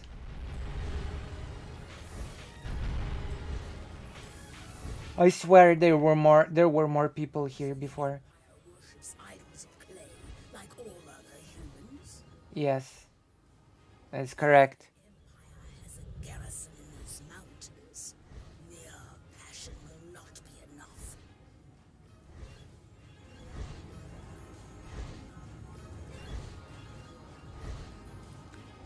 More people should appreciate Drakengard.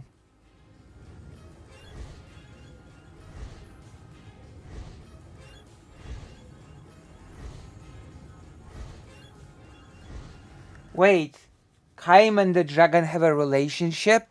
And it's canon? Is this... How can they have a relationship? They've merged. Isn't that like some sort of like an almost incest? I don't know. Aren't they united as into one being now?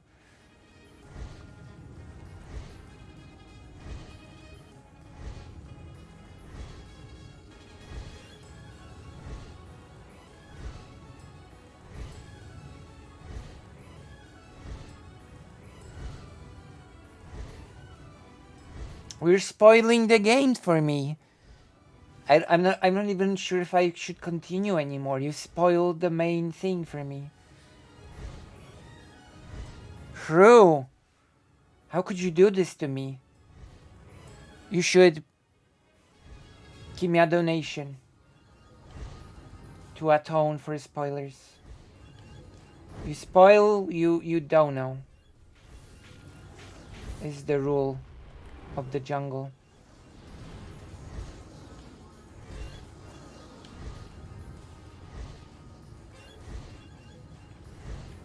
It is for me. I'm very romantic.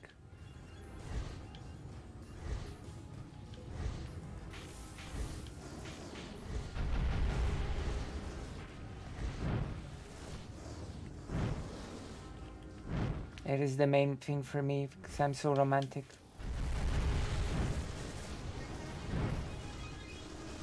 You know? I'm a romantic soul.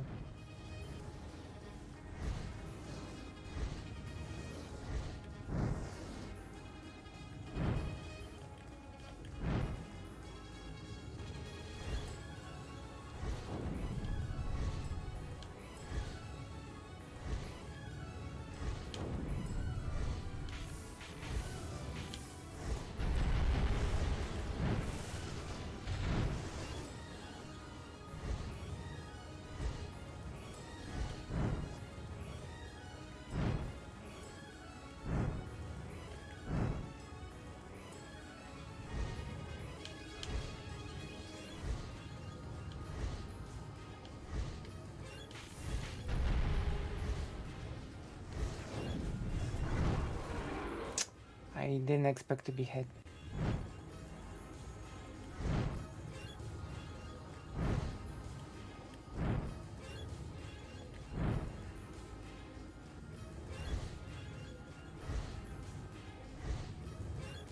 Actually tried to work on a few things on today's stream. I tried to improve the pace. So I hope I've... Wait, Ruse, are you still here? Red Ruse, are you still watching?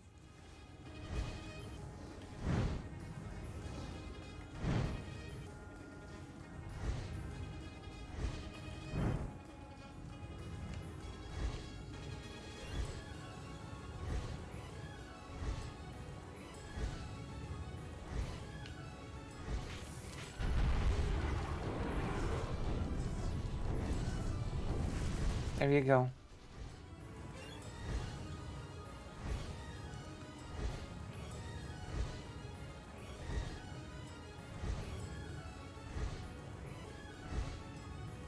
Oh, so what do you think? Did I manage to improve Did I manage to improve on the pace on the stream? Did I manage to get your advice on board?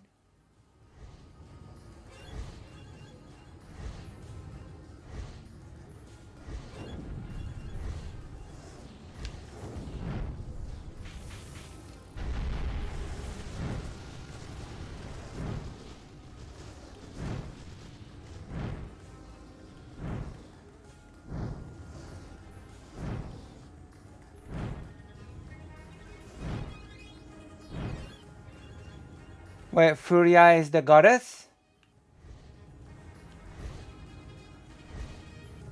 So Furia loves the main character?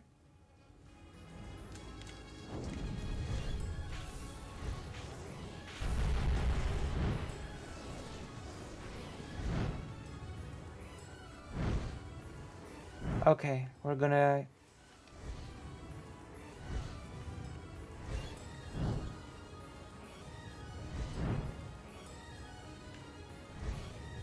We're gonna take advantage. Although, one thing that I was translating was a paper book.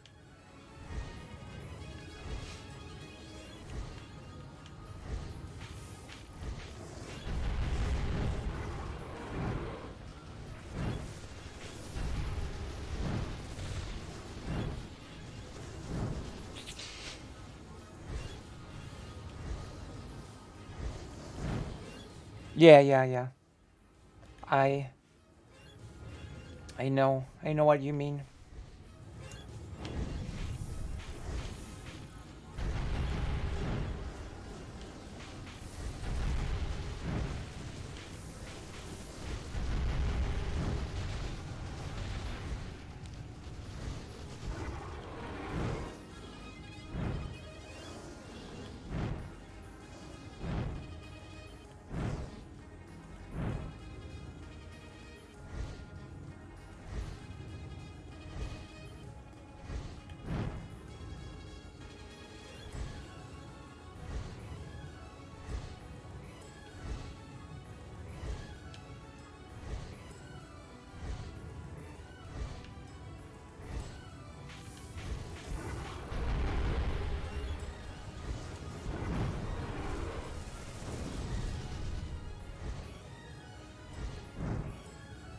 Siscon. The so-called Siscon.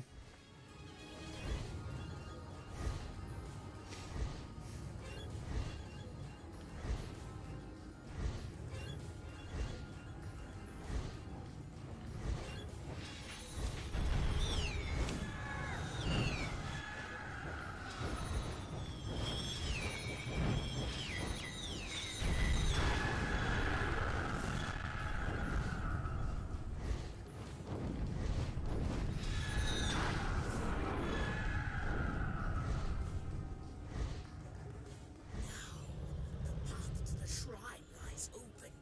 Go! I'm going.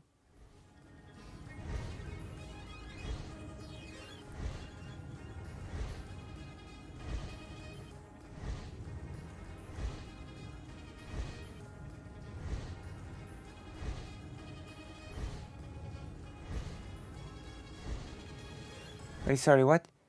The goddess of the seal is a human, and Furia claims sister was chosen to be the person the seal is placed on. Goddess being the word, I think, is just a weird quirk on the English translation.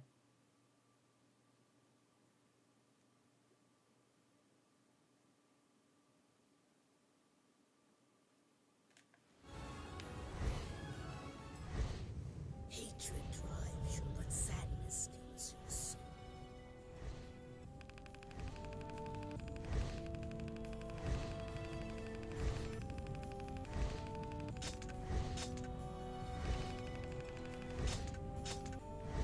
We've done it. Siscon.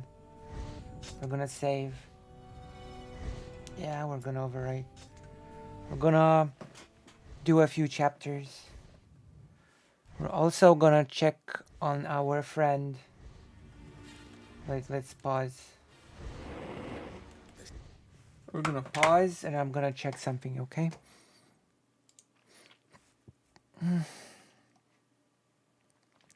I'm gonna check something real quick.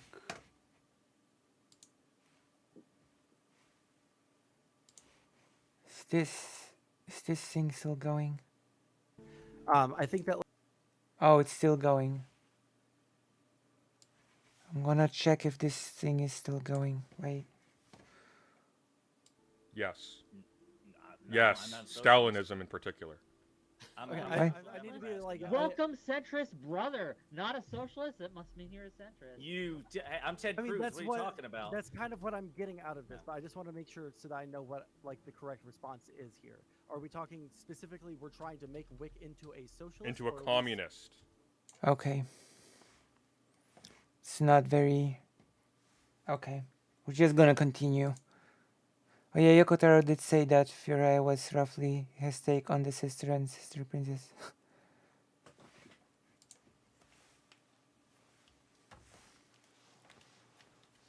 Shrine should be close.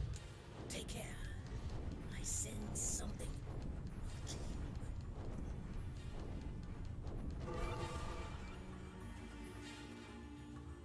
Uh-oh. Lord Kaim, the Red Soldiers. They're protected from magic.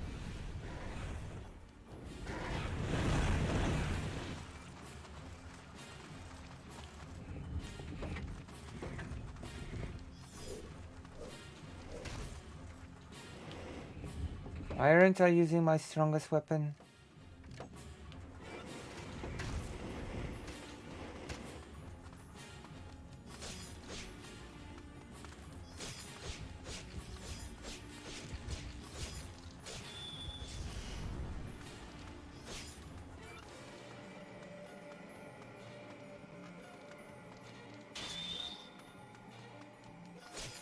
How do I destroy the catapult? Do I just destroy the soldiers that guard it, or...? Shrine of the cult of the waters. But why does the Empire come here?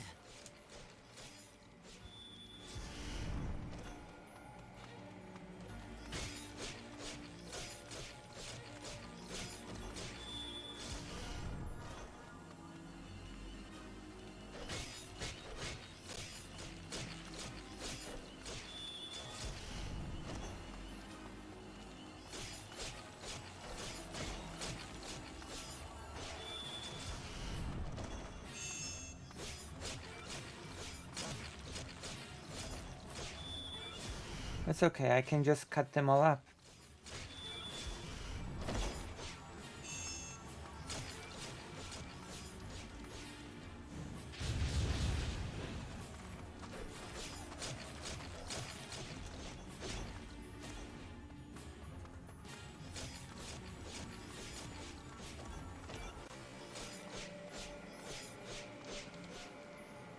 I see.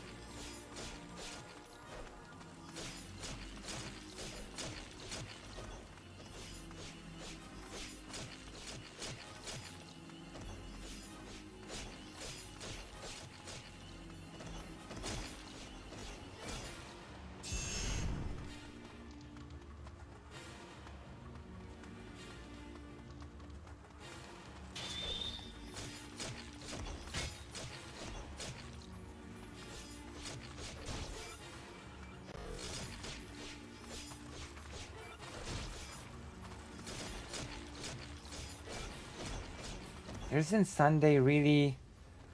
yeah.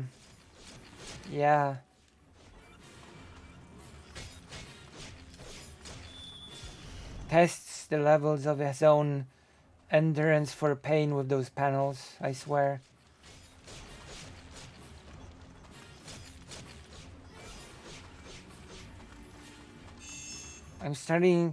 I really think that those panels are probably somewhat of a test for President Sunday's endurance. Sometimes it's worth it because they still take damage, but generally, unless you know you can avoid the attacks, better to just use the internet type of attack, yeah, I guess.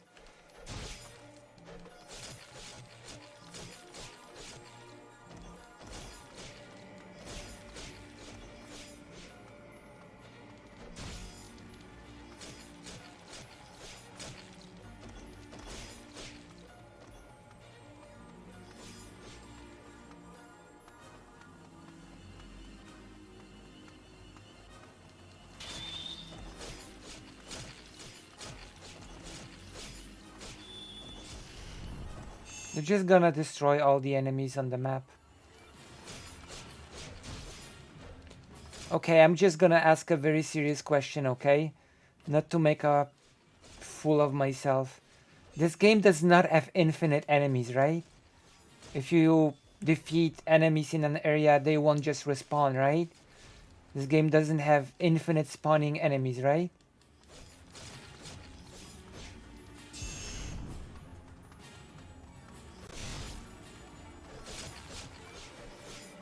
Resident Randy is ducking you, Lucy. Wait, what do you mean?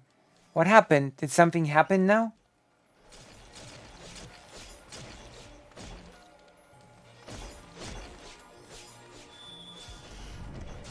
I can't believe both Zan and probably Lucy and Zan are probably going to finish this game before Sunday, even though he started it before them. Wait, who? Zan? Who is Zan?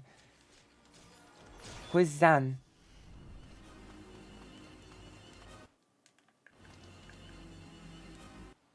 How do I press the map? Where's the map? No, I don't want that. Where's the map? How do I... Which button is the map? Okay, there we go.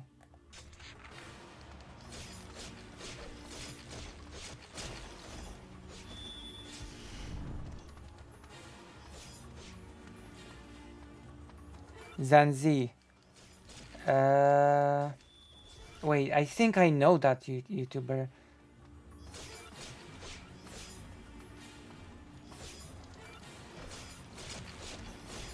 I think I know that YouTuber, Zanzi. I think I might know. Is it the person that mainly does critique of games and companies?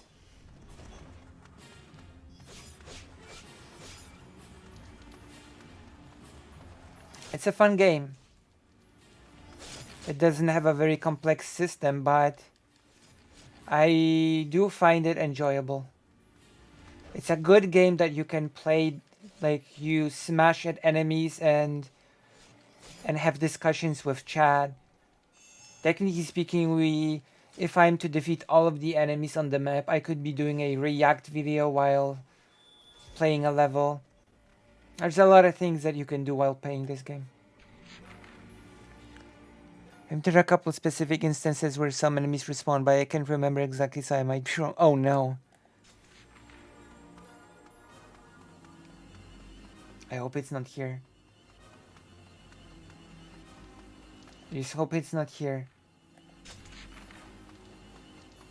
He's done some stuff like that, but Zans hasn't really made any content off stream. Okay.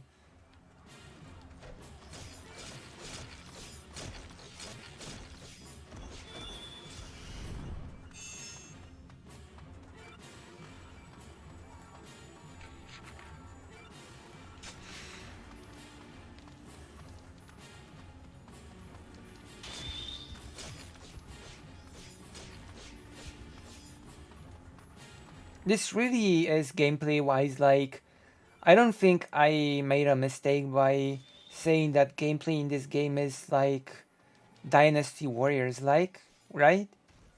You do fight against hordes of enemies in this game.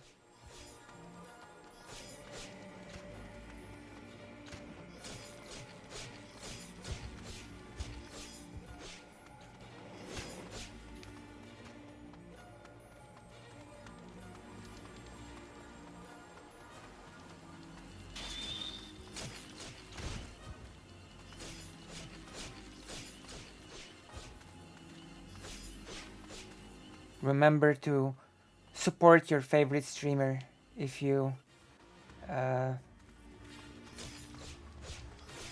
can, of course. What is this? Kill them and kill them, yet still they come. Do they know no fear? Are they doing sit-ups? Is this person doing sit-ups? Oh no. You're operating the catapult. I thought he was doing sit-ups. I swear. I thought those were sit-ups. I'm such a silly person. No enemies in the entire map. I just Can't remember how specific enemy type works, which might respond, but there's a good chance I'm confusing it similar enemy type from game. True.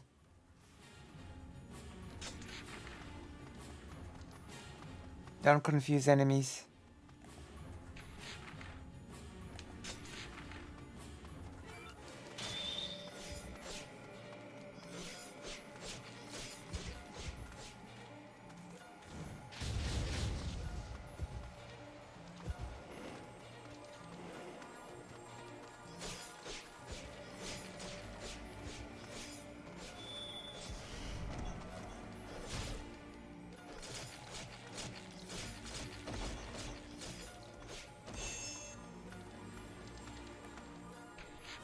I think you're not I think I'm clearing up the map.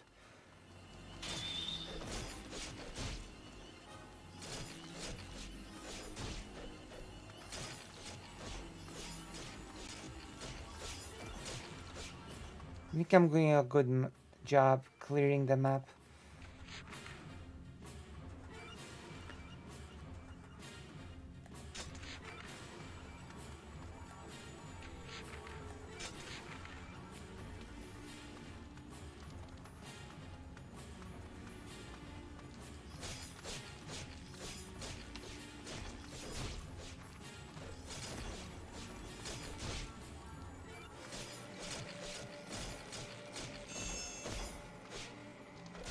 I still have to continue Resident Evil, by the way.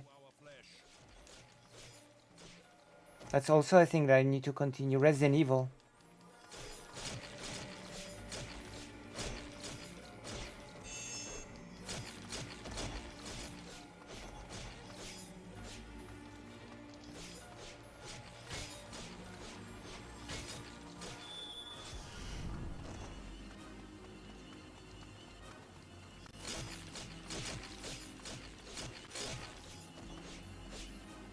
Clearing the map gets you XP and level for your weapon, so it's not a bad thing to do. True. Well, we can talk. And we can always do a little bit of sniping of President Sunday to see what the situation is. Let me see. We're gonna do a little bit of a snipey.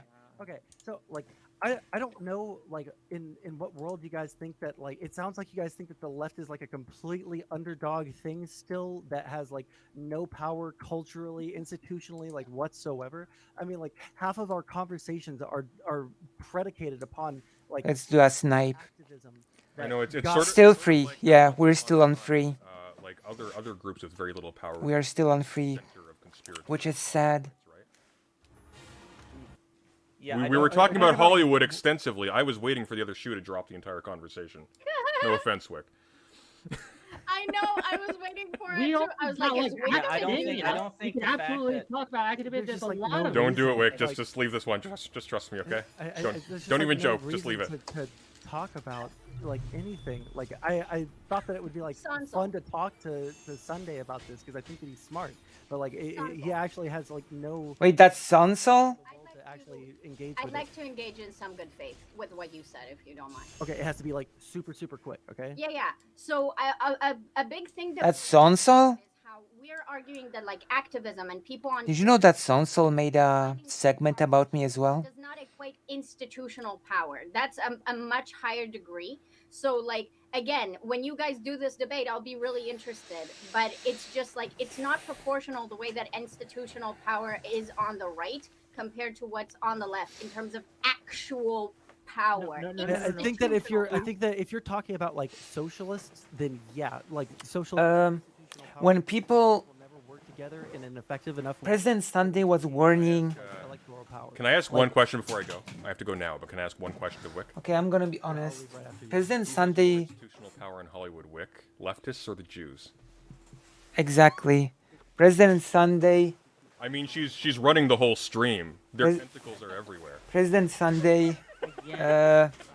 Is basically warning Wick about the JQ. I'm out of here. It's just warning about the JQ. Am I getting raided? Bunch of stuff here. I should probably close that. I was warning about. Oh, that was painful. True. No, raid me, please. Oh boy. Alright, I need to grab food and then we'll press on to... Oh, okay. Never mind. How long is this thing?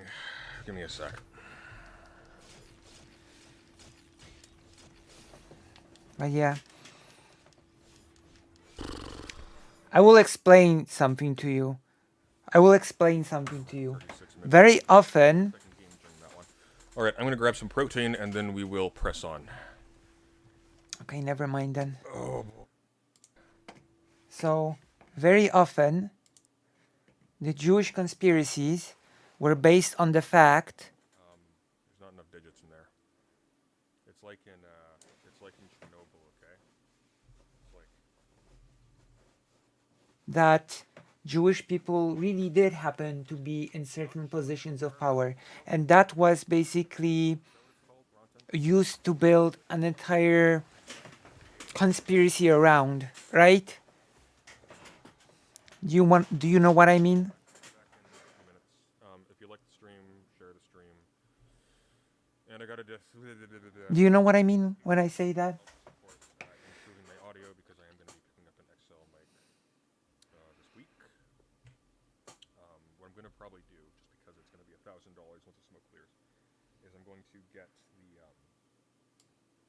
the Scarlet set, and then I'm going to upgrade to the one that Demon Mama has actually in the next month.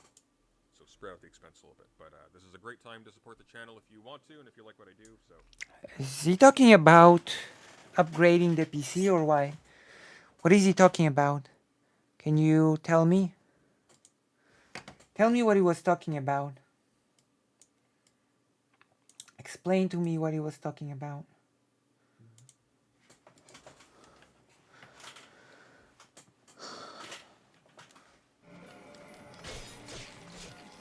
Can anyone explain?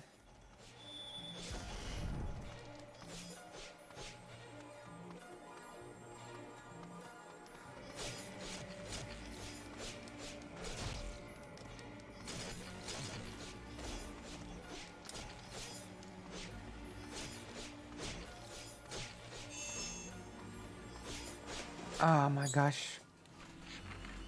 Apparently President Sunday is gonna be talking about Demon Mama next. Oh, audio. Okay. I should improve my audio setup as well. Or should I? Nah, I think it's fine for now. I think my audio setup is good for now. Oh, baby! Thank you, Connor, for the $5, which is DRAKENGARD tax. Thank you so much. Thank you, thank you. It's true.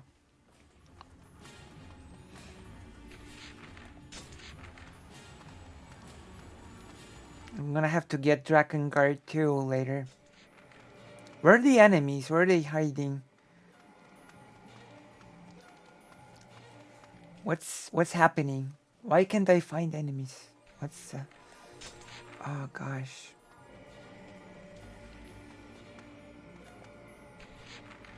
Wait, I'm going to the wrong place.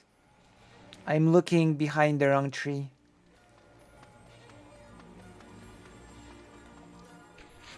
Okay, they should be here. No? Here? Oh, let's go.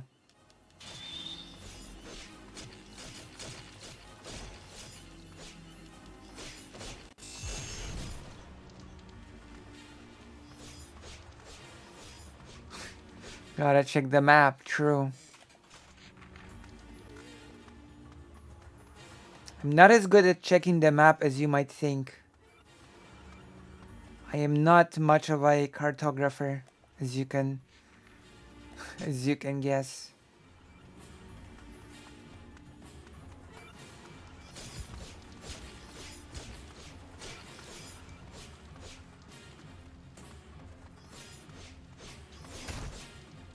True.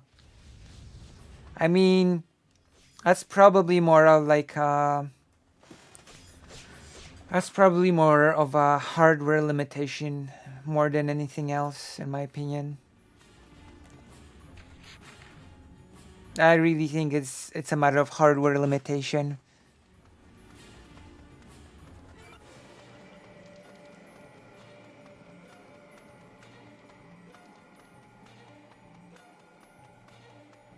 I would say with the amount of enemies and the size of the locations, I would say it's not half bad for a PlayStation 2 game.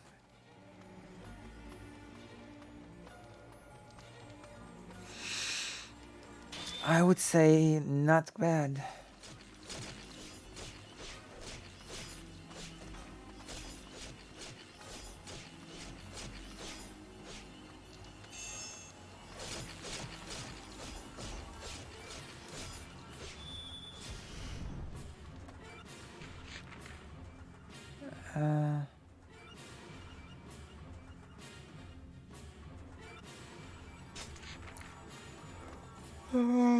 Oh, I'm sorry. I'm yawning because it's 3 a.m. It's actually already 3 a.m. for me. It's been a long stream. How long has it been? Let me check. 5 hours, give or take. 5 hours, give or take. But yesterday, I think we've been at it for 8 hours.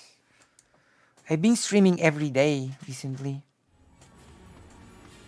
So I've been really putting in the hours, as Chud Logic would say. I've been really putting in the hours.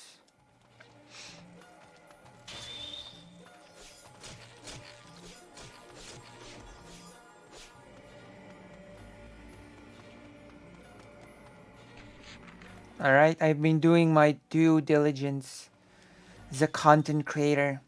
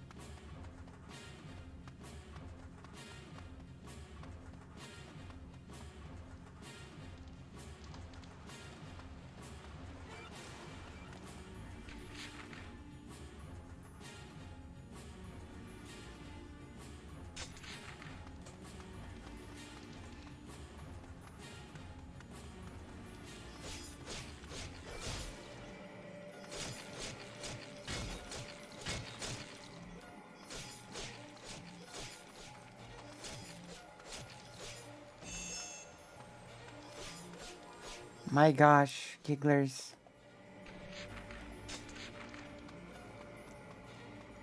So much political debate in this chat. Do I look like a political streamer to you? I'm a DRAKENGARD streamer. There's no politics in my stream thing, okay? There's no politics here. There's only gaming, which is apolitical, and yeah, I'm apolitical and stuff. Keep politics out of my politics, okay? I like my politics apolitical. Thank you very much.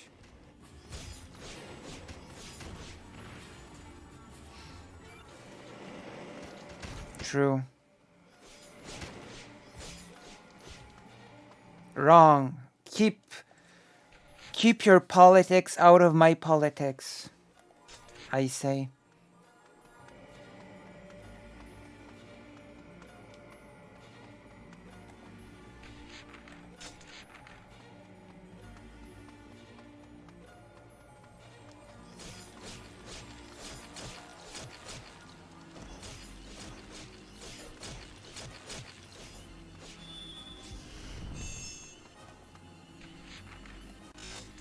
Okay, let's go. We're actually clearing out that map. It's incredible.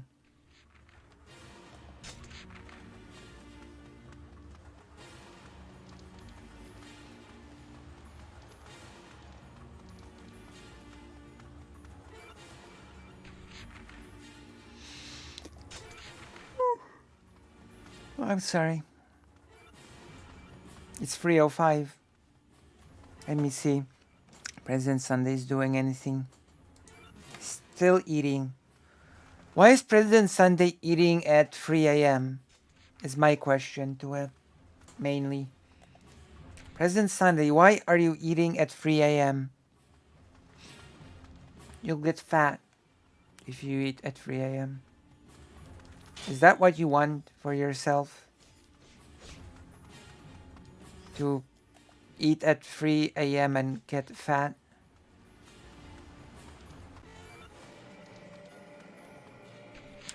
Is this the life that you're envisioning for yourself? The life of a 3 a.m. eater?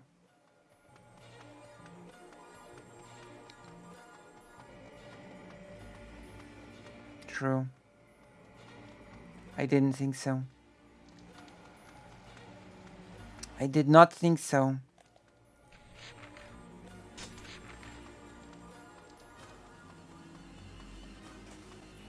I'm adding another dimension to this thing by the fact that I could be using a dragon. Oh, you cannot mount the dragon here. Never mind. I was about to say that I could have been using the dragon all this time, but I guess I cannot. I'm sure President Sunday loves getting fat. That might just be the case. Maybe I'm just being cruel and insensitive. That is true. That actually might be a possibility.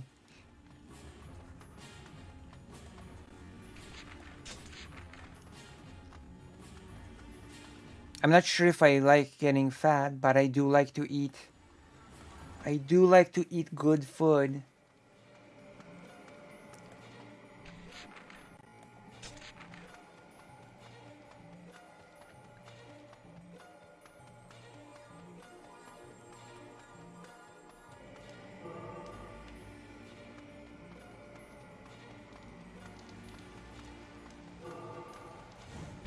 There we go. So I could be using the dragon.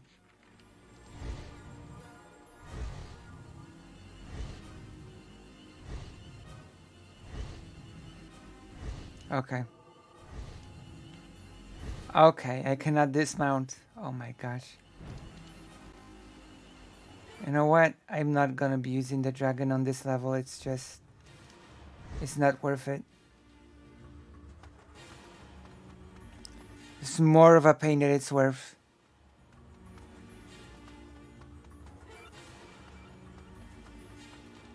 It's true.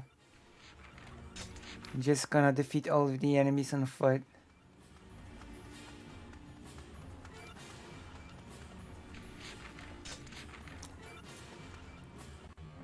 Where are the enemies?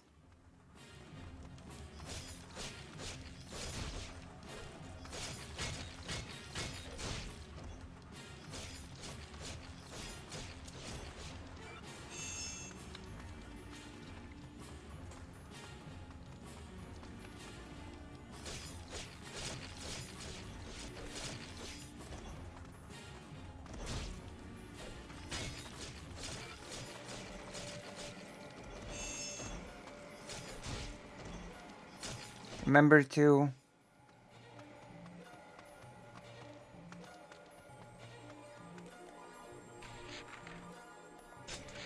true.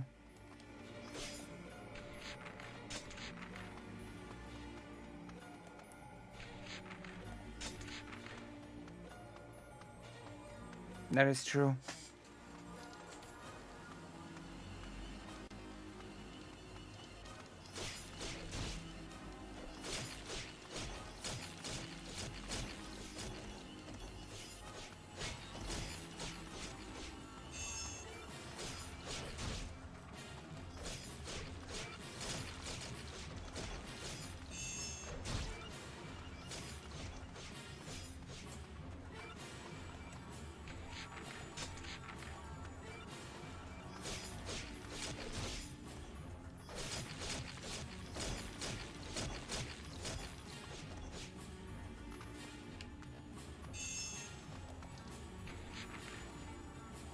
Okay, we're gonna snipe President Sunday and see what he's up to. If we're gonna clean the whole level, then that's what we're gonna have to do. What is up, President Sunday? Tell us. Show us what you're up to.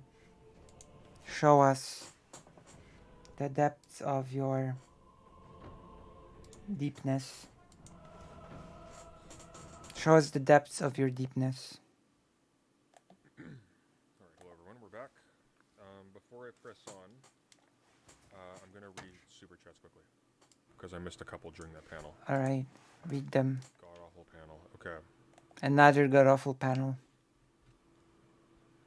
Daedalus Media, thank you for the $5. Why is Wick being held to a higher standard than actual professional media? Media usually holds the left to a higher standard. Yeah, I agree. That was one of the points that I was making. I also don't regard him as not being on the left, so it seemed a bit strange. Thank you, Themic, for the 10 months. And thank you, Themic, for the $5. To be honest, I'd tell these people to blow it out their tailpipe if I were Wick. I don't know how this doesn't come off as patronizing. It definitely did for the first half. I've been a little bit frustrated with Katie along those lines. Dietrich, thank you for the $10. I don't know what this is referring to, but you said, oh no, we're... I mean, that is how she speaks. Thank you, Not Brooks, for the membership. That is how she speaks. I see what you're saying. Dietrich, thank you again for the $10. I didn't mean to shame you out of playing Bolt Gun. I want to see you fight the final boss in it, Mr. President. I wasn't shamed out of it. It's weird, and I have trouble actually getting it onto the screen, on my main screen, while I'm also on StreamYard. So the StreamYard thing was throwing a wrench in it. Brooks for the $4.99, thank you very much. World leaders not killed, quote-unquote, as principle is reactionary. The principle supports all power structures. Contingency matters. In a specific sense, so I'd want to be very careful about that. It's not that wanting world leaders killed is the opposite of reactionary. It's the fetishization of the world leader's position as sort of sacrosanct. It's a thing you must not interfere with. That gets into that territory. I see. Not again, thanks for the $1.99. Thanks, Altfax for the $2. I did ask about that, so there we go. I should get more donos. And Som Noir for the $5. He's center. Try my hardest to figure out some was I'm gonna put my money on the Homeworld soundtrack. I don't know if I'd assent to that necessarily. Like, there definitely is a monetary incentive. I don't know though that it's not both. Like, he's not incentivized rather to critique that position. And that seems to be. Maybe I should be on more panels. In it. But I don't think it's insincere. I think it is sincere. I think it's just poorly conceived. Thank you, Brooks for the $4.99. To Wick, left means caring. It is otherwise empty. Mean versus nice. Suburban. Okay. You're not wrong, but August Gardner for the $1.99. Ask Wick about horseshoe theory. No. And Somnor, thank you for the membership again. 6 months. Horseshoe. Vosh. That any change would be weakening these institutions rather than patching the bugs that the right has been exploiting.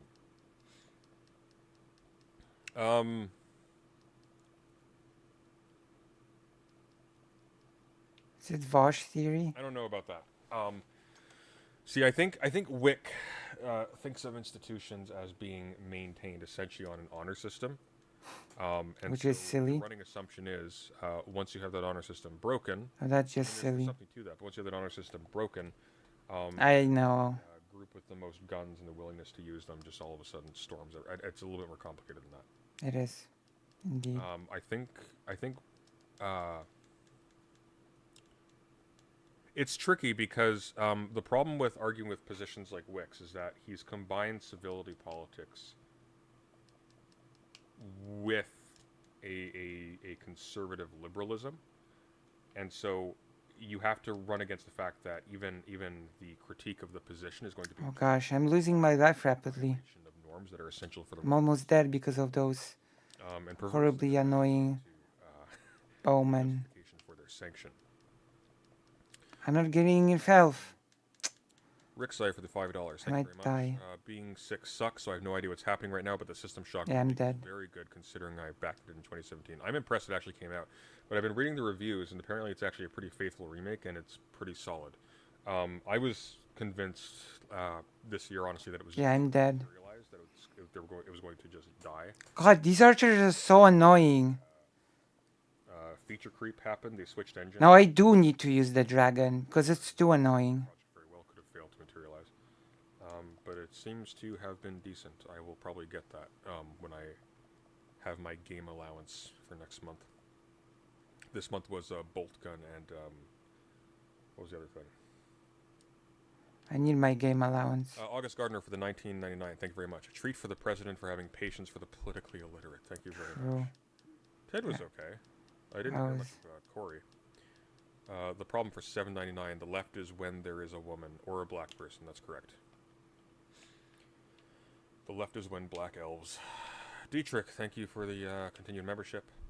And Shai Hulud, thank you very, very much for the US 99 for leftist-controlled Hollywood. Thank you so much, Shai Hulud. May his passing cleanse the world. All right. Okay, the archers I'm gonna do with the dragon. The pollen is really getting to me, guys, so I'm probably not going to go through the whole thing. But apparently... Oh, I've heard. Okay. Had,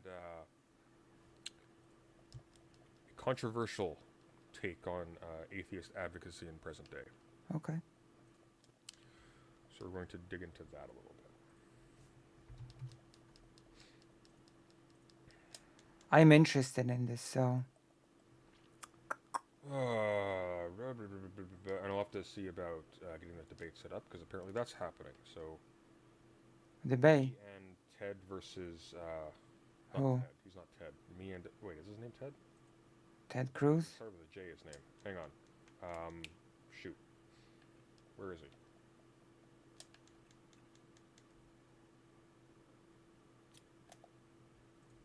Pondering Politics. What's his name again? God damn it. Okay, well, anyways, me and Pondering Politics versus Son Sullenwick. Oh, God. The most unfair matchup in human history, but... I guess. Right. Demon Mama. Demon Mama, yeah. So Fedora. Atheism Sucks Right Now by Demon Mama. Yeah, I know. They're super annoying. So this is going to be good.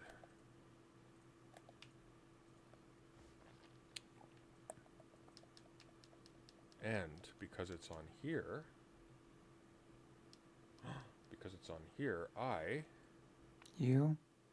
I can play Bolt Gun while I watch this. I can play Drakengard when I watch you watch this. Ho ho. Oh my gosh. So I need to use the right screen one for that. So I go.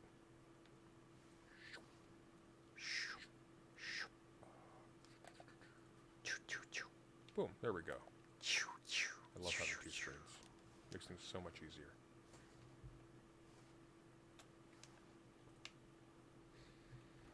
Like having 10 screens. Warhammer Bolt Gun. True, same. Sorry I'm yawning so much. I've not been sleeping with the pollen. I have an excuse to be yawning. It's 3 a.m. Okay. Okay. So let's turn the volume down a tiny bit. Oh, we're already very low. Okay, that'll be fine. This is Atheism Sucks Right Now, which is of course heresy, as you all know. But let's see.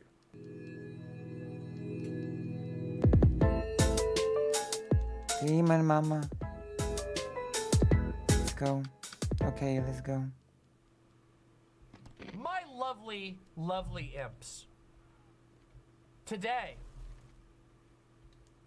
we have to talk about atheism. Today, we have to talk about Christianity. And today, we have to talk about religion.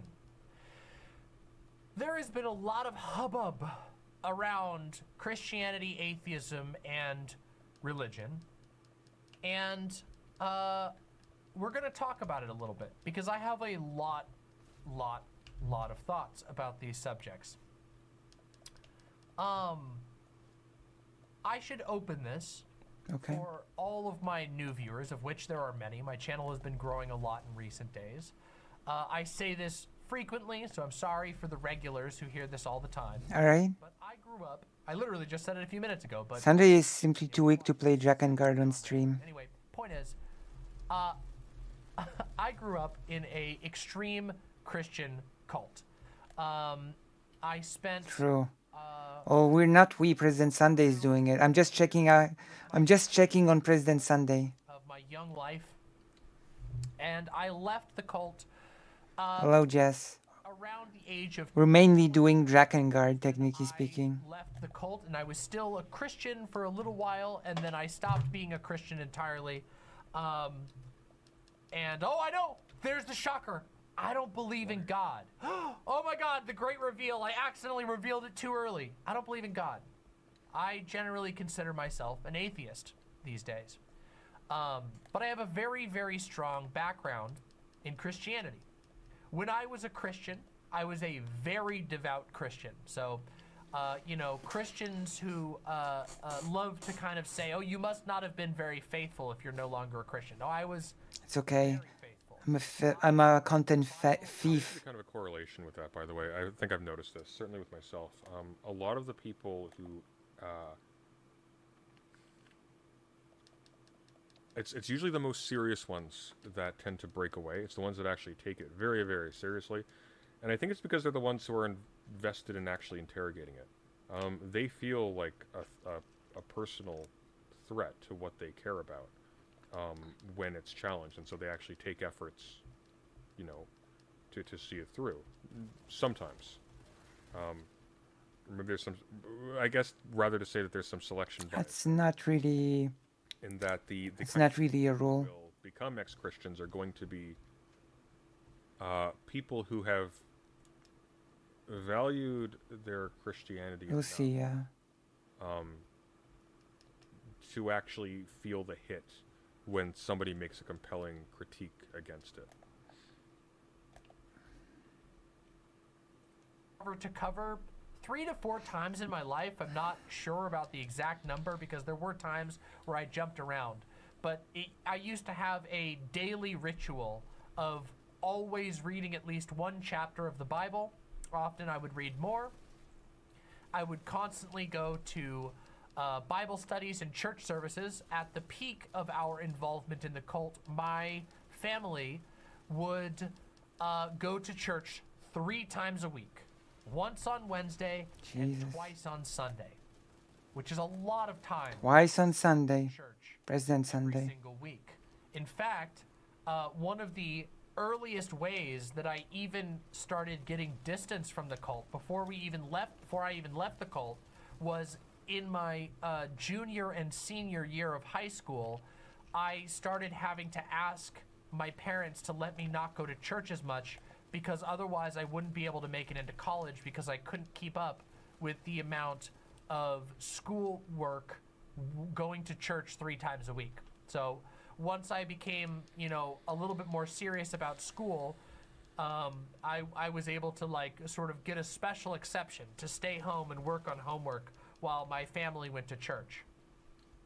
I knew the Bible, and still do, very, very, very well. Now, obviously, the Bible is an enormous book, so nobody can know everything about the Bible, but I know it very, very well. I also have spent a lot of time in my life thinking about religion, thinking about Christianity, and thinking about the nature of belief. When I became an atheist, it was a very logical process. But it wasn't really a single incident. Okay, there was a single incident in which I realized I no longer believed in God anymore, which was I had been arguing with a friend of mine about religion for hours upon hours upon hours, and this was a series of arguments that I'd had with this friend over the course of months. We always would argue about religion. We'd go back and forth. We had very different views on religion.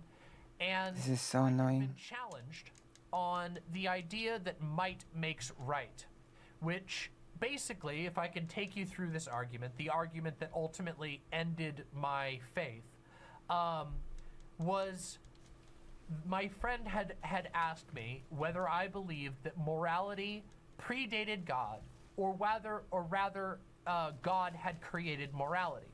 And of course, being a Christian, I stated that I believed that God, being omnipotent and all-knowing and infinite, that God had created morality. And then my friend said, well, if that's true, if God created morality, then God is responsible for the entire state of the world. And also, you are ultimately arguing that the only thing that matters with regard to morality is power.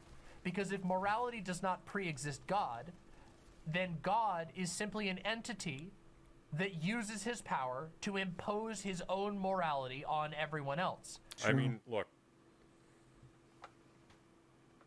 That's true, though. that's kind of true.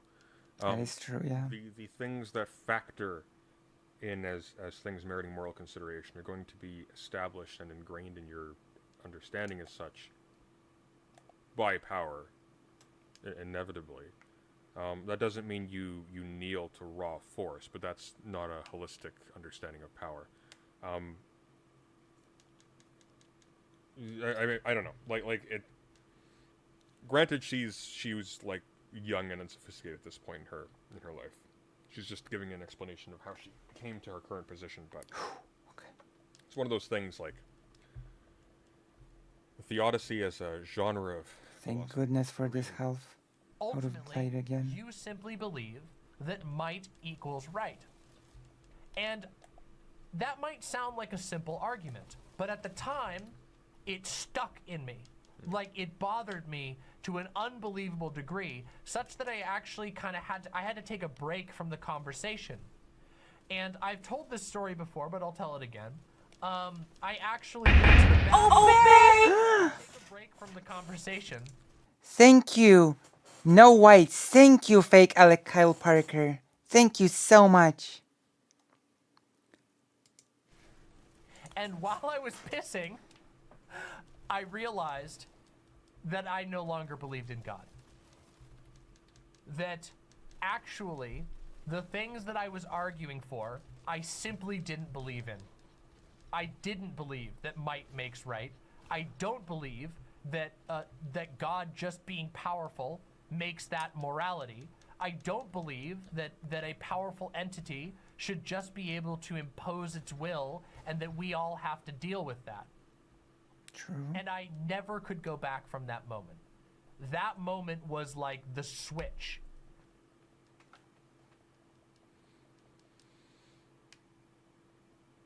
So,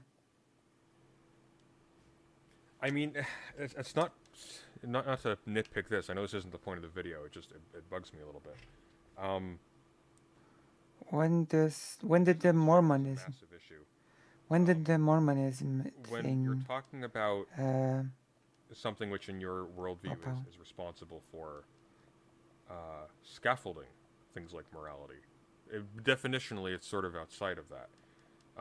When you're talking about something like it's not a matter of relative power to human beings. It's not a matter of might makes right. Rather, morality is or what we tend to call now morality, is on a certain Christian views, reflective of a kind of ingrained order in the world that it's designed with. Oh my gosh. It's not Thank you. God is right because powerful. It's because what we call the moral or the good is something on this understanding that's inherent to the universe, such that there is a right way for human beings to be that results in flourishing, and there's a wrong way that results in some kind of degeneration. That's the argument. It's not that, like, if God makes an arbitrary command, he's right because he has a bigger stick than you do.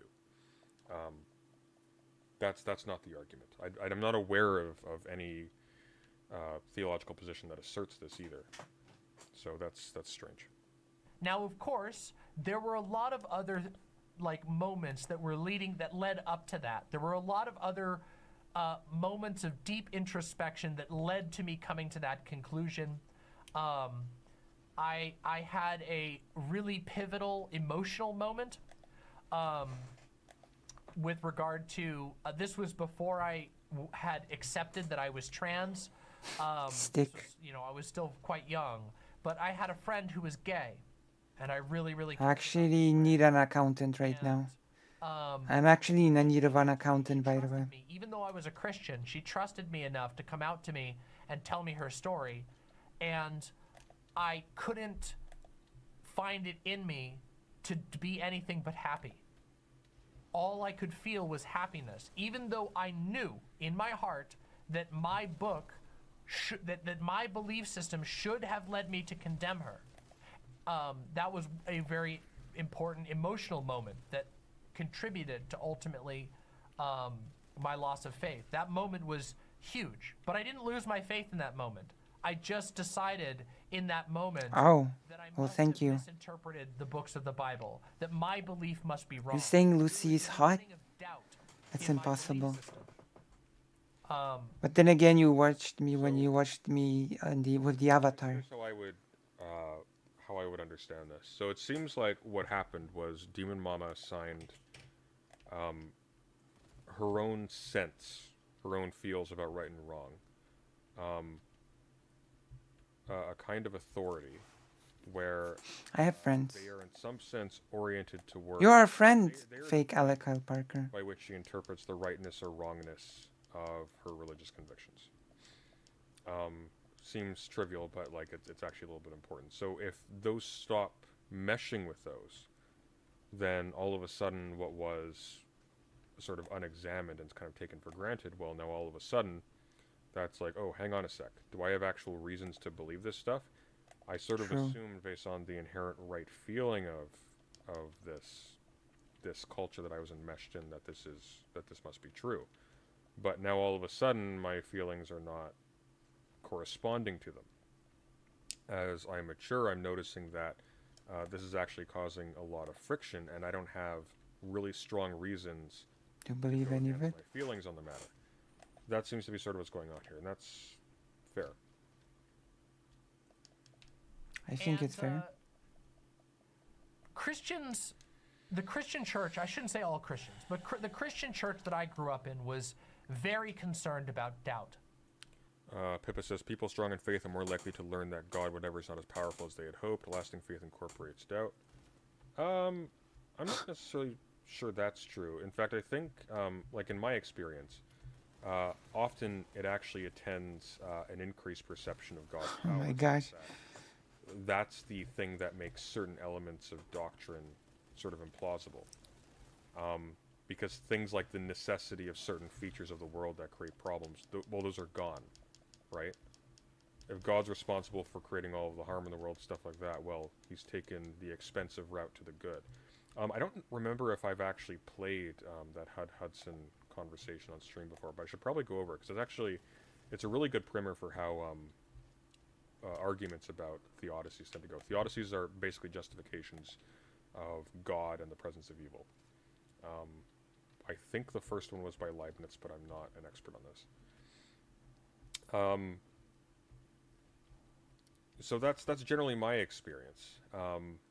And often people who do that, like, I believe you are the incarnation of the first human. Yeah, Lucy. The first human Lucy, it's true. I even posted the photo on the Giggle Cord. So you're right. Spinoza's vein, it could be an equivalent to the foundation of being on some level. And they always framed doubt as a sort of external factor, that Satan was the one who infused doubt, that the world, the secular darkness of satanic energy. Satan works at McDonald's. But for me, that wasn't the experience I ended up having. It wasn't an external thing that happened. It was me. My friend came out to me. It was me, Barry. I couldn't find it in myself to condemn her. It wasn't something external. It was internal. Because you are weak. And you likewise, are weak and unworthy. when I finally lost my faith, when I finally, like, the faith switch turned off because I realized that my worldview was not workable, that my worldview was wrong, that I didn't believe in the worldview that I said that I did. That was also internal. It was never anything external, no matter how much I tried to. Yeah. Okay. So I read her correctly. That's fine. Like here's the thing: you don't need like a robust philosophical justification to hold on to a stance that you don't have a robust philosophical justification, or to get rid of a stance that you already don't have a robust philosophical justification for holding.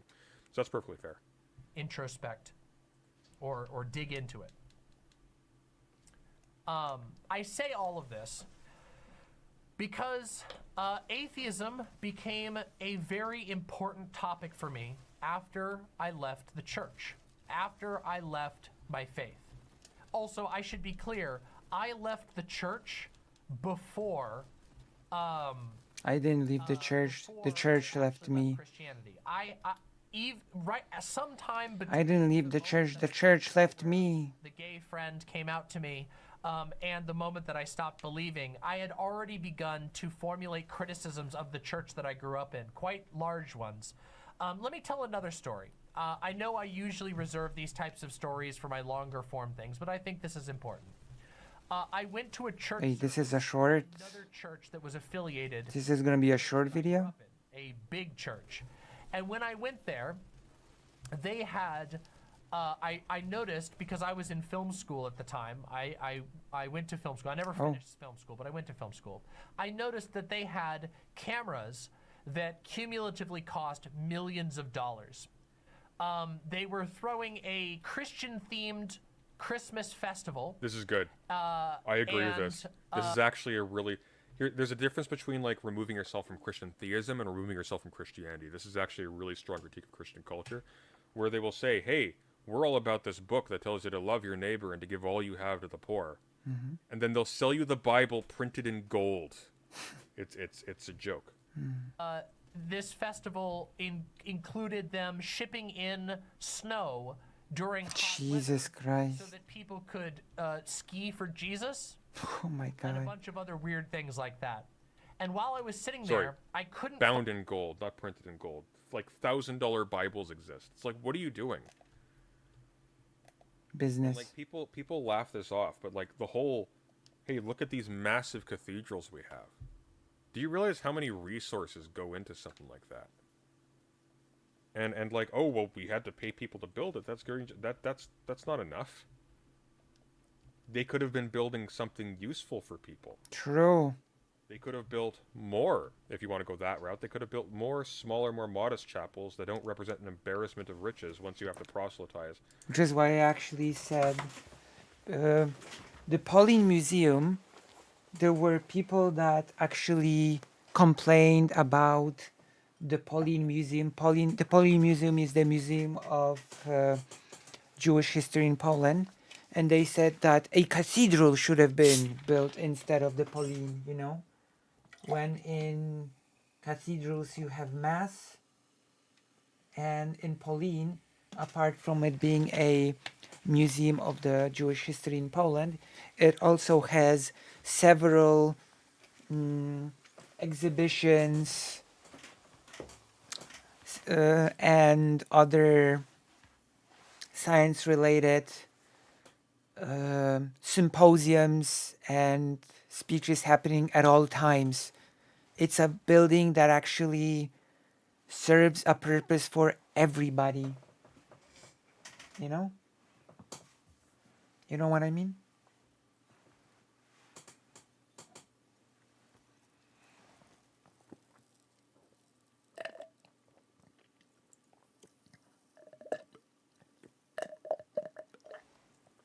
Skiing bridges. Sliding. True. Does that make sense? To people who lack things that you could have provided them with and chose not to give God a big sparkly red cape. It's a little fucked up, actually. It is. Focus on the Bible study because hey, Doe. all I could think about Oh, Doe. Doe.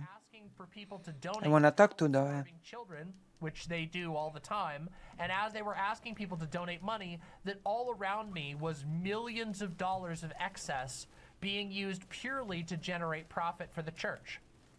The church didn't need $1 million cameras. It could have easily presented its teachings to just as many people with cheaper cameras, but True. $1 million cameras nonetheless. It would have been presenting its teachings better with cheaper cameras. In fact, I think one of the best propaganda efforts the increasingly failing churches could make to re-increase their relevance would be to dismantle their buildings brick by brick, sell every single bit of resources they have, and go the way of every other media group that functions currently, and proselytize on a budget, and actually do like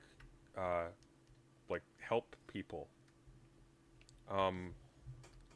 That's one thing actually. The LDS Church, it's Mormonism. They're onto something a little bit. Like they do the exact same thing, and they're as corrupt as any church, but they're smart. So one of the things that they will do is, in order to proselytize, they will keep their Mormon belief to the chest. There's actually like formal strategy that they print out and disseminate to Mormon missionaries.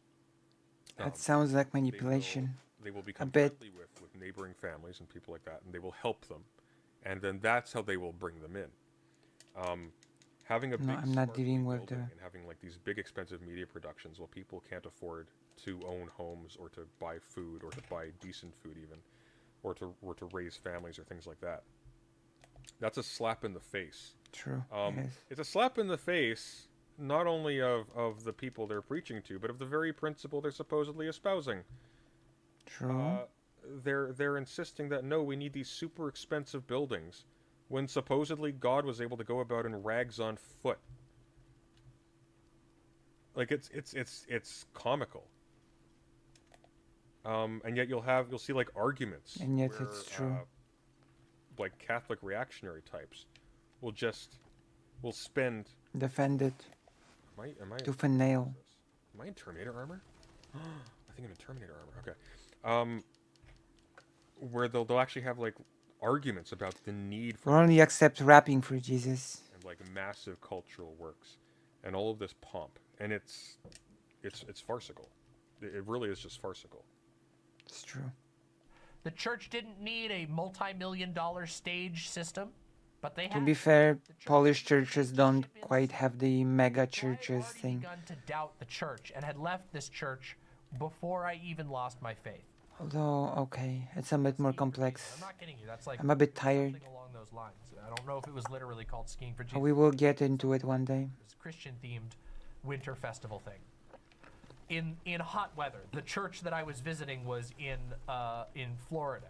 It was in a hot state, so they shipped in snow. Yes, they literally shipped in snow. People are saying this sounds like the Righteous Gemstones. The Righteous Gemstones pulls from I don't know if the Righteous Gemstones pulls from the church I grew up in, but they pull from people who are in the same movement. The church I was in is very much in the same spirit as the prosperity doctrine movement. Basically, the type of people, the preachers who preach about private jets, and they're like, you gotta give us, they have our golden watches and all that. Okay, that's not a thing in Poland. Far off, okay? That's not a thing in Poland.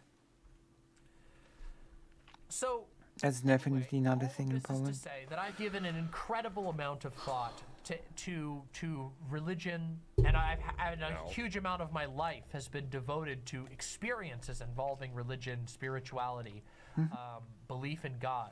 And when I left the church, I generally feel Catholic Franciscans are pretty good, but the church I went as a kid was Franciscan, so maybe they just successfully tricked me.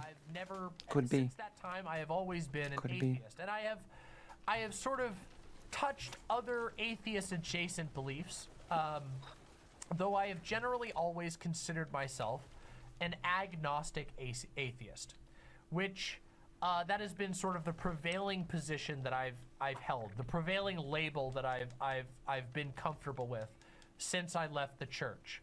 Basically, the idea is atheism doesn't make any positive claims about the universe, but simply says that you don't believe, and you believe that there's reason, there is evidence to say That's right. that the claims of certain religions aren't necessarily true, but that of course you're not really particularly interested in proving the non-existence of God, because that's not it's a heavy particularly filter, I see. scientifically possible. You can't prove a negative in that way. Oh yeah, somebody was just asking about a saying that my church used to have. I mean, you could. Rioma You asked. could if there was something contradictory in the concept. That's how you go about that. There are ways to prove negatives, even in terms of like stuff like God. But I get her. I get her meaning. She makes sense. Demon Mama, what was your church's saying about doubt being like a fort wall having a door? No, they used to. It was similar. It was an open mind is like a fortress with the front gates open. They were very anti the idea of an open mind. They believed it was a good thing to be closed-minded. And yes, doubt was a part of that, but it's actually generally it's a saying that goes against inquiry in general. It goes against curiosity in general. An open mind is like a fortress with the front gates open. Yeah. So. No. Yeah, that was a saying that was constantly repeated in my church. Constantly, like I'm saying, like they said it, like often, very frequently. Why is President Sunday so angry? Get good, President Sunday. Yeah. Speaking of churches and watches, the Russians Patriarchate published that poorly edited picture with the very expensive watch visible in the desk reflection. Jesus. They literally told you not to think for yourself. Yes, they were very bold about it. They would say, they would call knowledge that wasn't from the Bible the knowledge of man, the wisdom of man, meaning that it was useless. You should throw away the wisdom of man, and you should only get. Isn't man created in the image of God? And the Bible itself. They were very, very solid about that belief. Aren't humans created in the image of God, and so is their wisdom? Sort of. Into, if you want to go that route. Atheist thinkers. Some of the ones that everybody Hitchens. recognize, the Christopher Hitchens. There you go. There you go. I knew it. 2 books by Sam Harris. This was before Sam Harris went like intellectual dark web. This was when he was just he mostly branded himself as like an atheist guy. They were bad books, to be fair.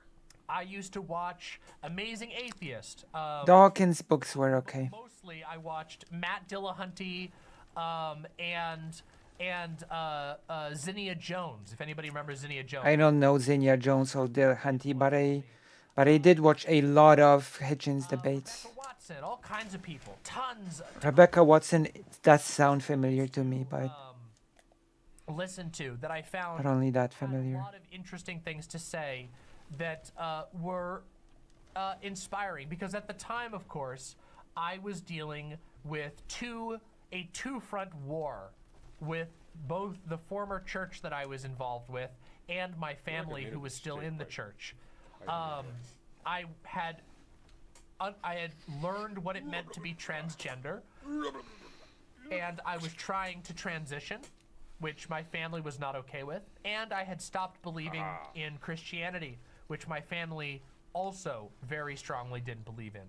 So this atheist content of all the types that it took, videos and books and everything podcasts and all that stuff, was very, very important to me. And very valuable to me. And in some ways, I even, you know what? I'll even go so far as to admit this. I was a Reddit atheist for a while. I spent time on Reddit.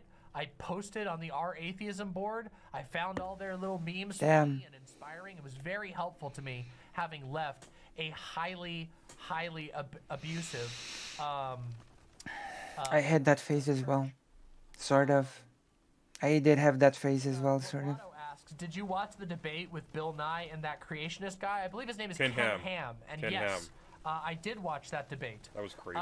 Also, one of the most sort of infamous anti-evolution debaters actually came to my church multiple times, and I was personally $5 I had says a it's Kent personal a learning session with his name was Kent Hovind. Yes! Got it. He had a creationism theme park or something along those lines. And he came to my church, and actually we had a one-on-one conversation about the Bible together. Unless I'm wrong. Ken Ham is the creationist theme park. So, yeah. But Kent Hovind is well known. He's been I don't know who that is. Occasions, I don't know who that is. Had a one-on-one session with him. Don't know who that he's is. a really weird guy. He's a bozo. Yeah, he's a Abused his wife and kid, infamous, apparently, and if he's memory also he serves. also went to prison for massive tax fraud. But yeah. Okay. Um, Am I thinking of Kent Hovind? I don't care. He deserves it anyway. Let's talk about some other things. Let's move this Someone forward. confirm for me. I I don't don't wanna want to be just slandering spend my a guy. time talking because Not I'm that it going to would be save doing a him. video in the near future that's an update to my spiritual deconstruction. For those of you who are interested in my full story with the cult, I have a video up called Demon Mama's Spiritual Deconstruction. You can just search that video on YouTube. You'll find it very easily. And I'm going to be doing an updated version with a bunch of my new thoughts very soon. I've been working on it a lot in the background when I'm off stream. But let's keep talking about what I want to talk about today. Okay. Atheism has been very important to me. And one topic that has become repeatedly controversial, and also a topic that I have gone back and forth on, is the topic of anti-theism. Anti-theism basically being a principled stance. I'm going to try and frame Not this unlike that charitably. disgusting A principled greaseball stance uncle against theism. any sort of claims about God or the supernatural or religious beliefs in general. Anti-theism is a pretty broad term, and people take it to mean a lot of different things, but I want to be as charitable as possible to the anti-theist position. I am not an anti-theist generally. However, before I here we go. This is the part we're here before for. I go too hard on anything or jump into anti-theism or explain why I'm not an anti-theist, No, don't I do should that, be you're clear demon about law. something. Just go all out. Christianity in America, How can you be an anti-theist as a demon? Christianity is As a mama of demons. toxic, and I genuinely believe that the American Christian movement, the conservative Christian movement, also sometimes referred to as Christian nationalism, sometimes referred to as Christian so many of these. fundamentalism. This movement, I believe, is a actual danger to the planet. Not just to America, Oh, to the not planet. just I agree to with this, actually. countless young people and families who are victimized by the horrible behavior of their religious leaders. Here's something that's often touted as like a slight against atheists, that people who are embedded in like a religious institution or structure or whatever, they have better mental health outcomes than atheists do. But a major part of this is that they actually have zero investment in real things. So, impending climate disaster, that's okay. They'll be reincarnated in a theme park after they die anyways. Mass poverty, that's okay. What matters isn't that people are given like a basic standard of living. What matters is that they are told to say the secret password, and therefore they get into the theme park after they die. There's a total lack of investment in the actual world, while simultaneously that's used to make them entirely passive towards all of the ways in which they directly benefit from the deprivation of others or are active in that. Anyone who's had a Christian landlord knows that they are not going to be kinder than you for the bare sake that they believe Jesus Christ died for our sins. If anything, they might actually be more callous to you than a lot of other ones. It's really disturbing. In my humble opinion, I think one of the greatest enemies of actual, like, sincere Christian belief in present day is the notion of Christianity itself, because it acts as a cultural blank check for a whole bunch of people to just be completely awful and to give themselves total moral permission to be awful. Because what they do bad, that's covered. And they don't have to do anything good, because the world's doomed anyways, and also saved anyways. It's True. a cop-out. So of course, non-religious people are more stressed. They're actually trying to fucking do something in a lot of cases. Or they're not drunk to the effects of not doing something. I actually think this movement needs to be fought against extremely hard. Like, and by the way, like, when Nietzsche's talking about nihilism, he's not talking about the atheist who cares about things for reasons that derive from personal value, self-interest, and feeling. He's talking about precisely that. He's talking about the person who puts no stock into things that are actually real, who just flat out treats the world as a done game that is That's right. no consequence. Yeah. And often that is precisely because of Christian belief. It doesn't infuse the world with meaning. It robs the world of meaning and acts quite literally as an anesthetic to the harshness of reality, which is not a benefit. That means they're not sensing the actual state that the world is in. They're not like getting they're not going to the poor and washing their feet and weeping at the state of mankind. They're doing the G.K. Chesterton thing, where there's just these jolly, rotund, happy people whose sole virtue is being smug and indifferent to awfulness. Jesus. And you'll see this all the time. It's even in their fucking literature. So maybe I have it here. Let's see. Do I have my copy of that here? I'll have to go to the other room and grab it, but I will. Will you? Yeah, give me one Will second. you grab it? Actually, it bleeds over into Jordan Peterson stuff too. Oh no! Oh no!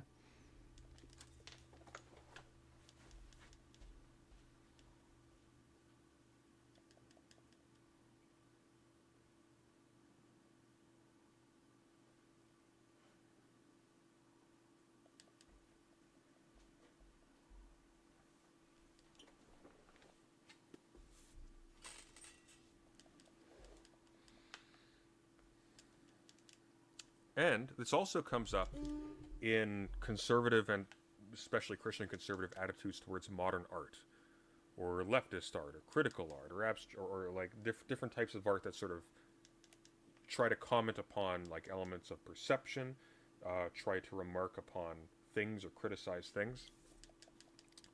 This is William Lane Craig's Reasonable Faith. Christian books frequently look like this. They'll be white and pristine and made like a teacup. Trying to, in some sense, like, I don't know, enrobe them in some aesthetic of purity or something. Whereas, like, leftist books frequently, like critical books will be fucking ugly or jarring or things like that.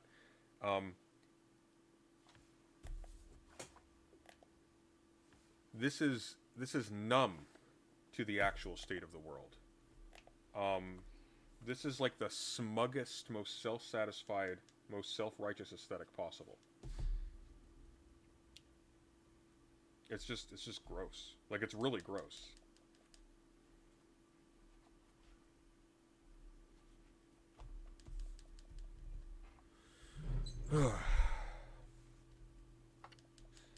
Oh, and case in point. Who do you think Peterson is appealing to? I might die again.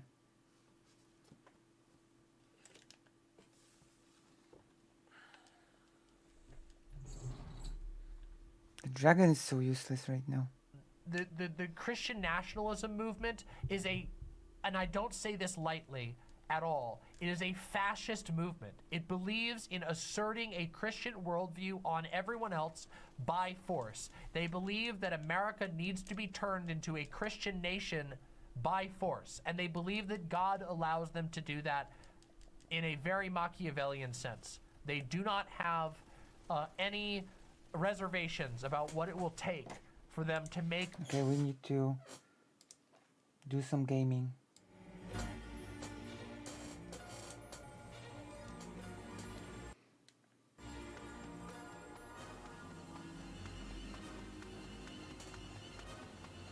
How do you use the dodge? I'm not even sure how to use the dodge. Oh, this. Okay. Okay. Thank you.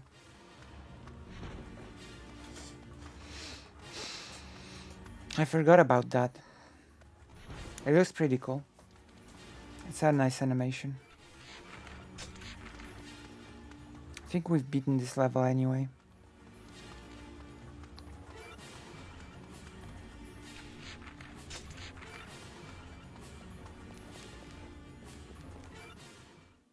The enemy is routed. Where are the captured elves? Dead.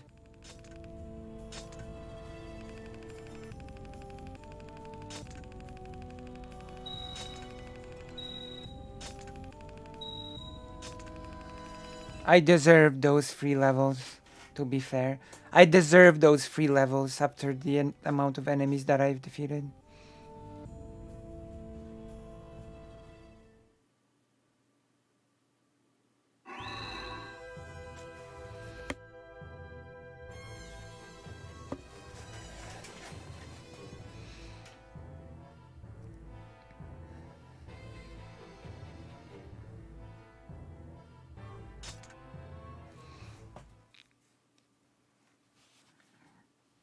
Save.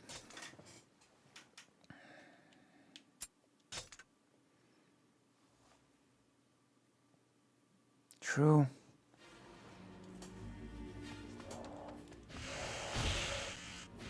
I have work hardcore. Uh-oh. Oh. So, the elves were taken elsewhere.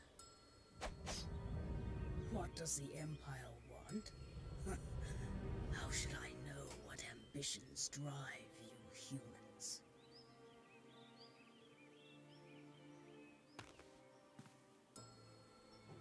What do those red eyes mean? Verdelay. His voice, it is gone.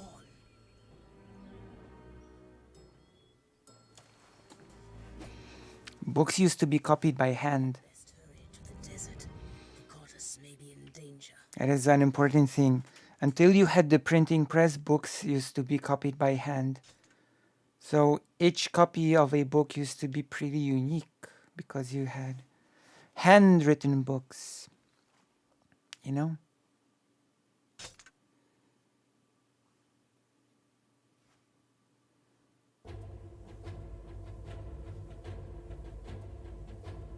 I can choose a destination now. I'm sorry, where am I supposed to go?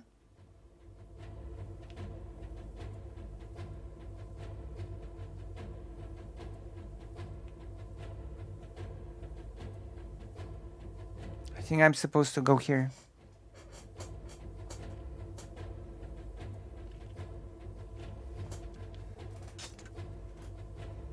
I think I'm supposed to go here.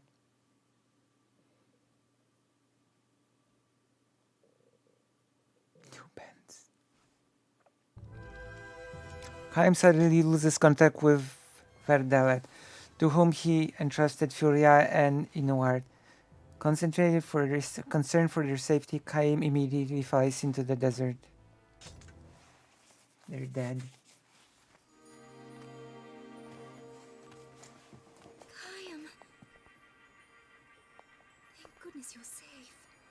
What of Inuart and Verdelay? Were they taken? Yes. To protect me.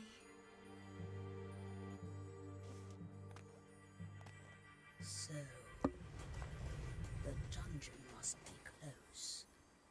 Break through and we may find them.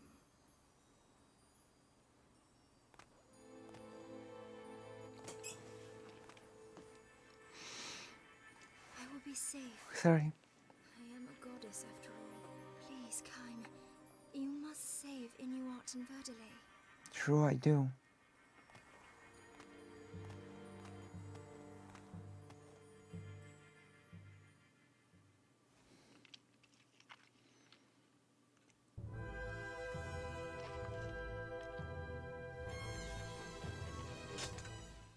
Okay, we're gonna save. And then we're gonna go to sleep. Okay, we're gonna beat our level. This darkness, I cannot see who is foe and who is friend. Does that matter to you? Maybe.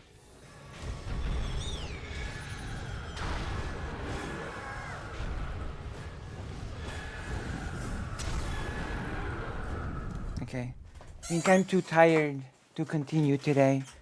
So I'm gonna go to sleep for today.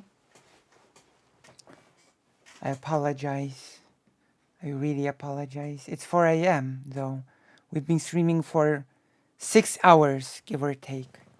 So I'm gonna take a short nap And I'll be seeing you on the next one, okay? Is that okay?